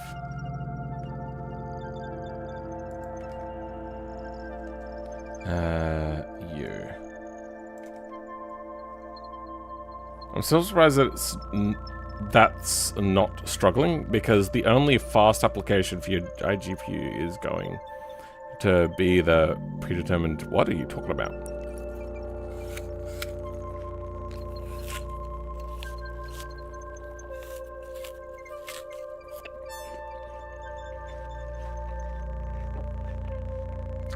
$780M. Isn't that a very old CPU?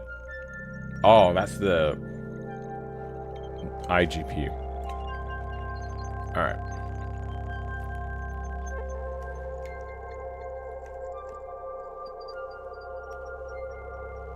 Oops. $ equals that times that. Okay. We'll times it up to 10%.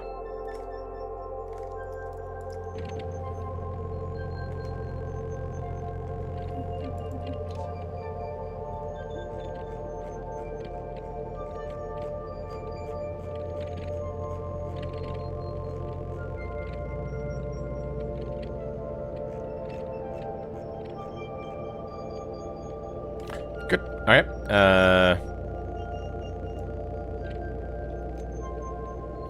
Front chassis tuning, differentials. I want...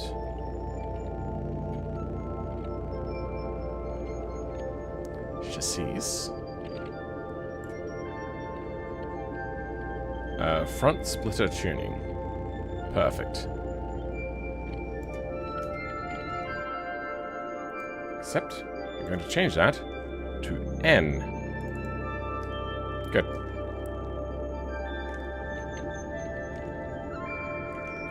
Then, save and load, SuperSun, overwrite.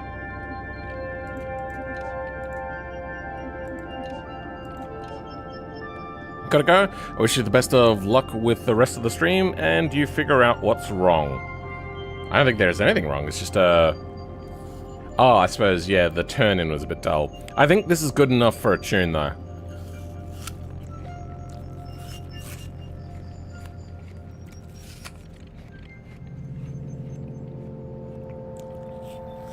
Now I'm going to bring out the Simrig.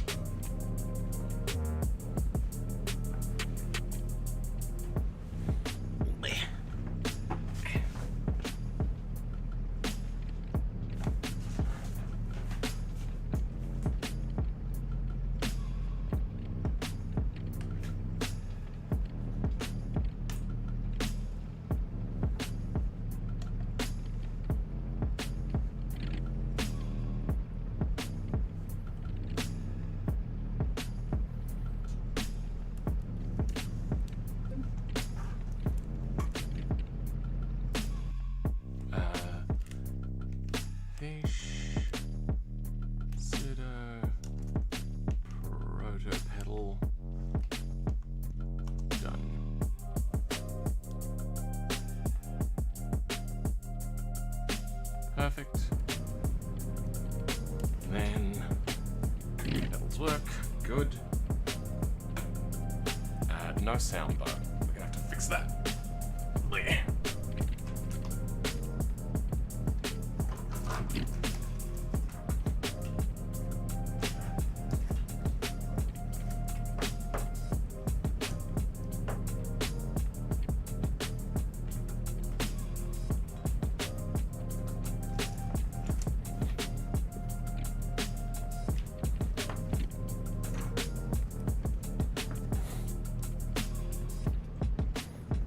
I have to come up with a better solution for this at some point. May not happen overnight, but it will happen.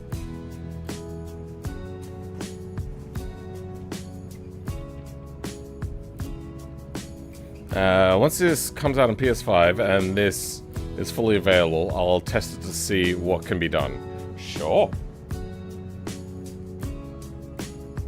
I am definitely listening to one side more than the other.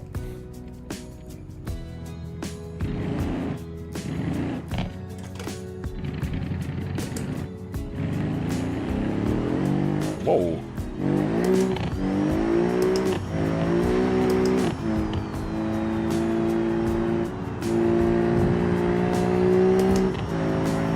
Definitely could do with more turn-in stealth.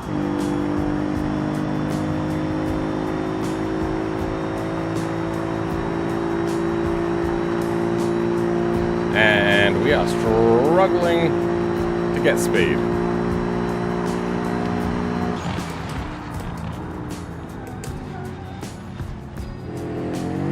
Could do with more bias to the rear brakes.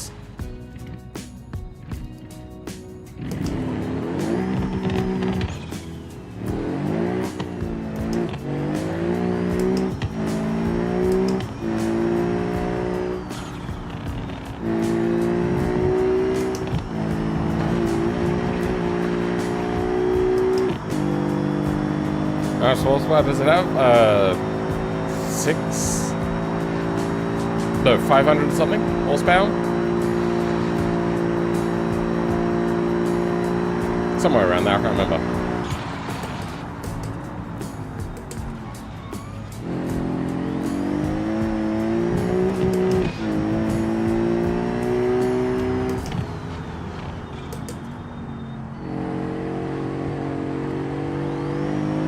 It's a little bit dull on the turn-in, but aside from that, actually, you know what? On Simrig, it feels okay. Ah! Yeah.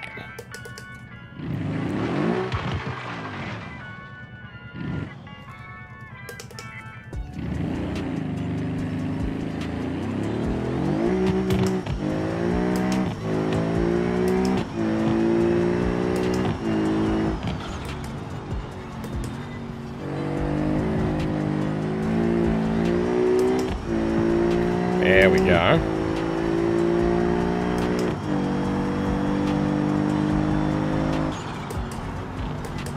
There's like a big jump, I feel, from 5th to 6th, which is weird.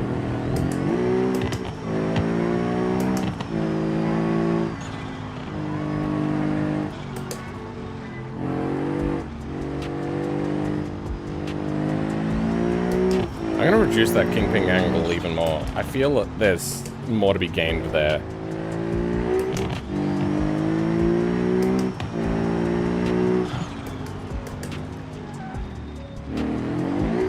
Haha!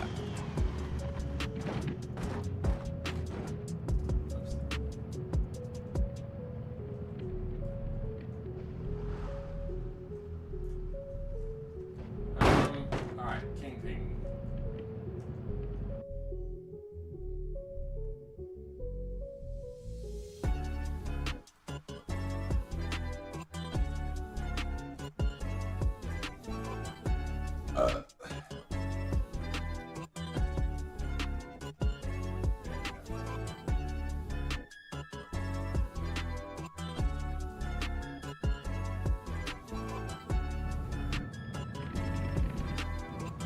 Alright.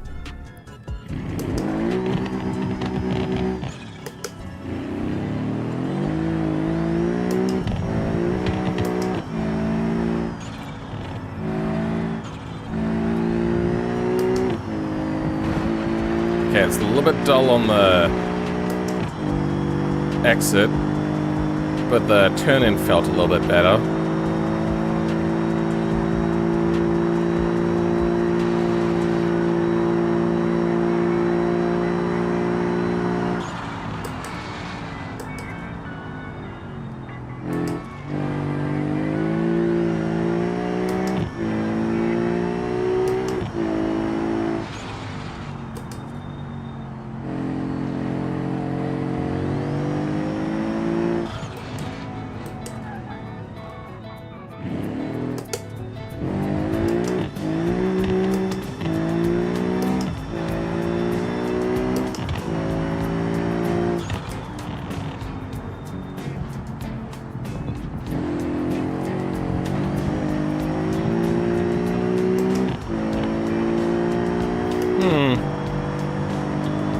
It'll scrape sometimes.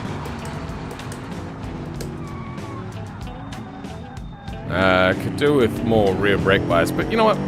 I might leave that up for people to tune. I reckon I can actually just get away with the one tune for this.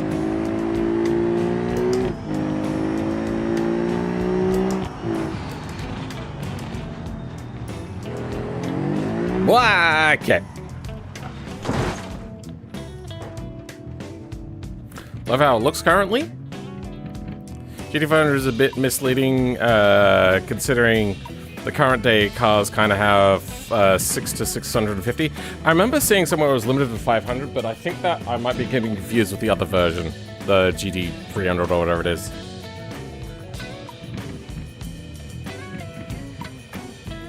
Also, this is meant to be like a 2010 to 2014 sort of range car.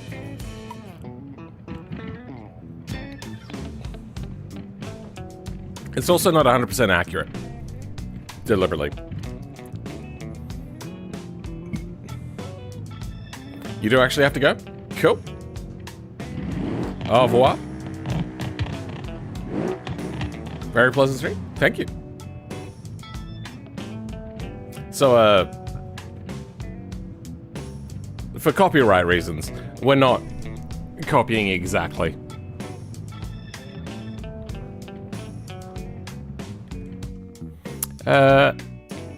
What are we looking at here?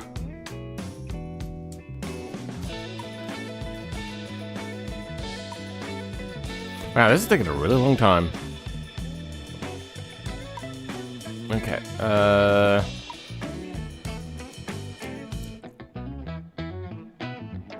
it's looking fairly normal.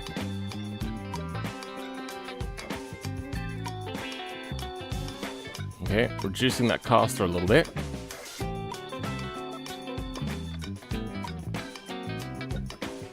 We could probably increase that size a little bit more as well.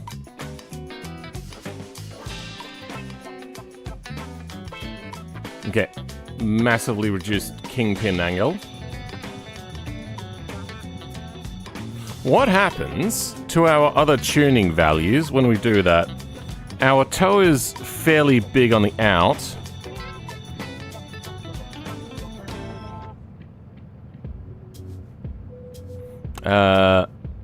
Camber is fairly high.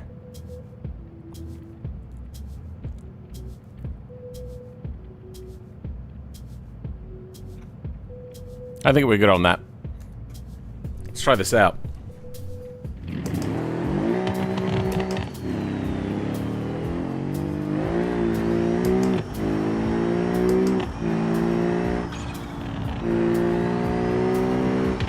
Okay, it did a lot better on the turn-in just then, but it could have been multifactorial there.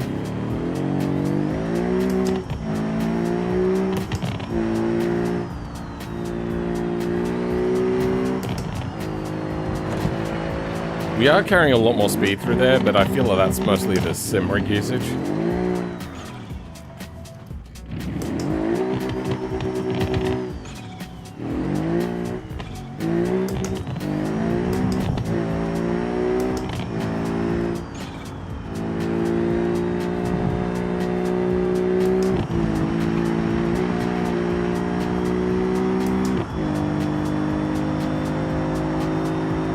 One thing I know about you, it's Aussie track car. What?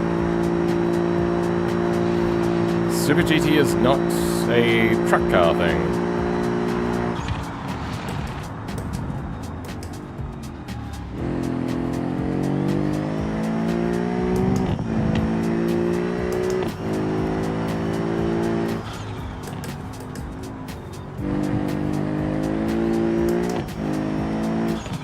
Yeah, this does feel better. It seems that copying a front wheel hub from a mid-engine car, maybe not the best choice.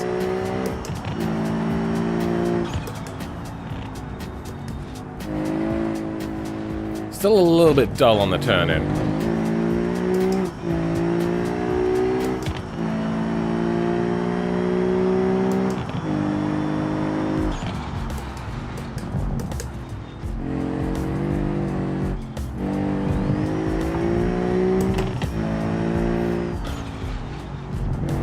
You know what? I think this is ready to go live. And then if anybody submits like a tune with like any sort of modifications and stuff like that to me, as opposed to them just uploading it themselves, which they're allowed to do, like a tune and modifications to this.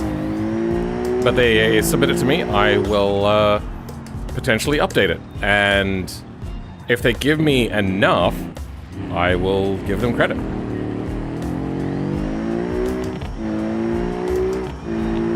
But make sure you've got a good tune.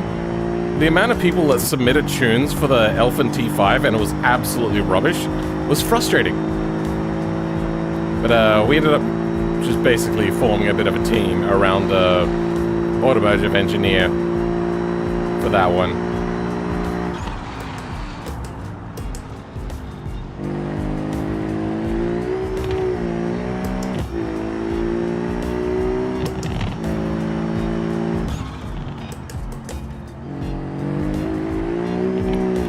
You know what? I mean, I'm done.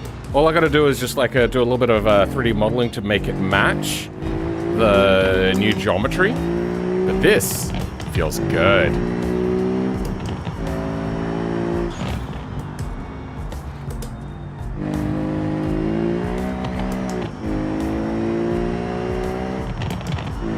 Would I make any other GT500 variants in the future? Maybe. The thing is, there's not many Japanese cars in this game.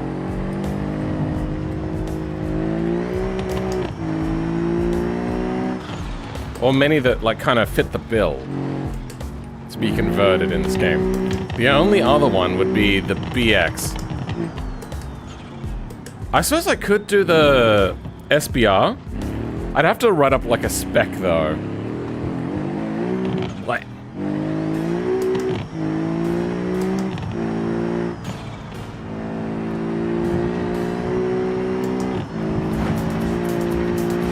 this is good. Definitely not perfect.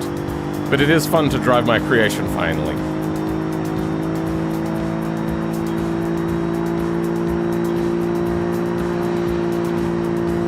I feel I could do with a little bit more power.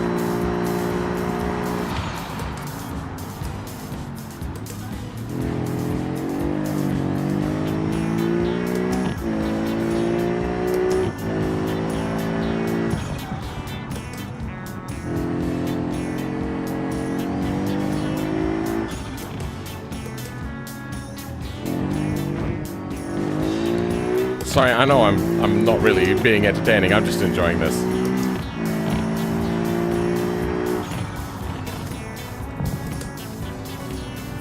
I don't sim race as much as I'd like to.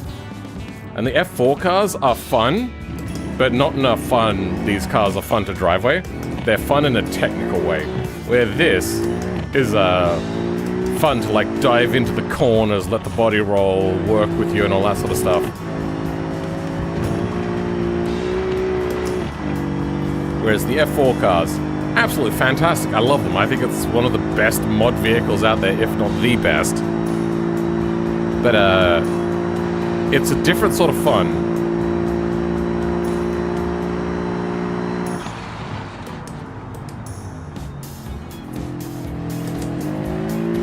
I definitely do prefer things like this.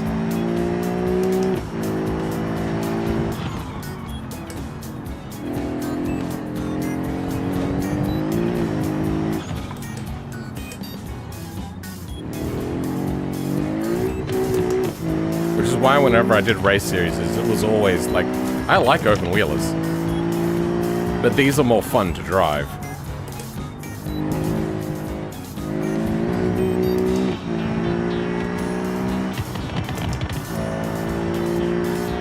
You know, your car's higher than Formula V.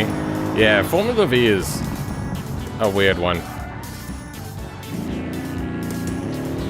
Because Formula V comes with what's it,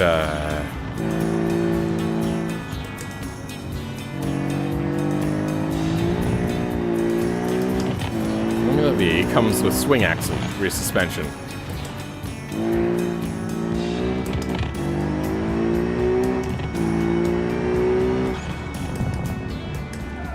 Okay.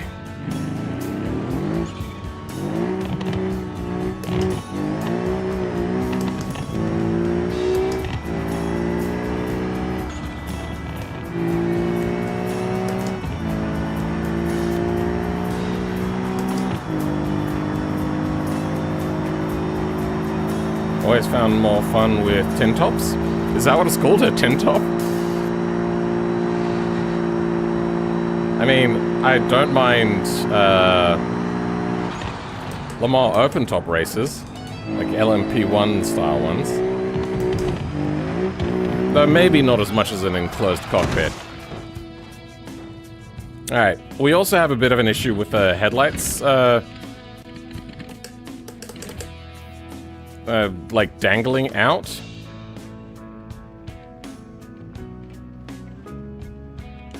But I don't care. That's. I think I'm done working on this mod. It's been so long. It's like I think we're up to like what, 14 episodes of this now? Like something crazy like that. Oh my god, so much work.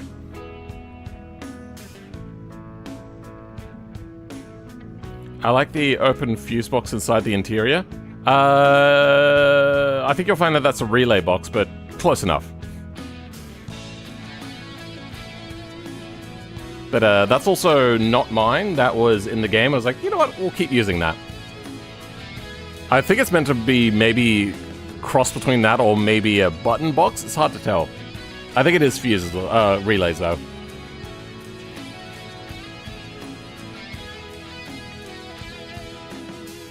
Seems like it needs more power. Well, that's the thing. You have access to all the default sort of engine stuff. I think actually you were, no, not the turbo. You have access to a lot of tuning. But it also has a lot of downforce. So we're making, what, 400 kilowatts? Which is like 500 and something horsepower? No, 400 kilowatts. 400 kilowatts to horsepower. 536 horsepower. So, what you can do is go in and turn up the wastegate pressure, and it'll go up quite a bit higher, but I'll leave that for people to change on their own. This is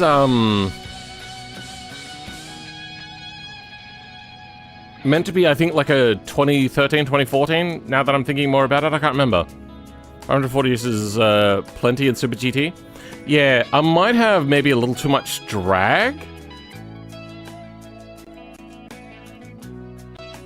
No, wrong place. Bumper F.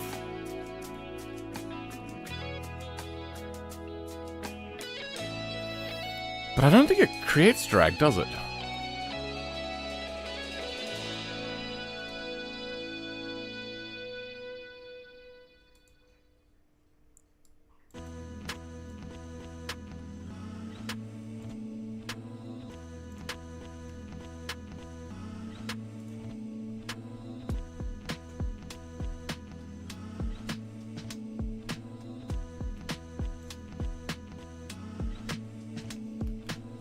We'll go with that. Don't need you. None of this actually counts for anything.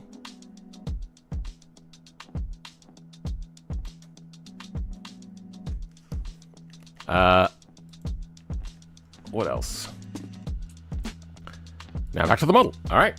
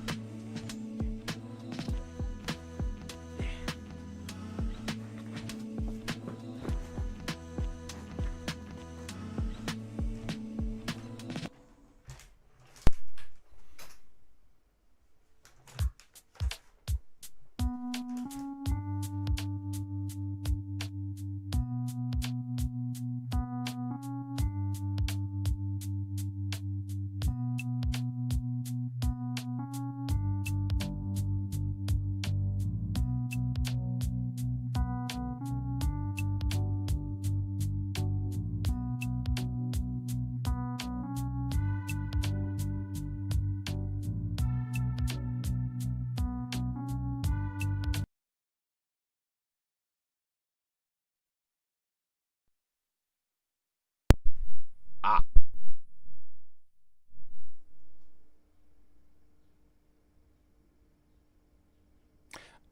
I don't know what you were just hearing, but it showed some... Wait, why can't I hear anything now? Huh.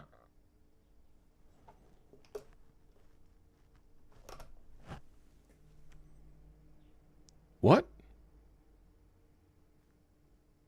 Oh, wait, hold on. Ah, okay. Yep, it's just a bit of a software glitch. A Windows glitch.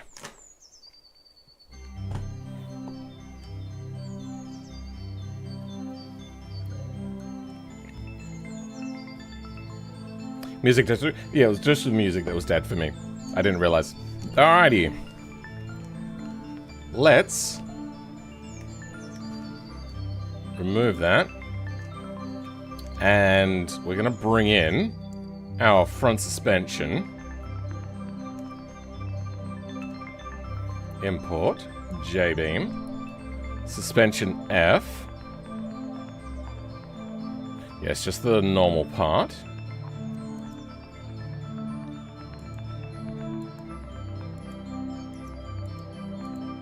There we go. And make our mesh match up with our kingpin angle.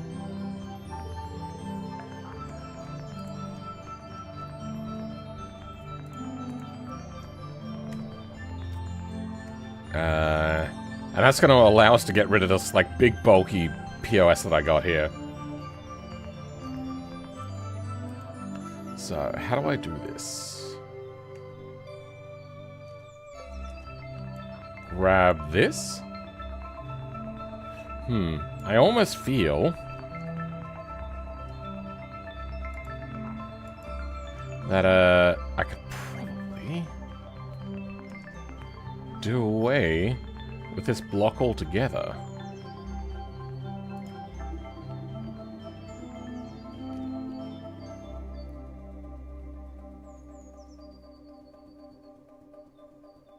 Yeah, alright, we're gonna do away with this block. This team of block. Teamo block. That's how that works, right? Then you. To here.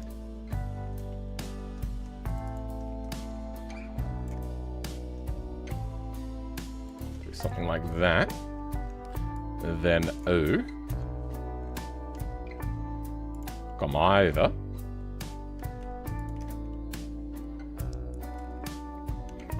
And put you there.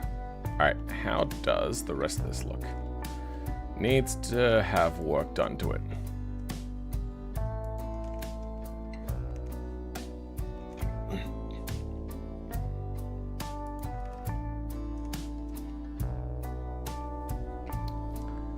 That is no good? Wait, what?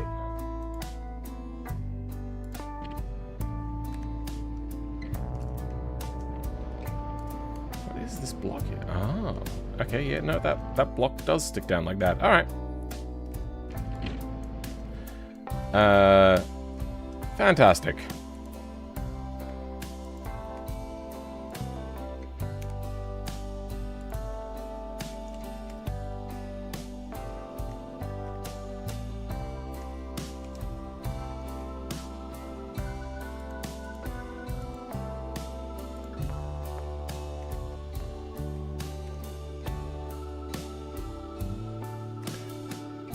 Object, apply, all transforms. There we go. Mesh, normal, flip. There we go. Kind of. It'll do. Then front right.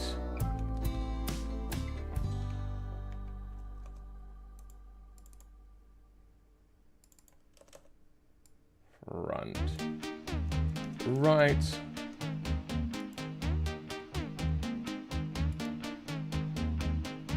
Good.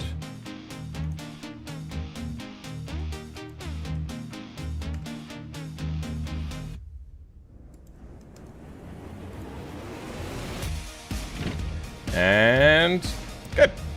Okay.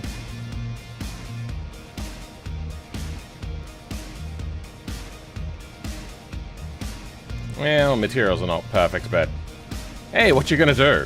Make your own? 18 by 8 asphalt rally tires on your Super Sun. The problem is the tires just aren't big enough. I really should run a bigger sidewall, but there just isn't.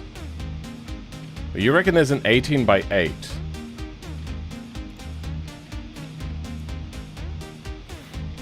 No, yeah, not wide enough. Also, not here.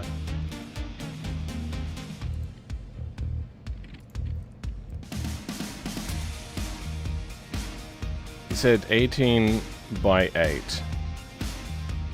Not here either. Is it because I'm using Centerlux? Is that what it is? Yeah, I'm using Centerlux. Alright. I think everything is done. Let's go ahead and make ourselves a thumbnail.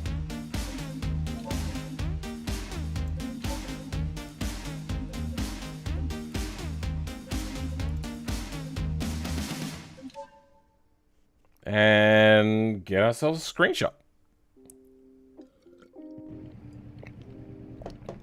Watching this while doing college work here from Brazil. Love your content. Well, thank you very much. Just someone.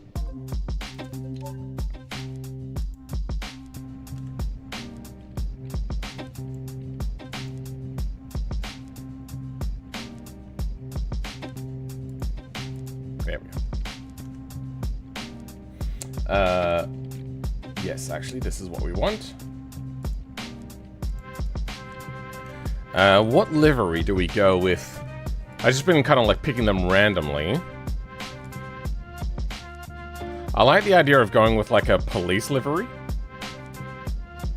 Just because. There's a lot of bloom in here. Drift Gear Pro Drift Rally. Let's have a look at that.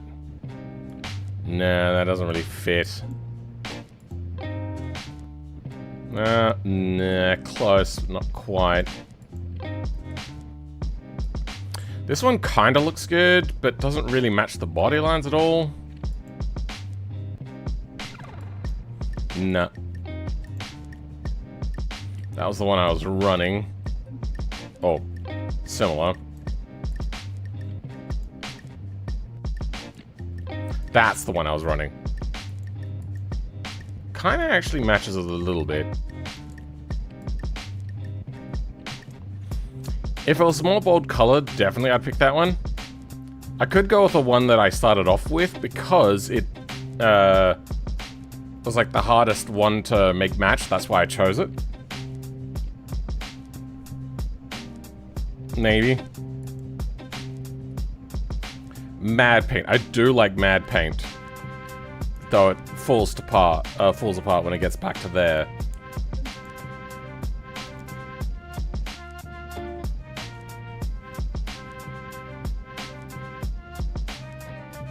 Almost works. The Okadai is in the middle of the thing, so that gets cut off on this side. We could just go this. Gripples fits well. Matt is rad. Oh my god, yeah. Got a little bit of a patch there, and then people will complain. Oh, the livery doesn't fit. So fuck you. This works. No problems there. But it doesn't look race car-y enough. And then two-tones don't look good on this. I think, yeah, I'm gonna go with this.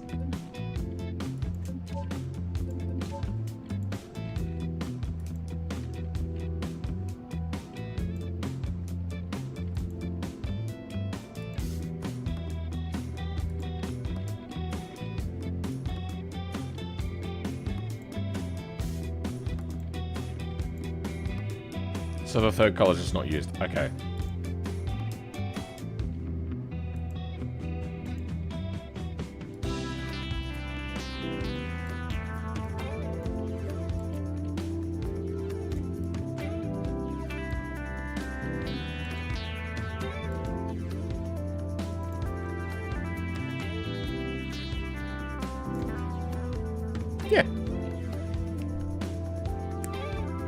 Only seems fitting with the Atasha livery. Kinda. This is also compatible with other skin packs for the Sunburst, right? Yeah?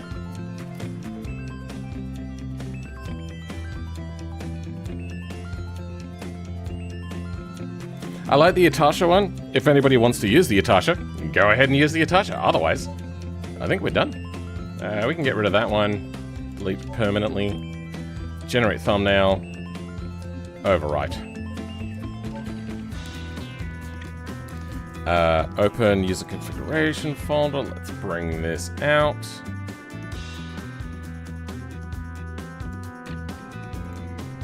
And Super Sunburst, vehicles, goes in here.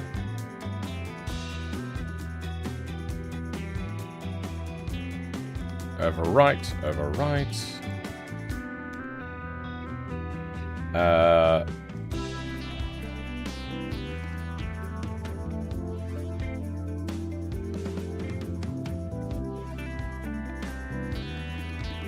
What do we want?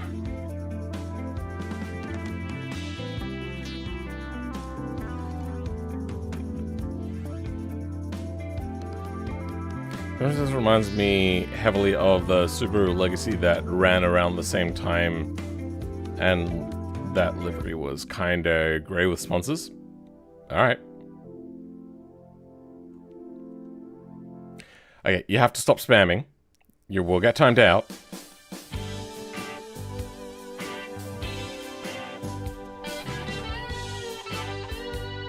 I got a G29 recently, and I managed to do well on a Assetto Corsa and Automobilista too. But I didn't manage to get the hang of the race. Didn't manage to get hang of the racing cars in BeamNG. Unsure if it's a wheel config though. Remember that Subaru? It was fire. I don't remember anything about a Legacy, but yeah. What I need next is a config file or info file.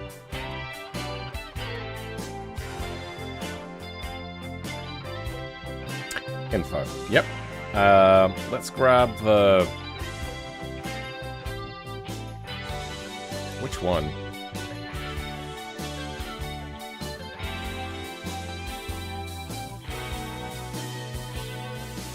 Let's go... Track attack. And... Nope. Super Sun. And I'm not going to bother with making this work properly. Oh, wait. Hold on. So, did they ever fix the thing for, like, auto test? BeamNG auto test for configs. Automated testing? No. Configurations. Here we go. That's what we wanted. No, that's not what we wanted. Configuration. Making configurations info files. Doing mods in okay.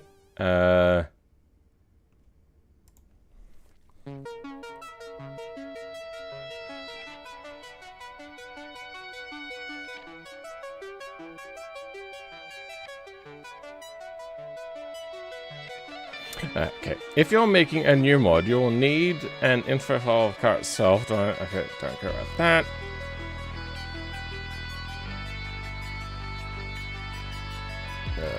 Generate thumbnails, creating info files. Okay, each config will also have its own individual config file identified as info config name. You can use this file as a starting point. Yeah, no. And this file are only there for reference and filters. The most important one will be the configuration, which will show the configuration of vehicle selector along with default paints, blah, blah, blah. Automatic performance testing. Well, you can manually fill out the various performance values into the files. There's a way to automatically fill out most of them. you first need to add these files to your BeamNG game folder. What? Oh, that's what's happening.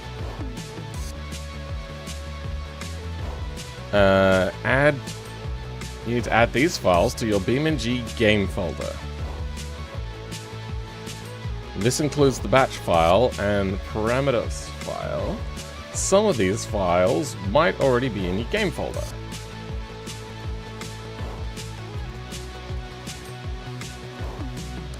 Wrong thing.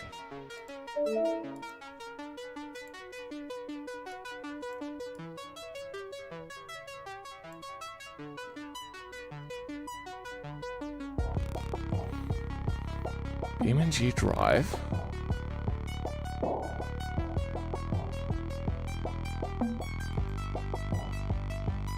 Did they get added or not? I can't tell.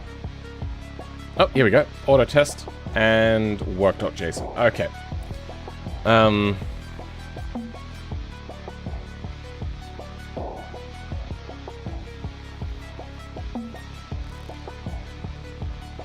Once you have those in your game folder, change the car in the parameters file to the car you want to test. Okay.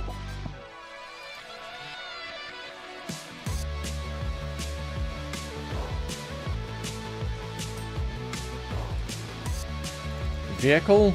Okay, this will be Sunburst 2. PC file. What do we need to do for the PC file?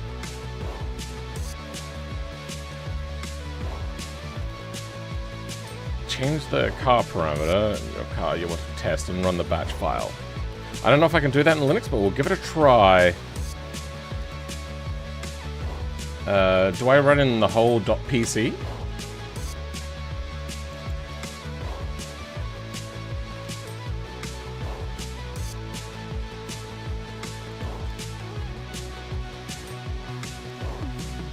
No, it only shows up here, huh? Oh, wait, no. Worker.log. Okay.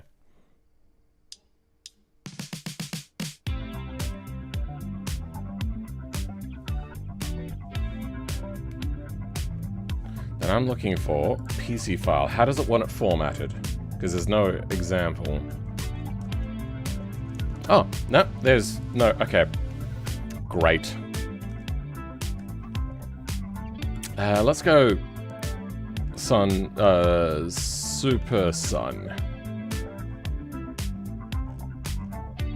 Yep, and we'll leave off the .pc and hope that it figures it out and I don't have to give the direction because I get the feeling that's what vehicle is for. So I'll probably write that all out itself. Then run the batch file. Don't think that's gonna work. Autotest.bat.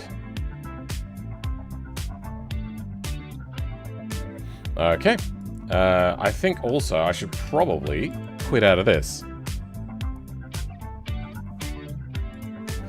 BeamNG x64 batch, no crash report, qualifier, lower extensions, load, util worker.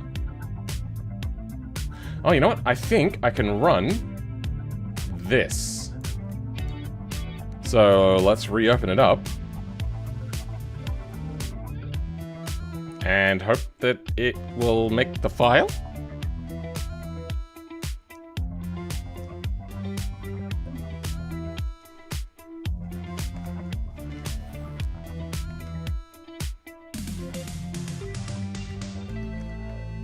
There we go.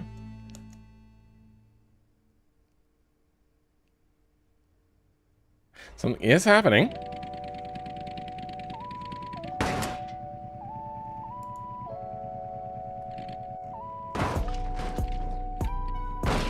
What is it doing?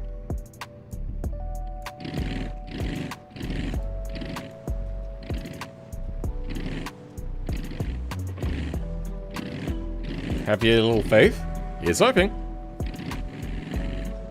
You do SuperSun PC for relative path in Linux, not SuperSun. Not what Lure is doing, or the game engine is doing. I wonder if we're going to be bad on our off-road performance score. As you can see, it's quite a long line. I wonder, do we have textures?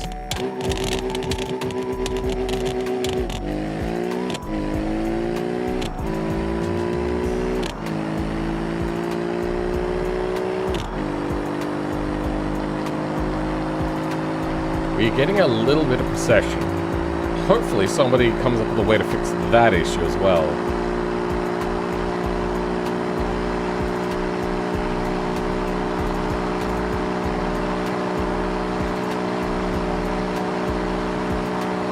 We are definitely scraping at 250. That kind of sucks.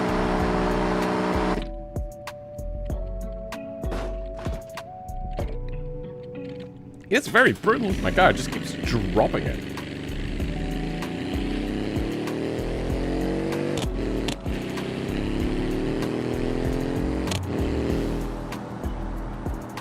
What is it doing, like fuel efficiency? Oh. Is it done? Or... because I just hit the console button. Did it just die? What just happened? The game will now run the vehicle as various off-road, acceleration, top speed, braking test. You should always keep the game window active or you might get inaccurate results. Once the test, you'll find info file in the vehicle's folder. Let's have a look.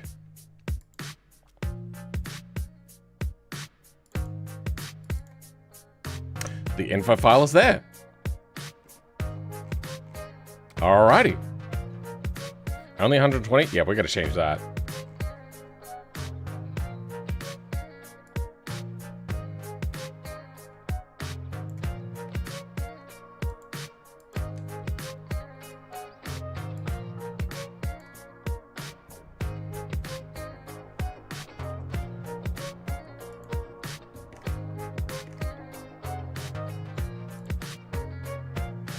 Okay, 0 to 100, 3.8. Yeah, not great numbers, but it is only rear-wheel drive. Config type race.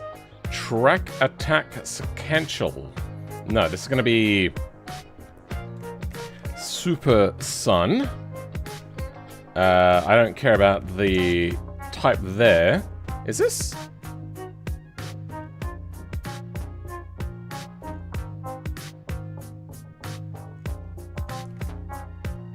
The right file? I mean, I know I had an info file on there already. Did it just copy all those things? Extreme aero and turbocharger push this car to the performance limits of production chassis.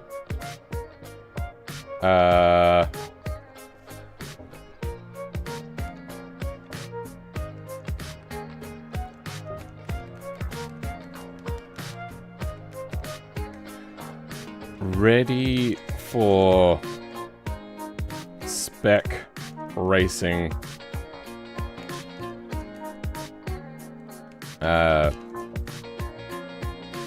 Heavily modified and lightened chassis and suspension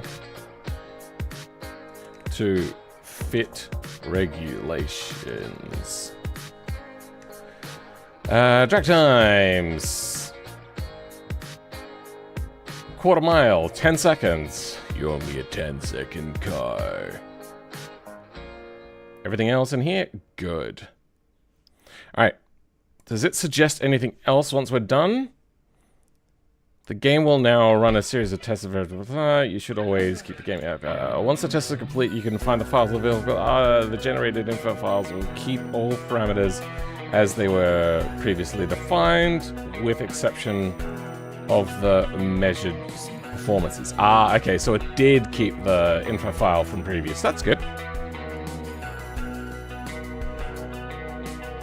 Then, yeah.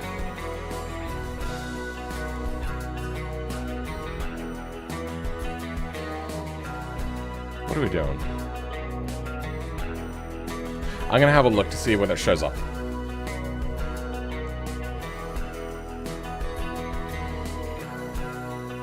actually think the auto testing needs to be overhauled because my 200 horsepower BX series on sports tires scored the same as a lot of scintilla configs.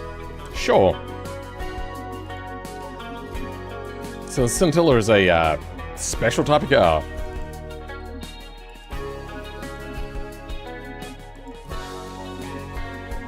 And good, fits in. You know, I didn't look at the dates. Now let's have a look at the dates.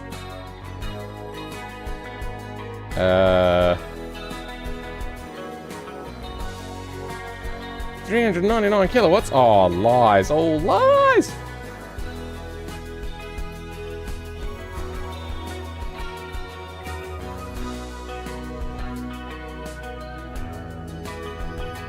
Yeah, that looks about right. Does it have a weight in here? Did I get the weight even close to right? It does not have a weight in here.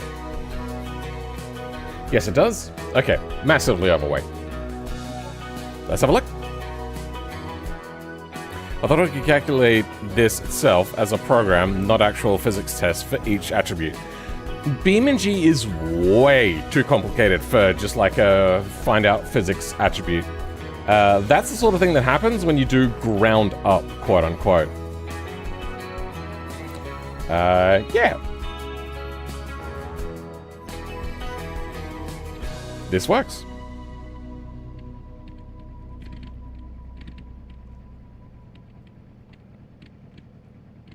I think we're ready to submit.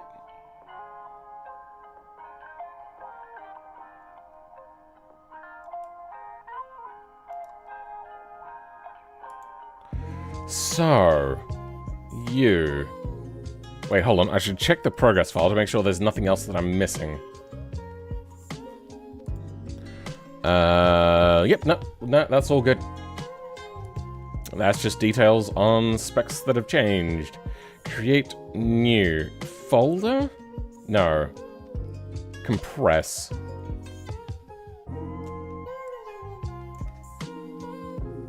How do you feel about the update coming this year, Phil?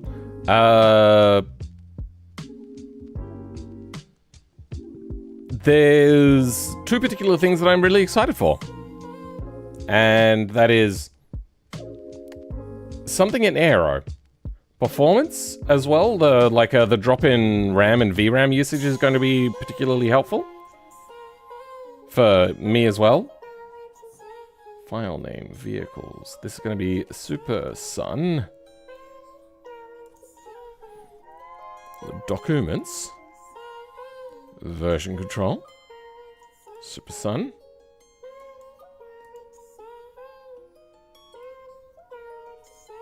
Oh, is that what it's called?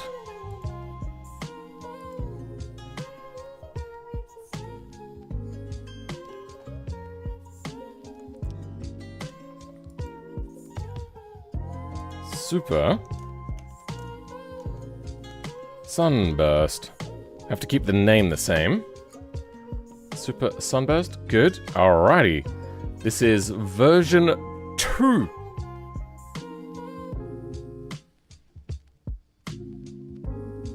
What are we looking for? We're looking for this. Input is in real mods. No, I want my own mods.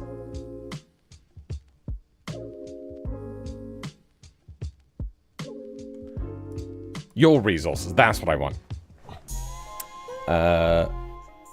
Sunburst. Now this will go up to Patreon as well at the same sort of time. And it just waits until the thing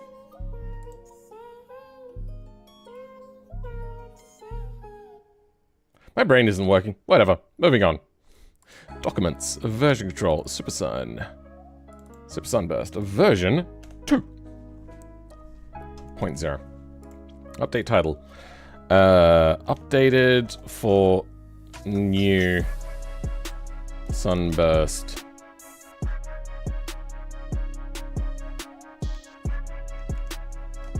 Ish. Sunburst. After the big update, this mod completely broke. What I've done now is to make it not only compatible, but also completely overhauled it and went a little extreme with things like cutting and wedging the chassis.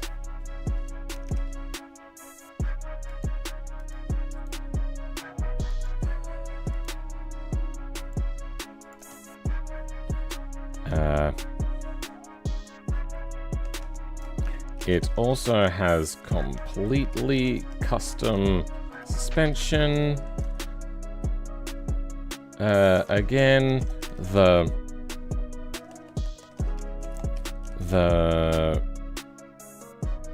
front and rear were removed for weight, and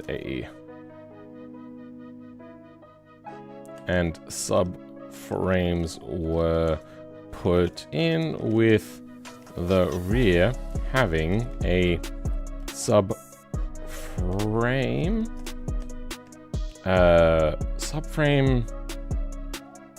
transaxle combo.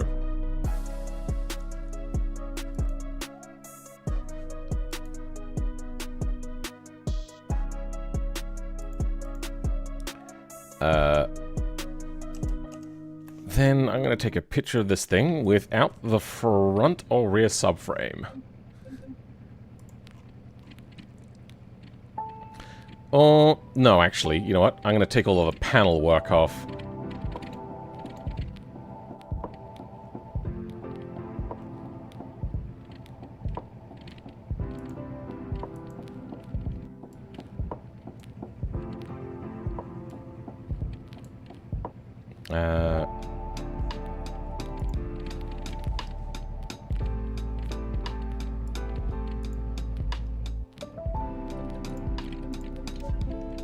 Fenders.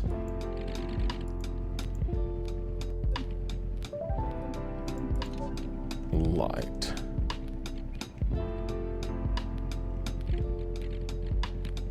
Fuck. You're gonna have to figure out what to do with those headlights one day. Headlights. I might attach them to the bumper.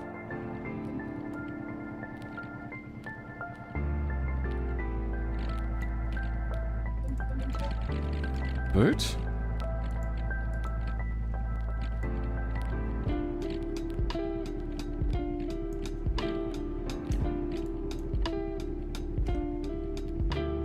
Yeah. There we go.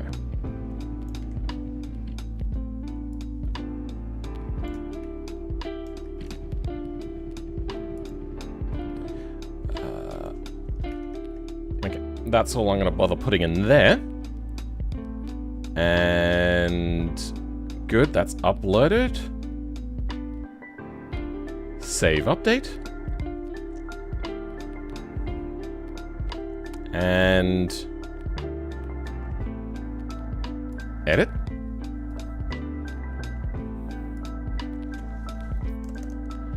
Updated. Now works with new Sunburst 2.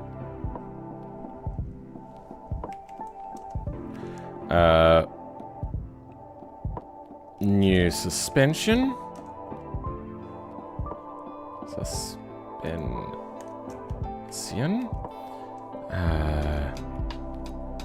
Cut and wedged chassis. Rear-wheel drive only.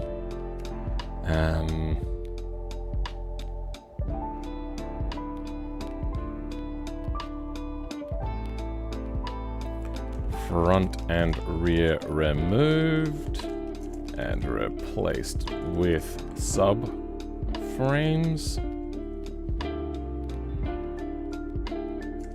for weight reasons.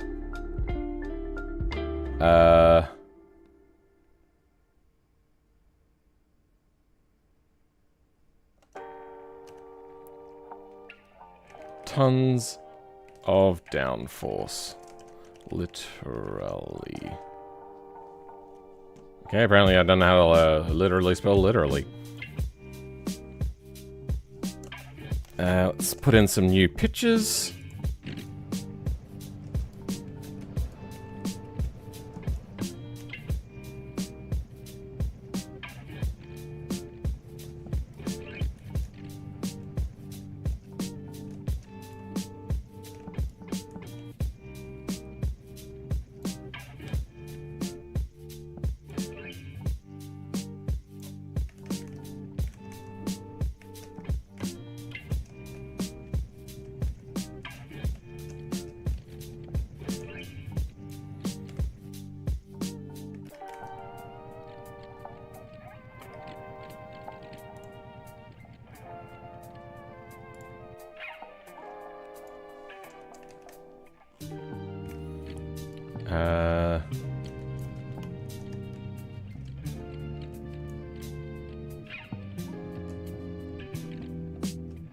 No.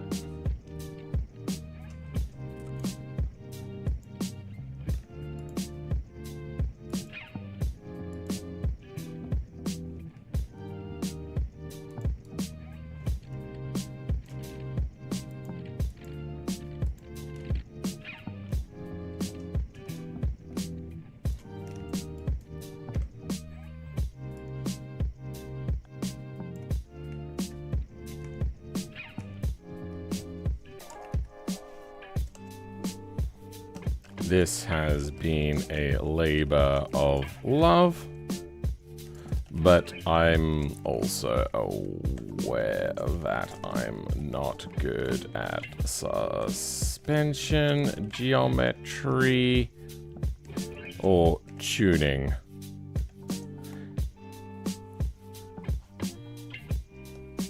I'm going to have to rely on you to make it handle how you'd like it to.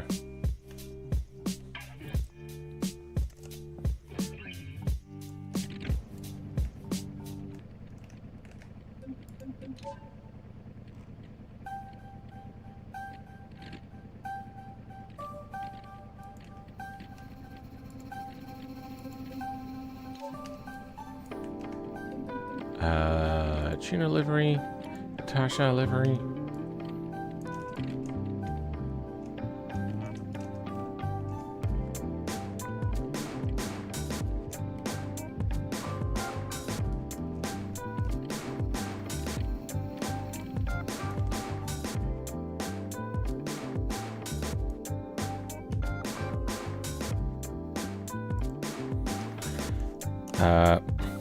Most stock liveries should work,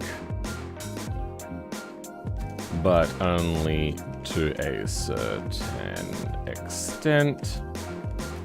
The original vehicle wasn't designed to have body panels like this, but at least you can make them yourself if you're unhappy. What else?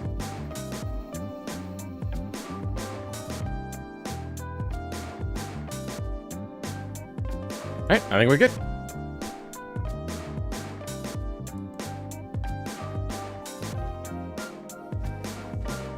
I think the tire overhaul, I don't think that's coming in this update. Apparently there is something to do with force feedback though.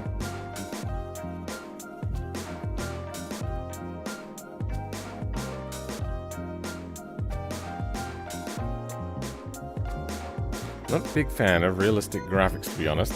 Even on BeamNG, I use reshade to make it look more artistic than photorealistic. That's fine. I mean, I prefer it the other way around, but yeah. This is a very different mod. My goodness, that is so much different. Alright, let's put it up on Patreon as well. Create post.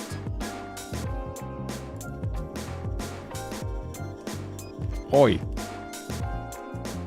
It seems that the Super Sunburst is finally in a good state.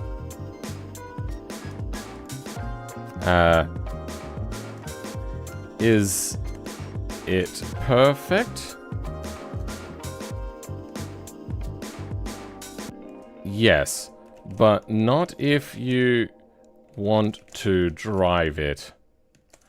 May require suspension tuning and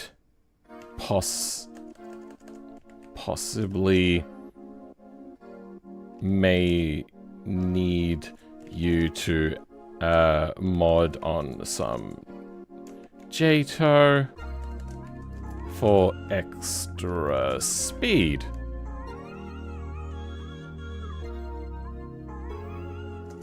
Enjoy.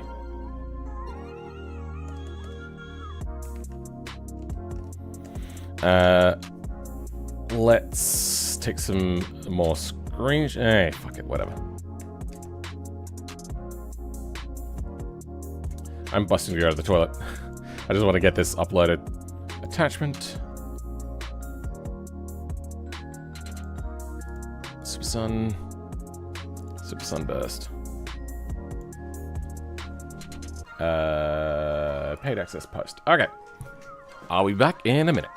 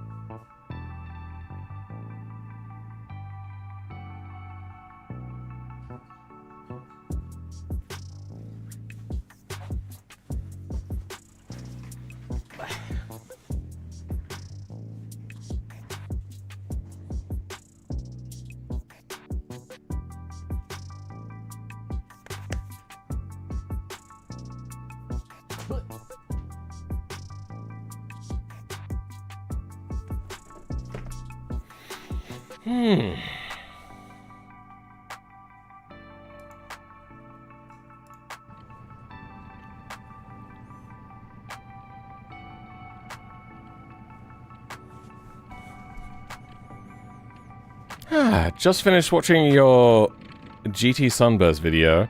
I don't know why I haven't followed your Twitch either. Thank you, Demo Man. I don't do a lot on Twitch, but I've just started to simulstream, or simulcast, whatever it's called. God, it's so cold right now. It is very windy and very cold today, and very rainy. So I got some pies in the microwave. They'll be done in about 5 minutes. And I'm gonna be eating. So I'm not gonna end the stream right now, because I have no editing to do after this. Or I do, but not for today's stream.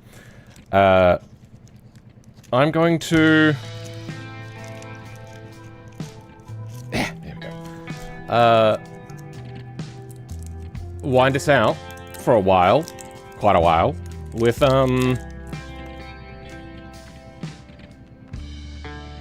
if you want me to react to things. Got any cars you want me to have a look at? We can have a look at the Ferrari whilst we wait.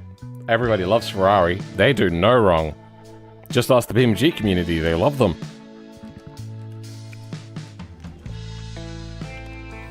Let's see if my opinion has changed. Now, it still kind of looks a little bit like a clog.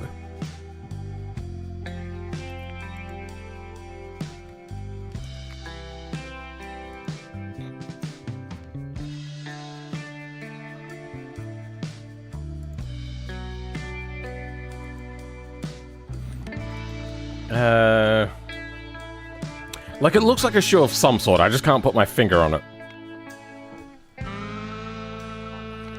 I like this side pattern here where it kind of like pinches up like that. That was something that I was obsessed with when I used to draw cars back in like the late 90s. I'm glad that it's becoming more of a thing. This patch panel here on the side sort of thing does not match much at all. The colors kind of match, but it doesn't really do anything.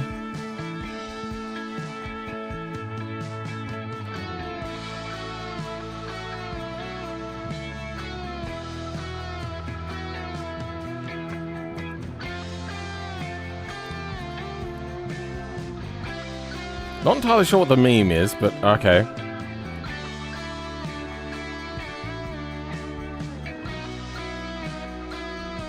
Oh, is this like speculation sort of things?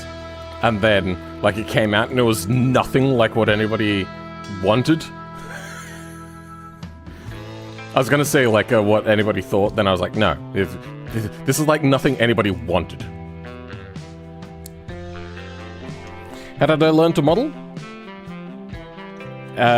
Making things for automation. Very, very simplistic things. Because in automation, you don't have to make... by automation, I mean in Blender I made it for a mod, like to make mods for automation. Yeah, you don't need to be very detailed. That's how I eased myself into it, otherwise I probably would have just hated it. Every masterpiece has a cheap copy. And I don't think anybody in their right mind would buy this when the new Prius is right there. Sure. You do like the interior.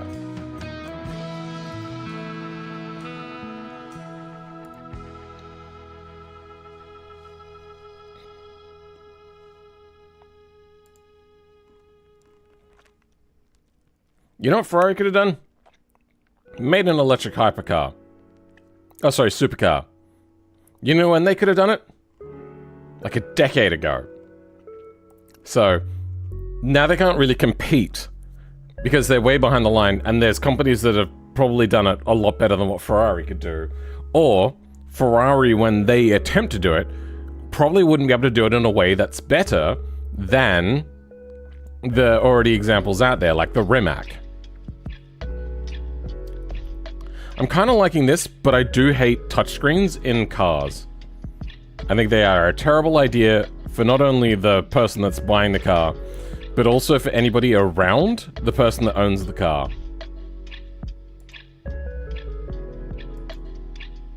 Like, I don't want to be on the road surrounded by people with capacitive touch buttons. They become considerably worse drivers. It's a bit mundane. No, it's a lot mundane. Ferrari had the chance to do something like really interesting, and they fucking dropped the ball. You know what this is kind of reminding me of? Maybe I'm thinking wrong, but Nissan Cube interior.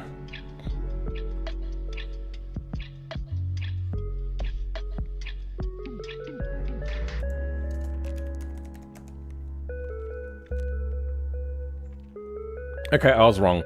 This is more interesting than the one. What am I thinking of? Volkswagen Beetle interior? Like, it just looks too boring. Like, it's not bad. It's not good. It's just boring. You know the steering wheel? I've been looking at the steering wheel going, hey, it's got tech on it, but it just kind of looks like... How do I put this? Like a cheap gaming Simric steering wheel. Very cheap, because look how thin the wheel is. You know what? They might be targeting the Chinese market. And the Chinese market aren't really much into supercars per se. But like high-end electric cars with lots of tech in them. The name brand recognition in China, you go around, like Mercedes is like the big #1 at the moment, but if you had a Ferrari on the other hand, oh, I like the fact that I can see the tire through. That's pretty epic. Ferrari on the other hand, if they can assure people that, oh yeah, no, people are going to look, then I think that this would do very well in something like a Chinese market. But if you want to cater to your existing customers, you've not only dropped the ball, you shat on it, rubbed it in, went Nina Nanina, and then said, fuck you, we just want money.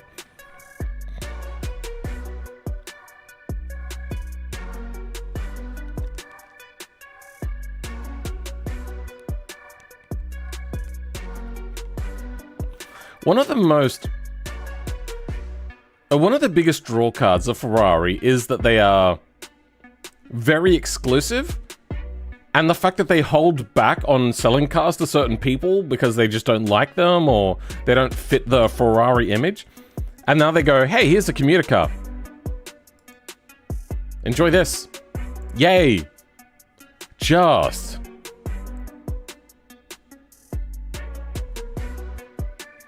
Like, I don't hate the car. I hate the fact that Ferrari made this car.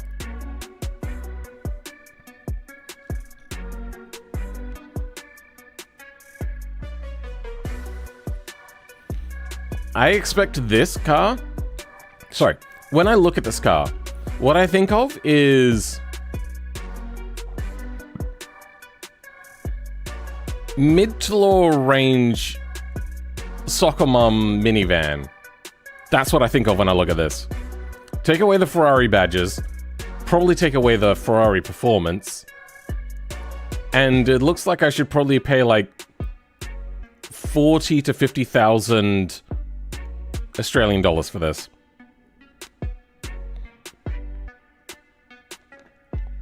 I think they would have done this at the... Don't know what that means. Honda Element interior? Oh, let's have a look.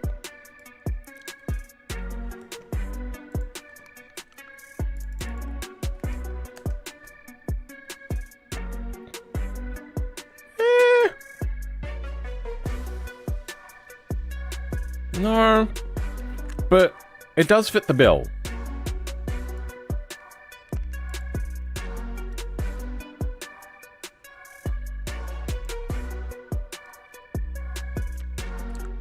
Let's open up a poll. Start a poll. Do you like this Ferrari?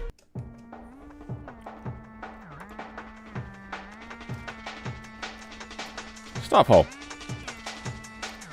Now, this poll is going to be 100% representative of what anybody ever in the world. Like, this is polling humanity.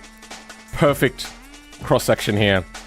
It's going to be 100% accurate of what everybody thinks. Ford should be ashamed of themselves for ruining the Mustang. Yeah, well, here's the thing. The Mustang still exists. They just sullied the name of it by also putting it on an SUV.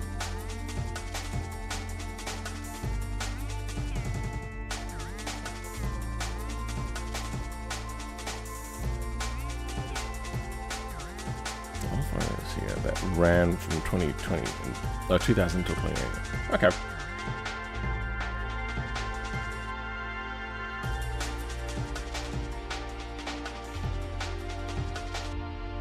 I think they wouldn't have done this at all. Montezemolo left. Okay.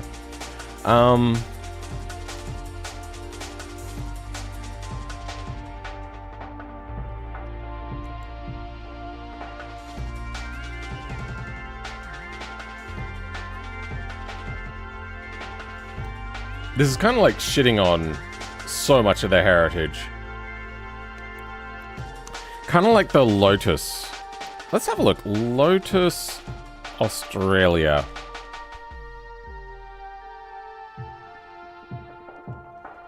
Lotus Cars. Com EU.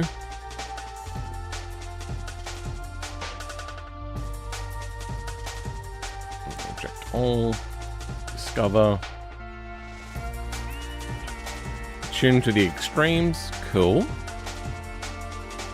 Oh, it's just taking just the one car. Okay. I thought discover meant like this.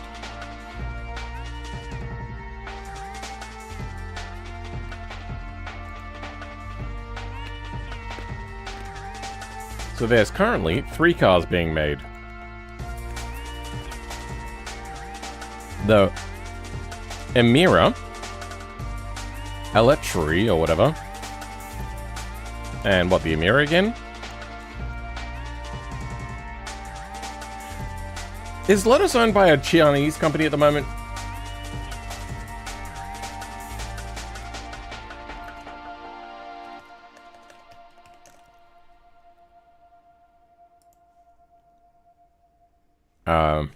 Parent.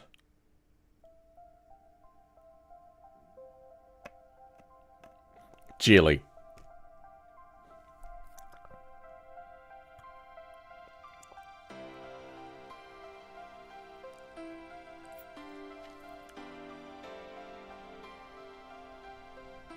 What the hell? They're transplanting manufacturing from UK to the US? What?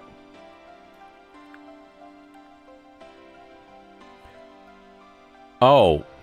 Stopping some of it? Or stopping all of it? Because of the US tariffs? Is the US really that big of a market?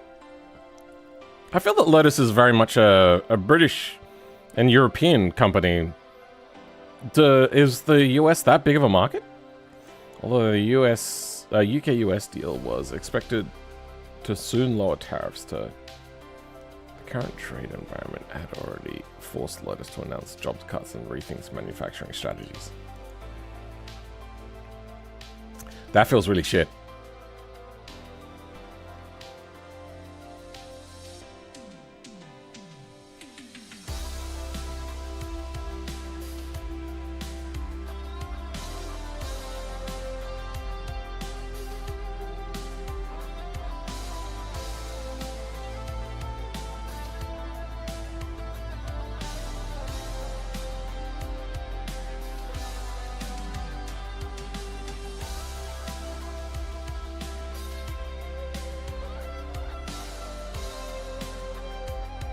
So it looks like they put a bunch of Chinese business suits in charge of Lotus for a while. And then we got this probably rebadged Geely. I mean, this one I didn't hate. Didn't love it. I liked the bodywork. And then trading on their historical name. That's always good to do. Yeah, do more of that. They did the same to MG, but MG was a little less special. Lotus was very special. I don't think Lotus will be around for much longer, considering Geely also owns Volvo, which seems more popular around the world. It's about saturation, not about who makes the best thing. Ultimately, the goal is to have 100 different brands make a lot of noise, so then you drown out the competition, and eventually make all of the cars at the same factory with different badges on them. It's a common strategy that's been done for the last 100 years. Remember the days when Lotus actually made track toys and genuine competition for other brands? No. For their track toys? Sure. So, what is this car like?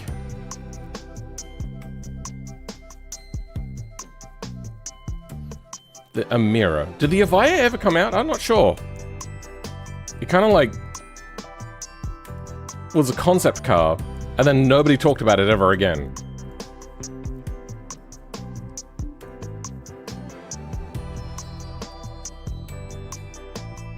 Oh, so I don't actually get to look at it. I wanted to just have a look.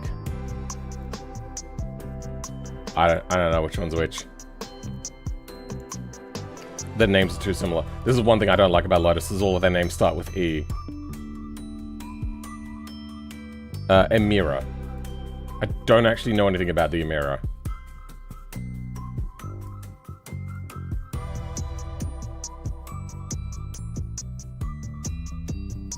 Erected Goodwood too? What did?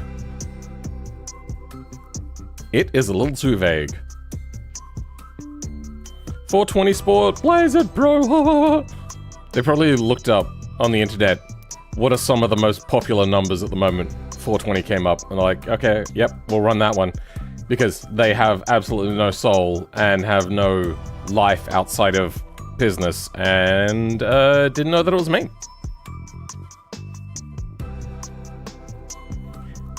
Incomparable, captivating, and intoxicating.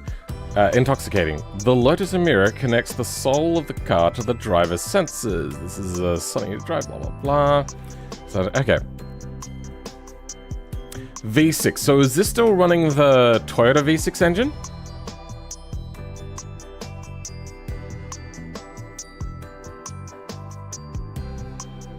Available exclusive with an upgraded 2-liter engine, shrinking new aerodynamic features. Striking new aerodynamic features. Yeah, okay. And Lotus handling pack that crack started, blah blah blah. Okay.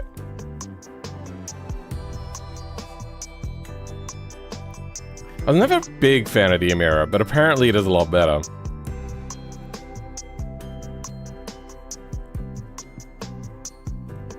So they don't put a turbo on the V6 at all, which is... Why do they do that? Car companies will go, here's the naturally aspirated low-budget version. Here's the, like, V8 version that you want. Oh, and then the turbo version is on the lower version's engine. It's like, no, put the turbo on the big engine. Give us something to die with. Whoops, I accidentally Mustanged it into a fireball.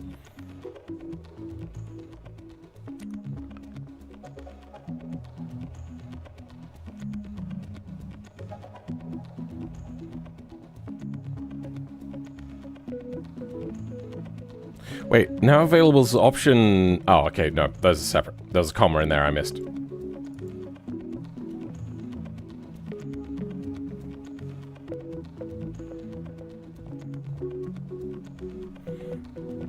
Oh.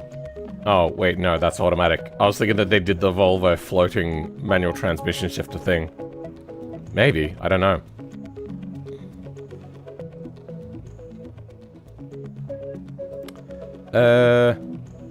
I saw a thing. Book a test drive. I am tempted.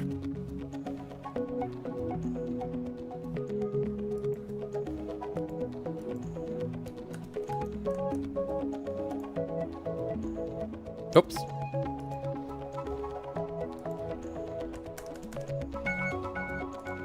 That's what I wanted. Lotus Adelaide and Lotus Melbourne. Great. Wait, where is that? Oh, fuck. Damn it. I hate websites that don't have, like, proper back configuration.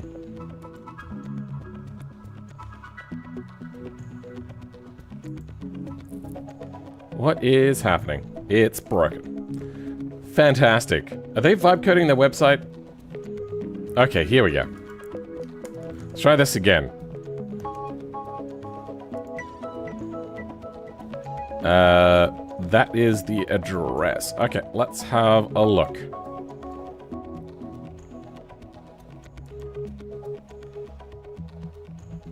That is just south of the city. I know that place. Yeah, they have a lot of supercars and hypercars there. Do I get the ability? No, I don't.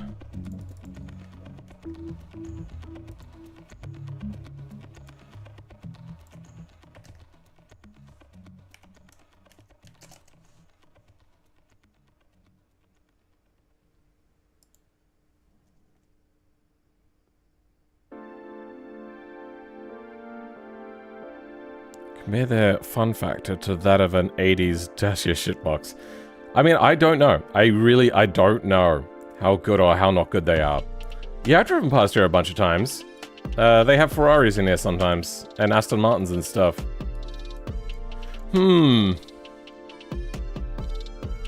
Do I bother them with asking to do a test drive?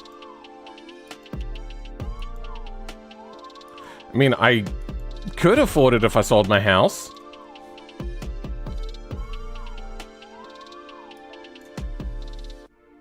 What is that car?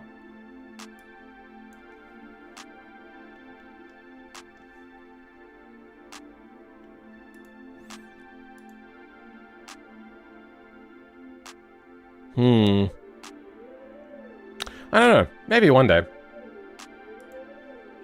Would that be a video that people are interested in?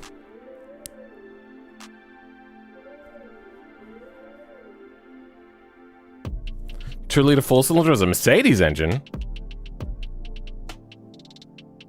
Well, some of these companies going to, like, less reliable companies to make their engines. Like Toyota. Hope the cars work better than the website. Yeah.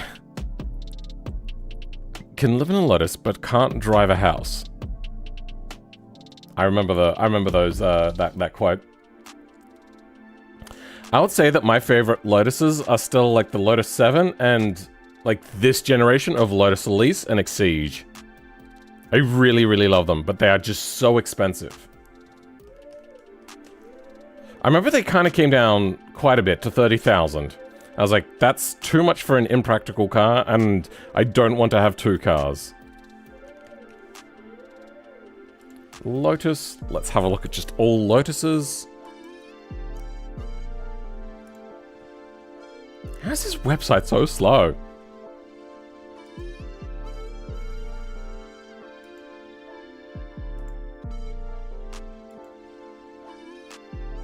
Oh, okay. I could afford a Lotus Elan. On a scale of 9 to 10, how much should I look at getting this car? Oh, it's in WA. Nobody wants to go there. Interesting wheels. I didn't know that they did that, but also just not interested in the wheels. Those are ugly looking wheels. What is happening? What is... This website has just gotten slower and shitter as time goes on. What are they doing? It's got that Lotus body panel gap that they're well known for.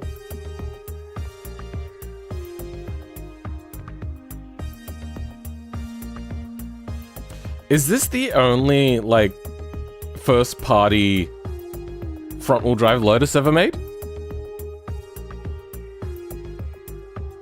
And convinced reliable engines died off the day engineers decided to throw more than one variant into a block. It died when companies realized that if you just market hard enough, it'll drown out the mouth of word of people saying, oh, this car is so reliable. And then people would buy based upon that. Because they look at Ferrari, the least reliable company in the world, and they do all right. So just kind of do what they do. Make the cars less reliable so then you can make more money on parts and just drown it out with marketing. So make the engines really powerful.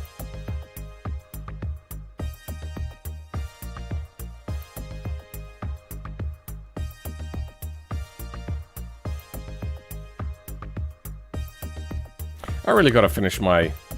it was turboed, I didn't realize. My MGF. Oh my god, those headlights look so wrong when they're up. What the hell? It looks like it's boss-eyed, like going outwards. That's so wrong. They look good closed, but not good open.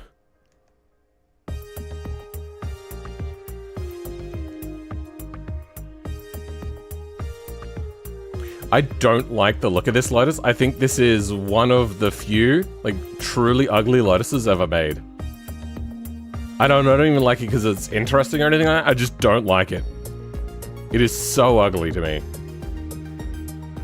Same as I also don't like the original of those. Oh! Alright. Behind the Lotus Elise, this is my second most loved Lotus. And they're also, like, meant to be incredibly unreliable. This is the 2-liter turbo. Wait, no, 2-liter? Naturally aspirated? In this generation? 1970. Oh, they put a body kit on it. This is not the body kit of a 1977.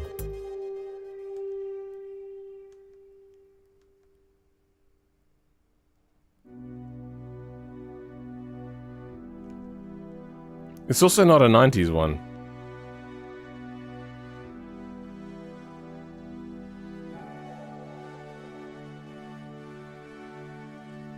I'll totally buy one of these and instantly replace the engine with something more reliable. K-swap it.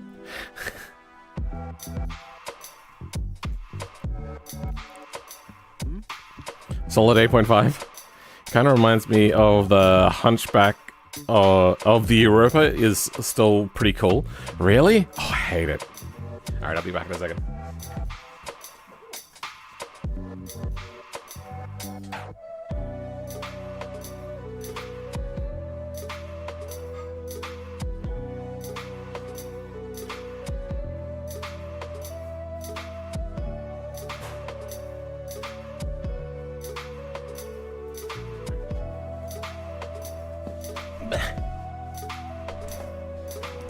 I am so hungry and so cold. Hopefully, these hot pies fix both of these issues. $34,000 though, that's a bit much for me.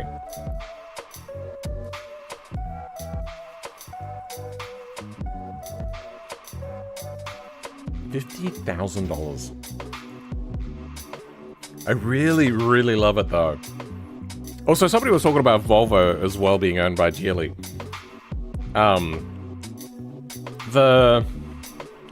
My two favorite car companies in the world, Volvo and Lotus. And now Volvo is one of my least favorite companies in the world. But then again, that started with Ford, so it's not really a Geely fault.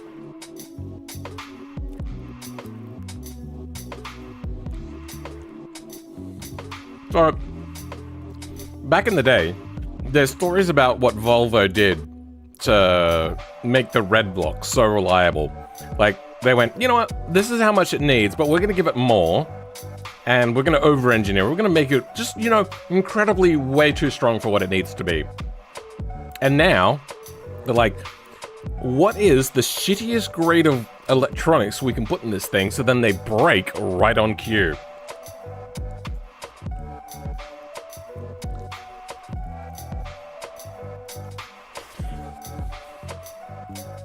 And I don't know about in Europe or anything like that, but here in Australia, European parts are very expensive. Basically, no matter what.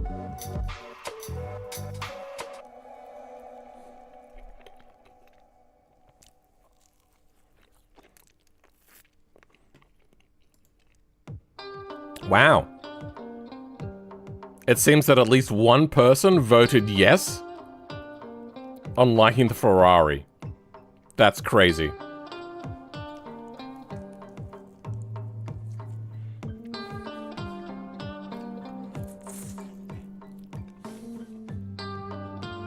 Dacia is probably the second favorite car, just under Caterham. Dacia 31.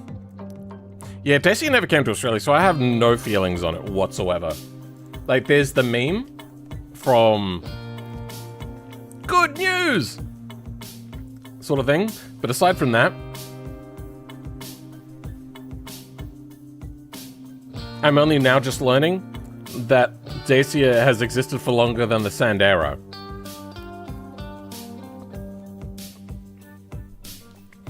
I thought it was a new company.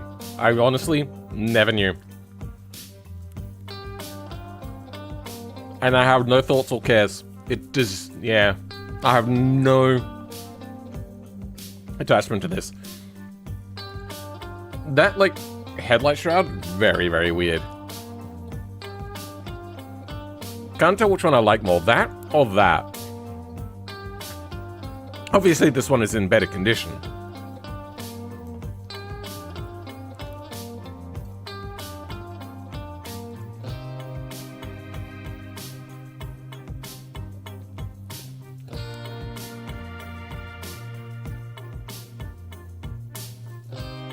Nah, I don't like that.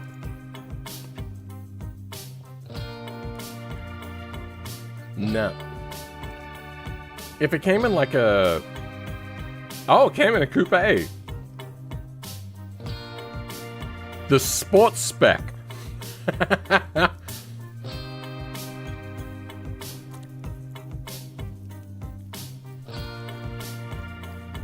The one person is a Ferrari plant.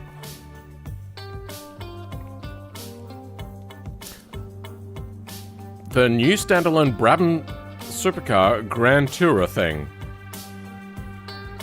Wait, there's a new one? Not the BT36 or whatever it was? So they, what, are they announcing a new one?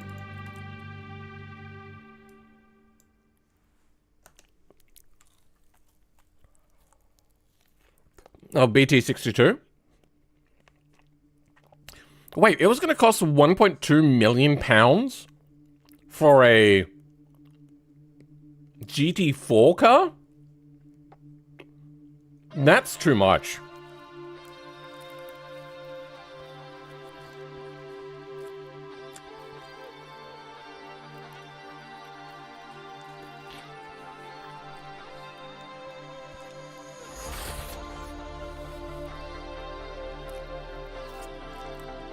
I mean, I like it. I think it does look pretty good. There's only a few little things here and there which kind of like, from the wrong angles, doesn't look right. But aside from that, I really, really do like it. Not a huge fan of the headlights. Maybe if they were a little bit wider. Love the back end. I do love exposed tire, big diffuser, all that sort of stuff.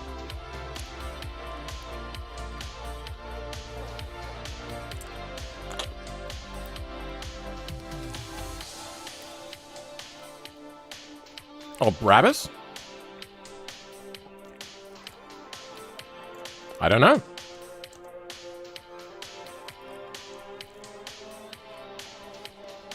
It's just showing me Mercedeses. I don't know much about Brabus.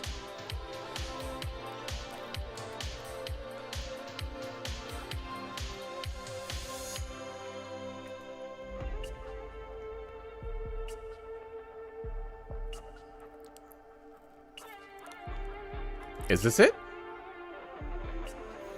It seems that the website is not compatible with Dark Reader. Oh, wait, no, it's coming.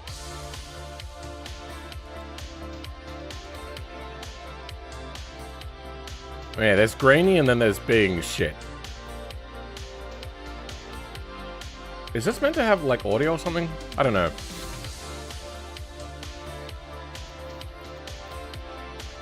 It looks like they... Oh. That looks like pig nostrils? But, like, a very bad version of a Mustang crossed with the BMW that everybody hates? Don't like that. Oh, ethanol? No. That rear end just vanishes.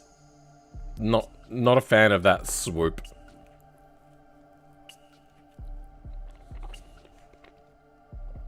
As a speedtail, maybe. But this does not look like a speedtail car. I like the back end, but only if it was, like, up here. And this, like, cutout sort of look. You've not done enough to make it unique enough. It just ends up looking like... What am I thinking, Mercedes? Or am I thinking Bugatti? Or a mix of both? Or a mix of what everybody does? It's the Bodo? I think it's a terrible name, by the way. Bodo? Sounds... I don't know what it means in their language, but in our language, it means nothing, but it sounds... stupid. It sounds like the sort of name that you give to somebody with, like, a... who's just a moron. You're such a Bodo. That's what it sounds like.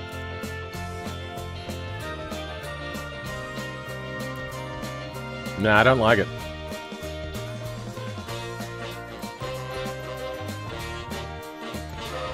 Why does it look like it had a image editor's shear tool on it? Yeah, maybe a little bit. Named for the late founder Lamau. Oh, that is unfortunate.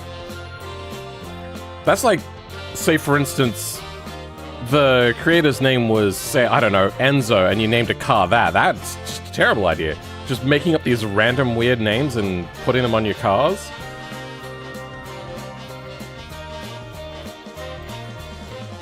I don't actually hate the name Enzo on a car. I learnt about the name as the car came out, so I was kind of like, yeah, cool, okay, sure. The Bodo sounds stupid. In our language, at least.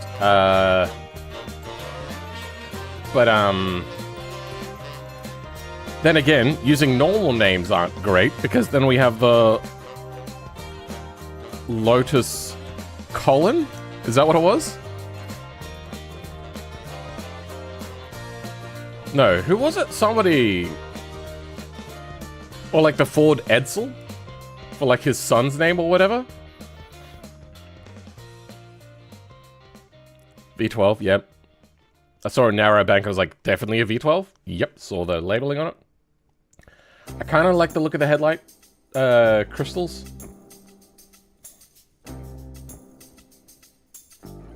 Painted thinly enough you see the carbon fiber through, almost seems like a meme these days. Jeremy Clarkson brought it up with the Ferrari F40, and now it just becomes like a thing that they do.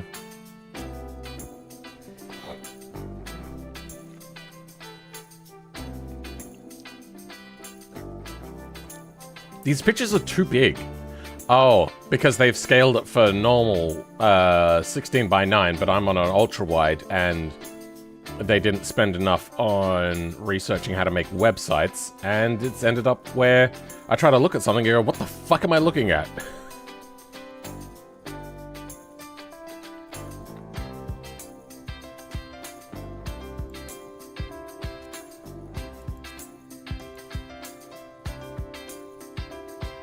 I will say, from this angle, the car actually looks kind of cool.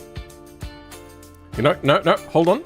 This angle, the slight obscuring of what the shape of it is, and with the light being so blinding, you can't really tell what's happening at the back end.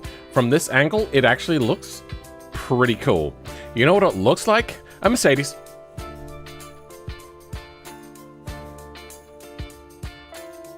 Looks like a Mercedes AMG GT with Mustang headlights and grille. Like, Munted Mustang headlights and grills. No, good headlights based on the Mustang, but bad grill based on the Mustang.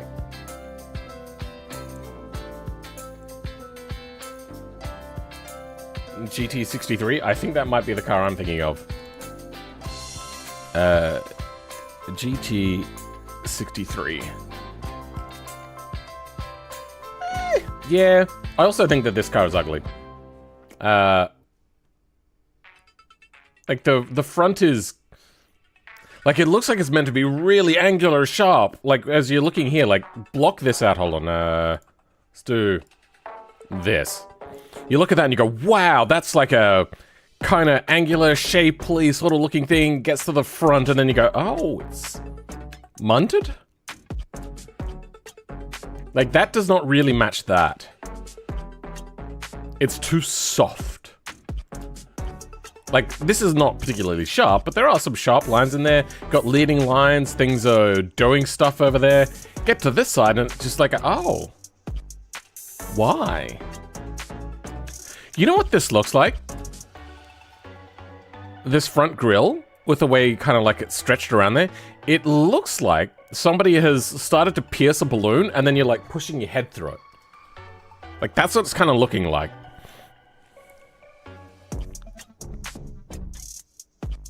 Imagine not learning Flex in HTML5, Lama. Yeah, I mean, I can make that mistake because I don't know and I don't care. Though I am working with it. But,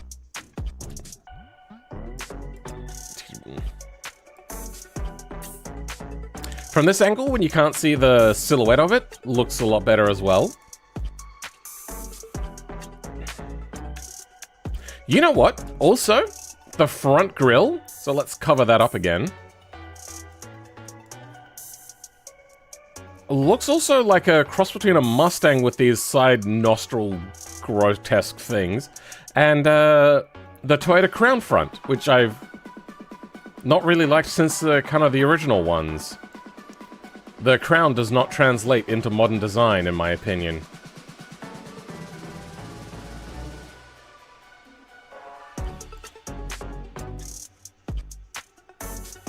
That is unfortunate. When the person was designing this car, they should have asked anybody else what they thought of it before they released it to the public.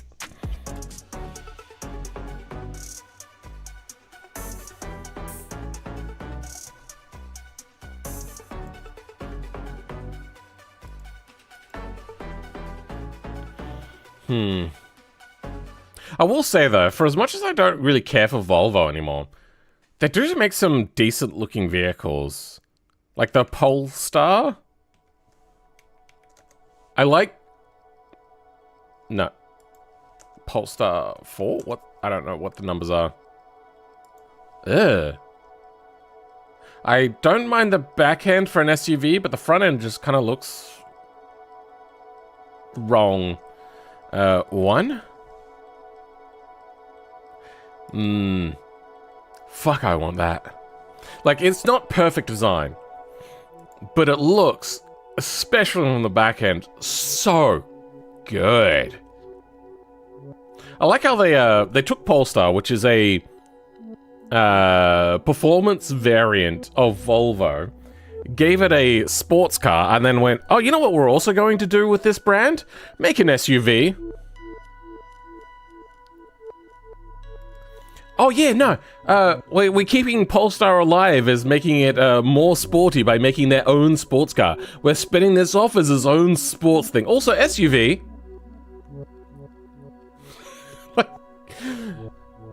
Go fuck yourself. But this I want. I just wish I could ever afford it. Let's have a look. Did they ever come to Australia? And are there any used for sale? Pole. Okay, good. Pole. What? Oh. It got me a location. Polestar. No, we never got the 1. We got the 2, 3, and the 4. What is a 3? A Another SUV. And you know what? It kind of looks American. This, I swear I've seen something this shape, not this exact thing, but like this shape of rear taillight on American cars.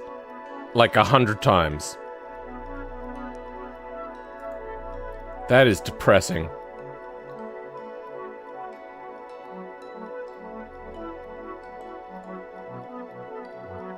You know what does well in Australia? Sporty vehicles. Let's not bring our sports car to Australia.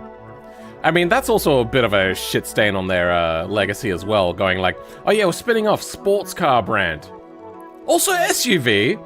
Also, not everybody gets a sports car, because we don't actually care about the sports car. Oh, good.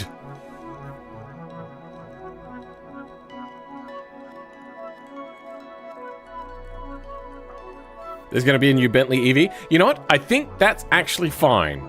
It was weird that Bentley went towards sports cars and like I don't want to call them GT cars because they were all also had like GT cars, but like Super GTs, but not the Japanese branch Super GT.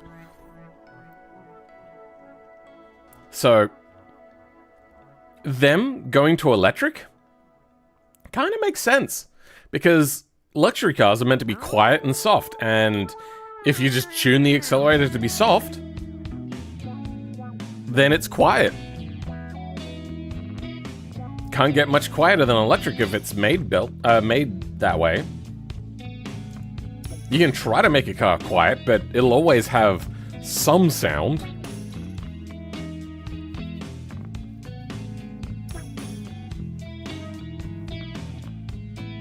Also, making an SUV, like, at the moment, SUVs are kind of seen as, like, the new luxury sort of thing, so it makes sense. I also don't really care much for Bentley, except for the fact their prices are kind of coming down. And I know they are woefully unreliable. I can kind of almost afford. Oh no, their prices are way up. Holy shit. They're not even at the 25k range. Oh no. Let's go a minimum of 250 kilowatts. Now, I don't want a sedan. Oh, here we go. $62,000. Yeah, out of my price range. They're doubled in price. That is crazy. Australian dollars, by the way. I hate how anything interesting has, like, doubled to quadrupled in price. Now, it'd be fine if some things did. In phases, sure. But not everything. Come on!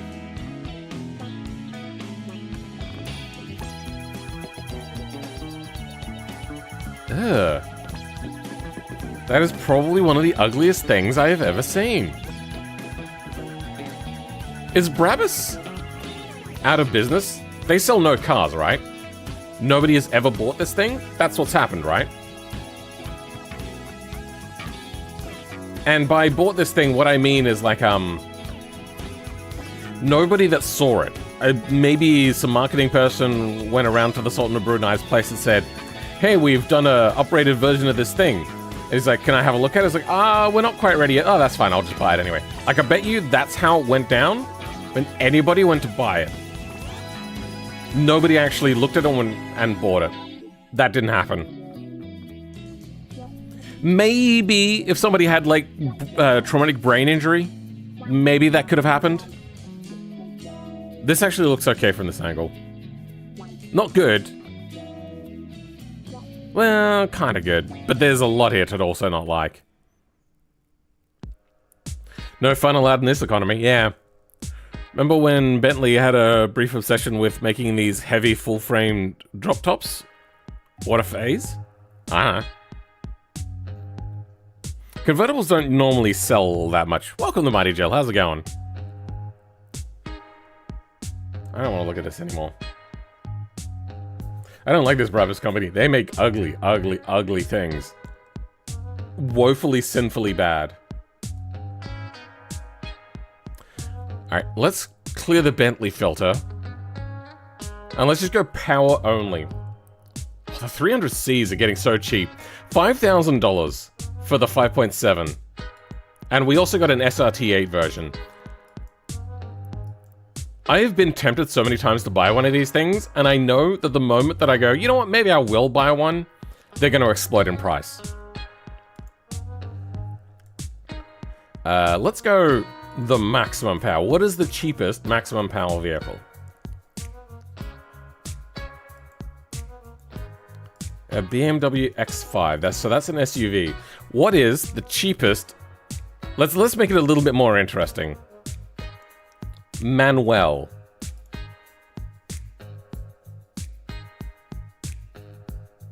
$86,000. Yikes. I mean, makes sense. 350 kilowatts is a lot of power, but yikes. $90,000 for this GT500? Also, compared to like American vehicles, Australian vehicles weather a lot better because we don't have massive amounts of rain. A little bit more on the east coasts, but not like a lot of other places around the world.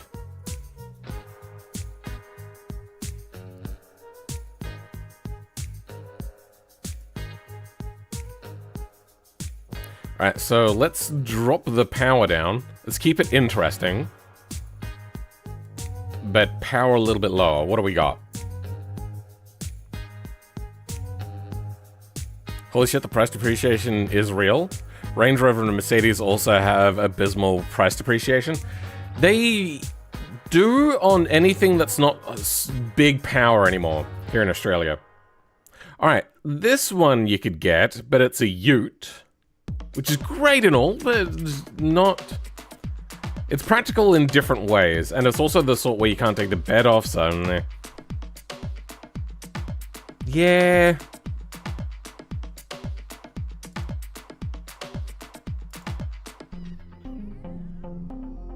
Too much for it.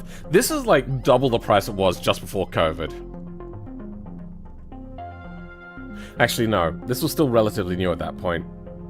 So maybe like 50% extra. But I feel it's closer to double. Because the BA, which is the one that I was looking at, the BA XR8 from 2005 or 4 or whatever, was getting down to like just under $10,000 sometimes. And I was so close to pulling the trigger on one of those. And then, like I was waiting for the manuals to come down a little bit more. And yeah, nah, go fuck myself.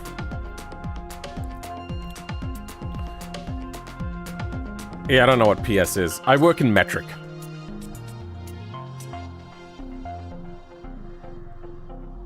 The Polestar 4. For $79,000, you can have a car that will also break.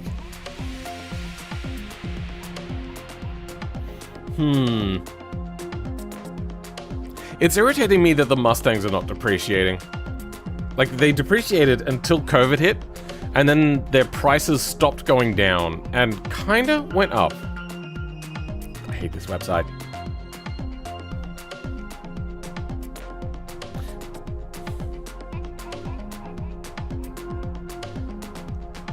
I like it. But from some angles, I don't like the headlights. But I want one with a wing.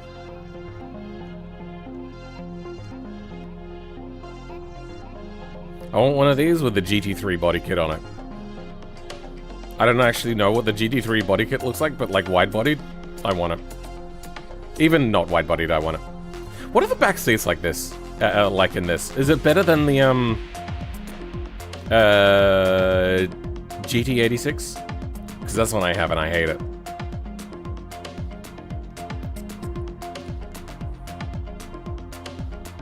No, sorry, Metric Standard International. PS is fake metric. It's not really metric. As metric horsepower used in Germany, France, and oddly enough, Japan. Yeah. So, those countries don't use real metric. And I call it fake metric because it's like, it's based on nothing and not actually a rating of power. It's a rating of vehicle power, kind of. but not really. It's based on nothing. But then again, I suppose kilowatts are as well, but they at least have maths and science and brain functionality behind it. Holders look really similar to the police cars that America... Yeah, no, that's because they were imported into America for that reason.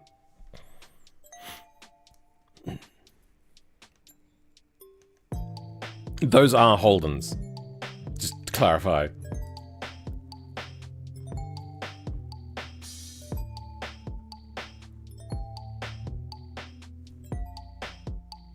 Wait, what? There was an FPV with that much power?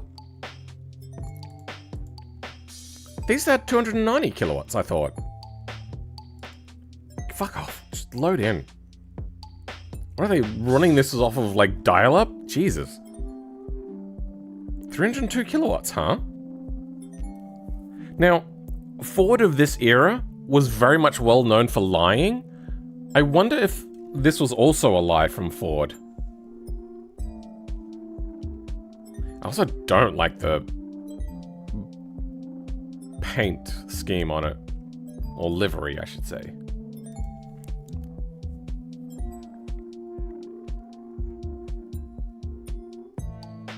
I'm very much an old head when it comes to sports cars. Sure, I like old cars. What I'm doing right now is not filtering by oldest, I'm filtering by most powerful. Filtering the most powerful. You know what, let's go. Because we can sort by power. Power, high to low. For $103,000, I can get... I can... That's not what I can get... 522 kilowatts! Holy shit!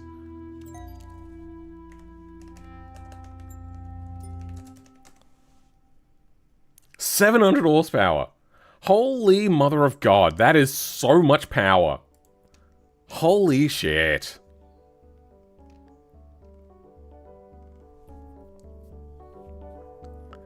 $700 horsepower. Alright, I'm gonna go back to price low to high. And we're gonna go off of manual and just find the, like, cheapest, most powerful vehicle that's not an SUV. So let's go 350 million, minimum. 350 million, yikes. Style. No, there's a thing about body design somewhere. Body type. Coupe, convertible. Hatch, short. Wait, what? There's a hatch? Hold on. We have to see what these 18 hatches are. That's a hatchback? Oh. Oh.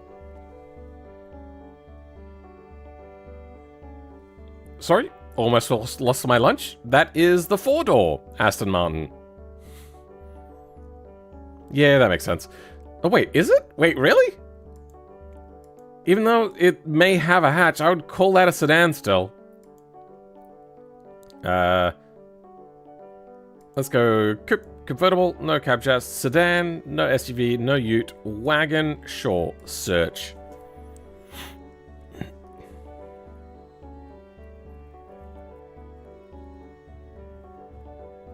Those tires are not resisting 520 kilowatts? How much did this have? Are they not? They're Michelin. So they're not a no-name Chinesian brand.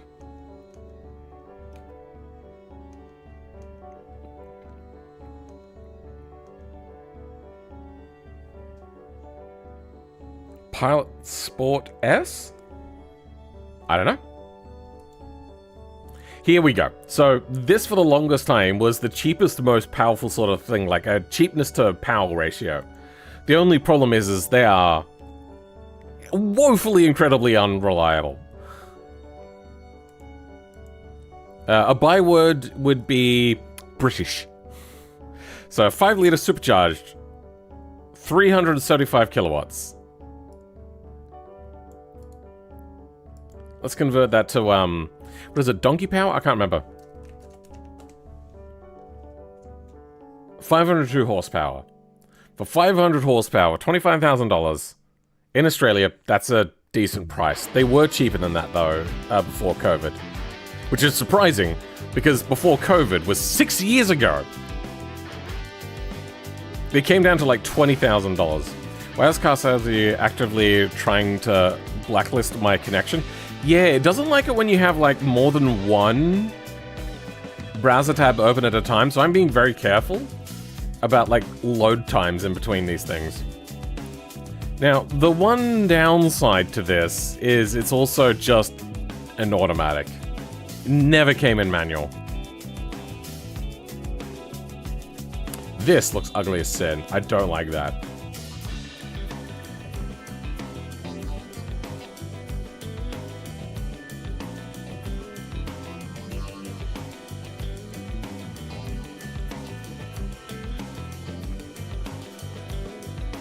For a little bit more, you can get whatever this car is. Can we see the front end at all, or are you just gonna be a piece of shit, are you?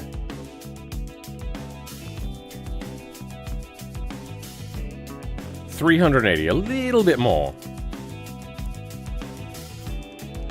Show me the front end, or is the front end so ugly because it's a Mercedes? Yeah.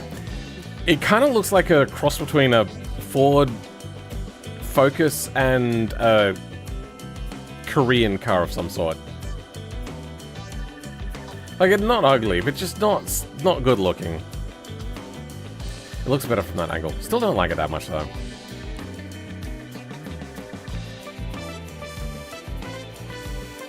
That was a V12. Oh. And then here we go. The SRT Chrysler 300. These have almost tripled in price.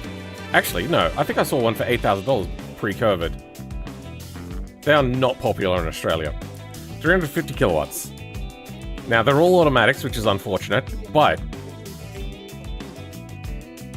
that's a lot of car. And it's, I mean, kind of practical. I don't know. It's not like a wagon or anything.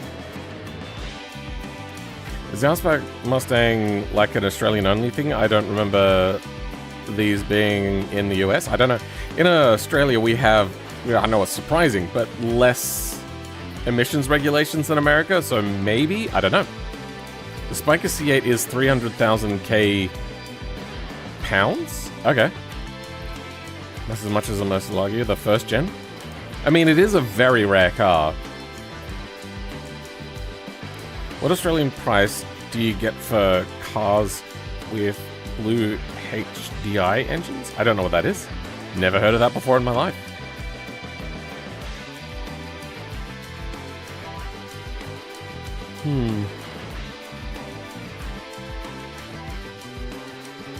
That looks tacky.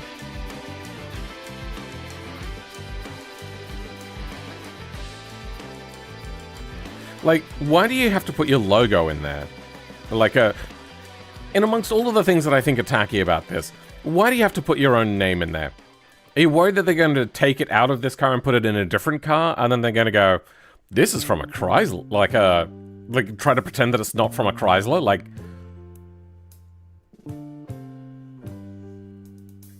the rest of it, the tackiness is like, one of the special things about clocks nowadays is they're made of, I don't know, what would I call it? Real materials, like not just plastic, and this just feels like it's made from plastic. I feel like there's probably no metal in there whatsoever. Except for like the electronics in the background, obviously. Why do you have to put a clock in a dashboard? I mean, it's helpful to know the time, but yeah, a clock is overkill. I don't think you can really do a clock at all these days without it feeling a little bit tacky. Like an analog clock, that is. Because you're putting a clock in for style points. And then, most likely, making it out of plastic. So, just tacky.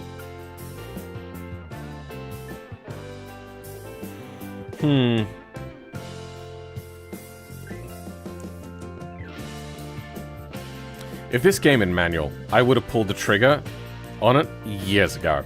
I was so close to buying one of these. Like, not so much the SRT, even though it was kind of coming into price range.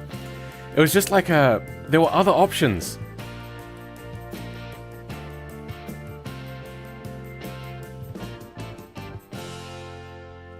Anyway, I want to go shopping. So I think we're going to start wrapping up. Let's end the Ferrari poll. What do we got? Wow!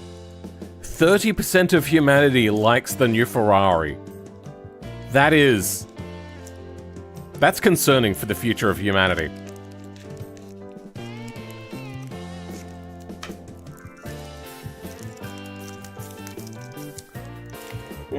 Alright, thank you everybody for being here.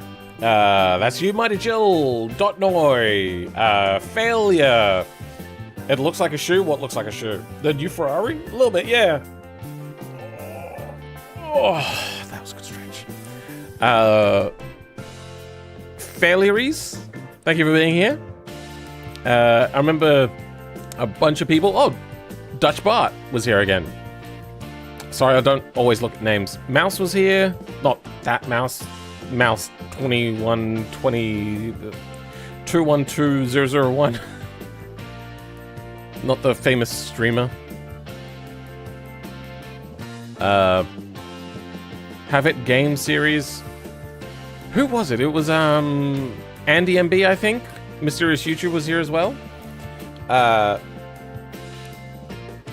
Departing.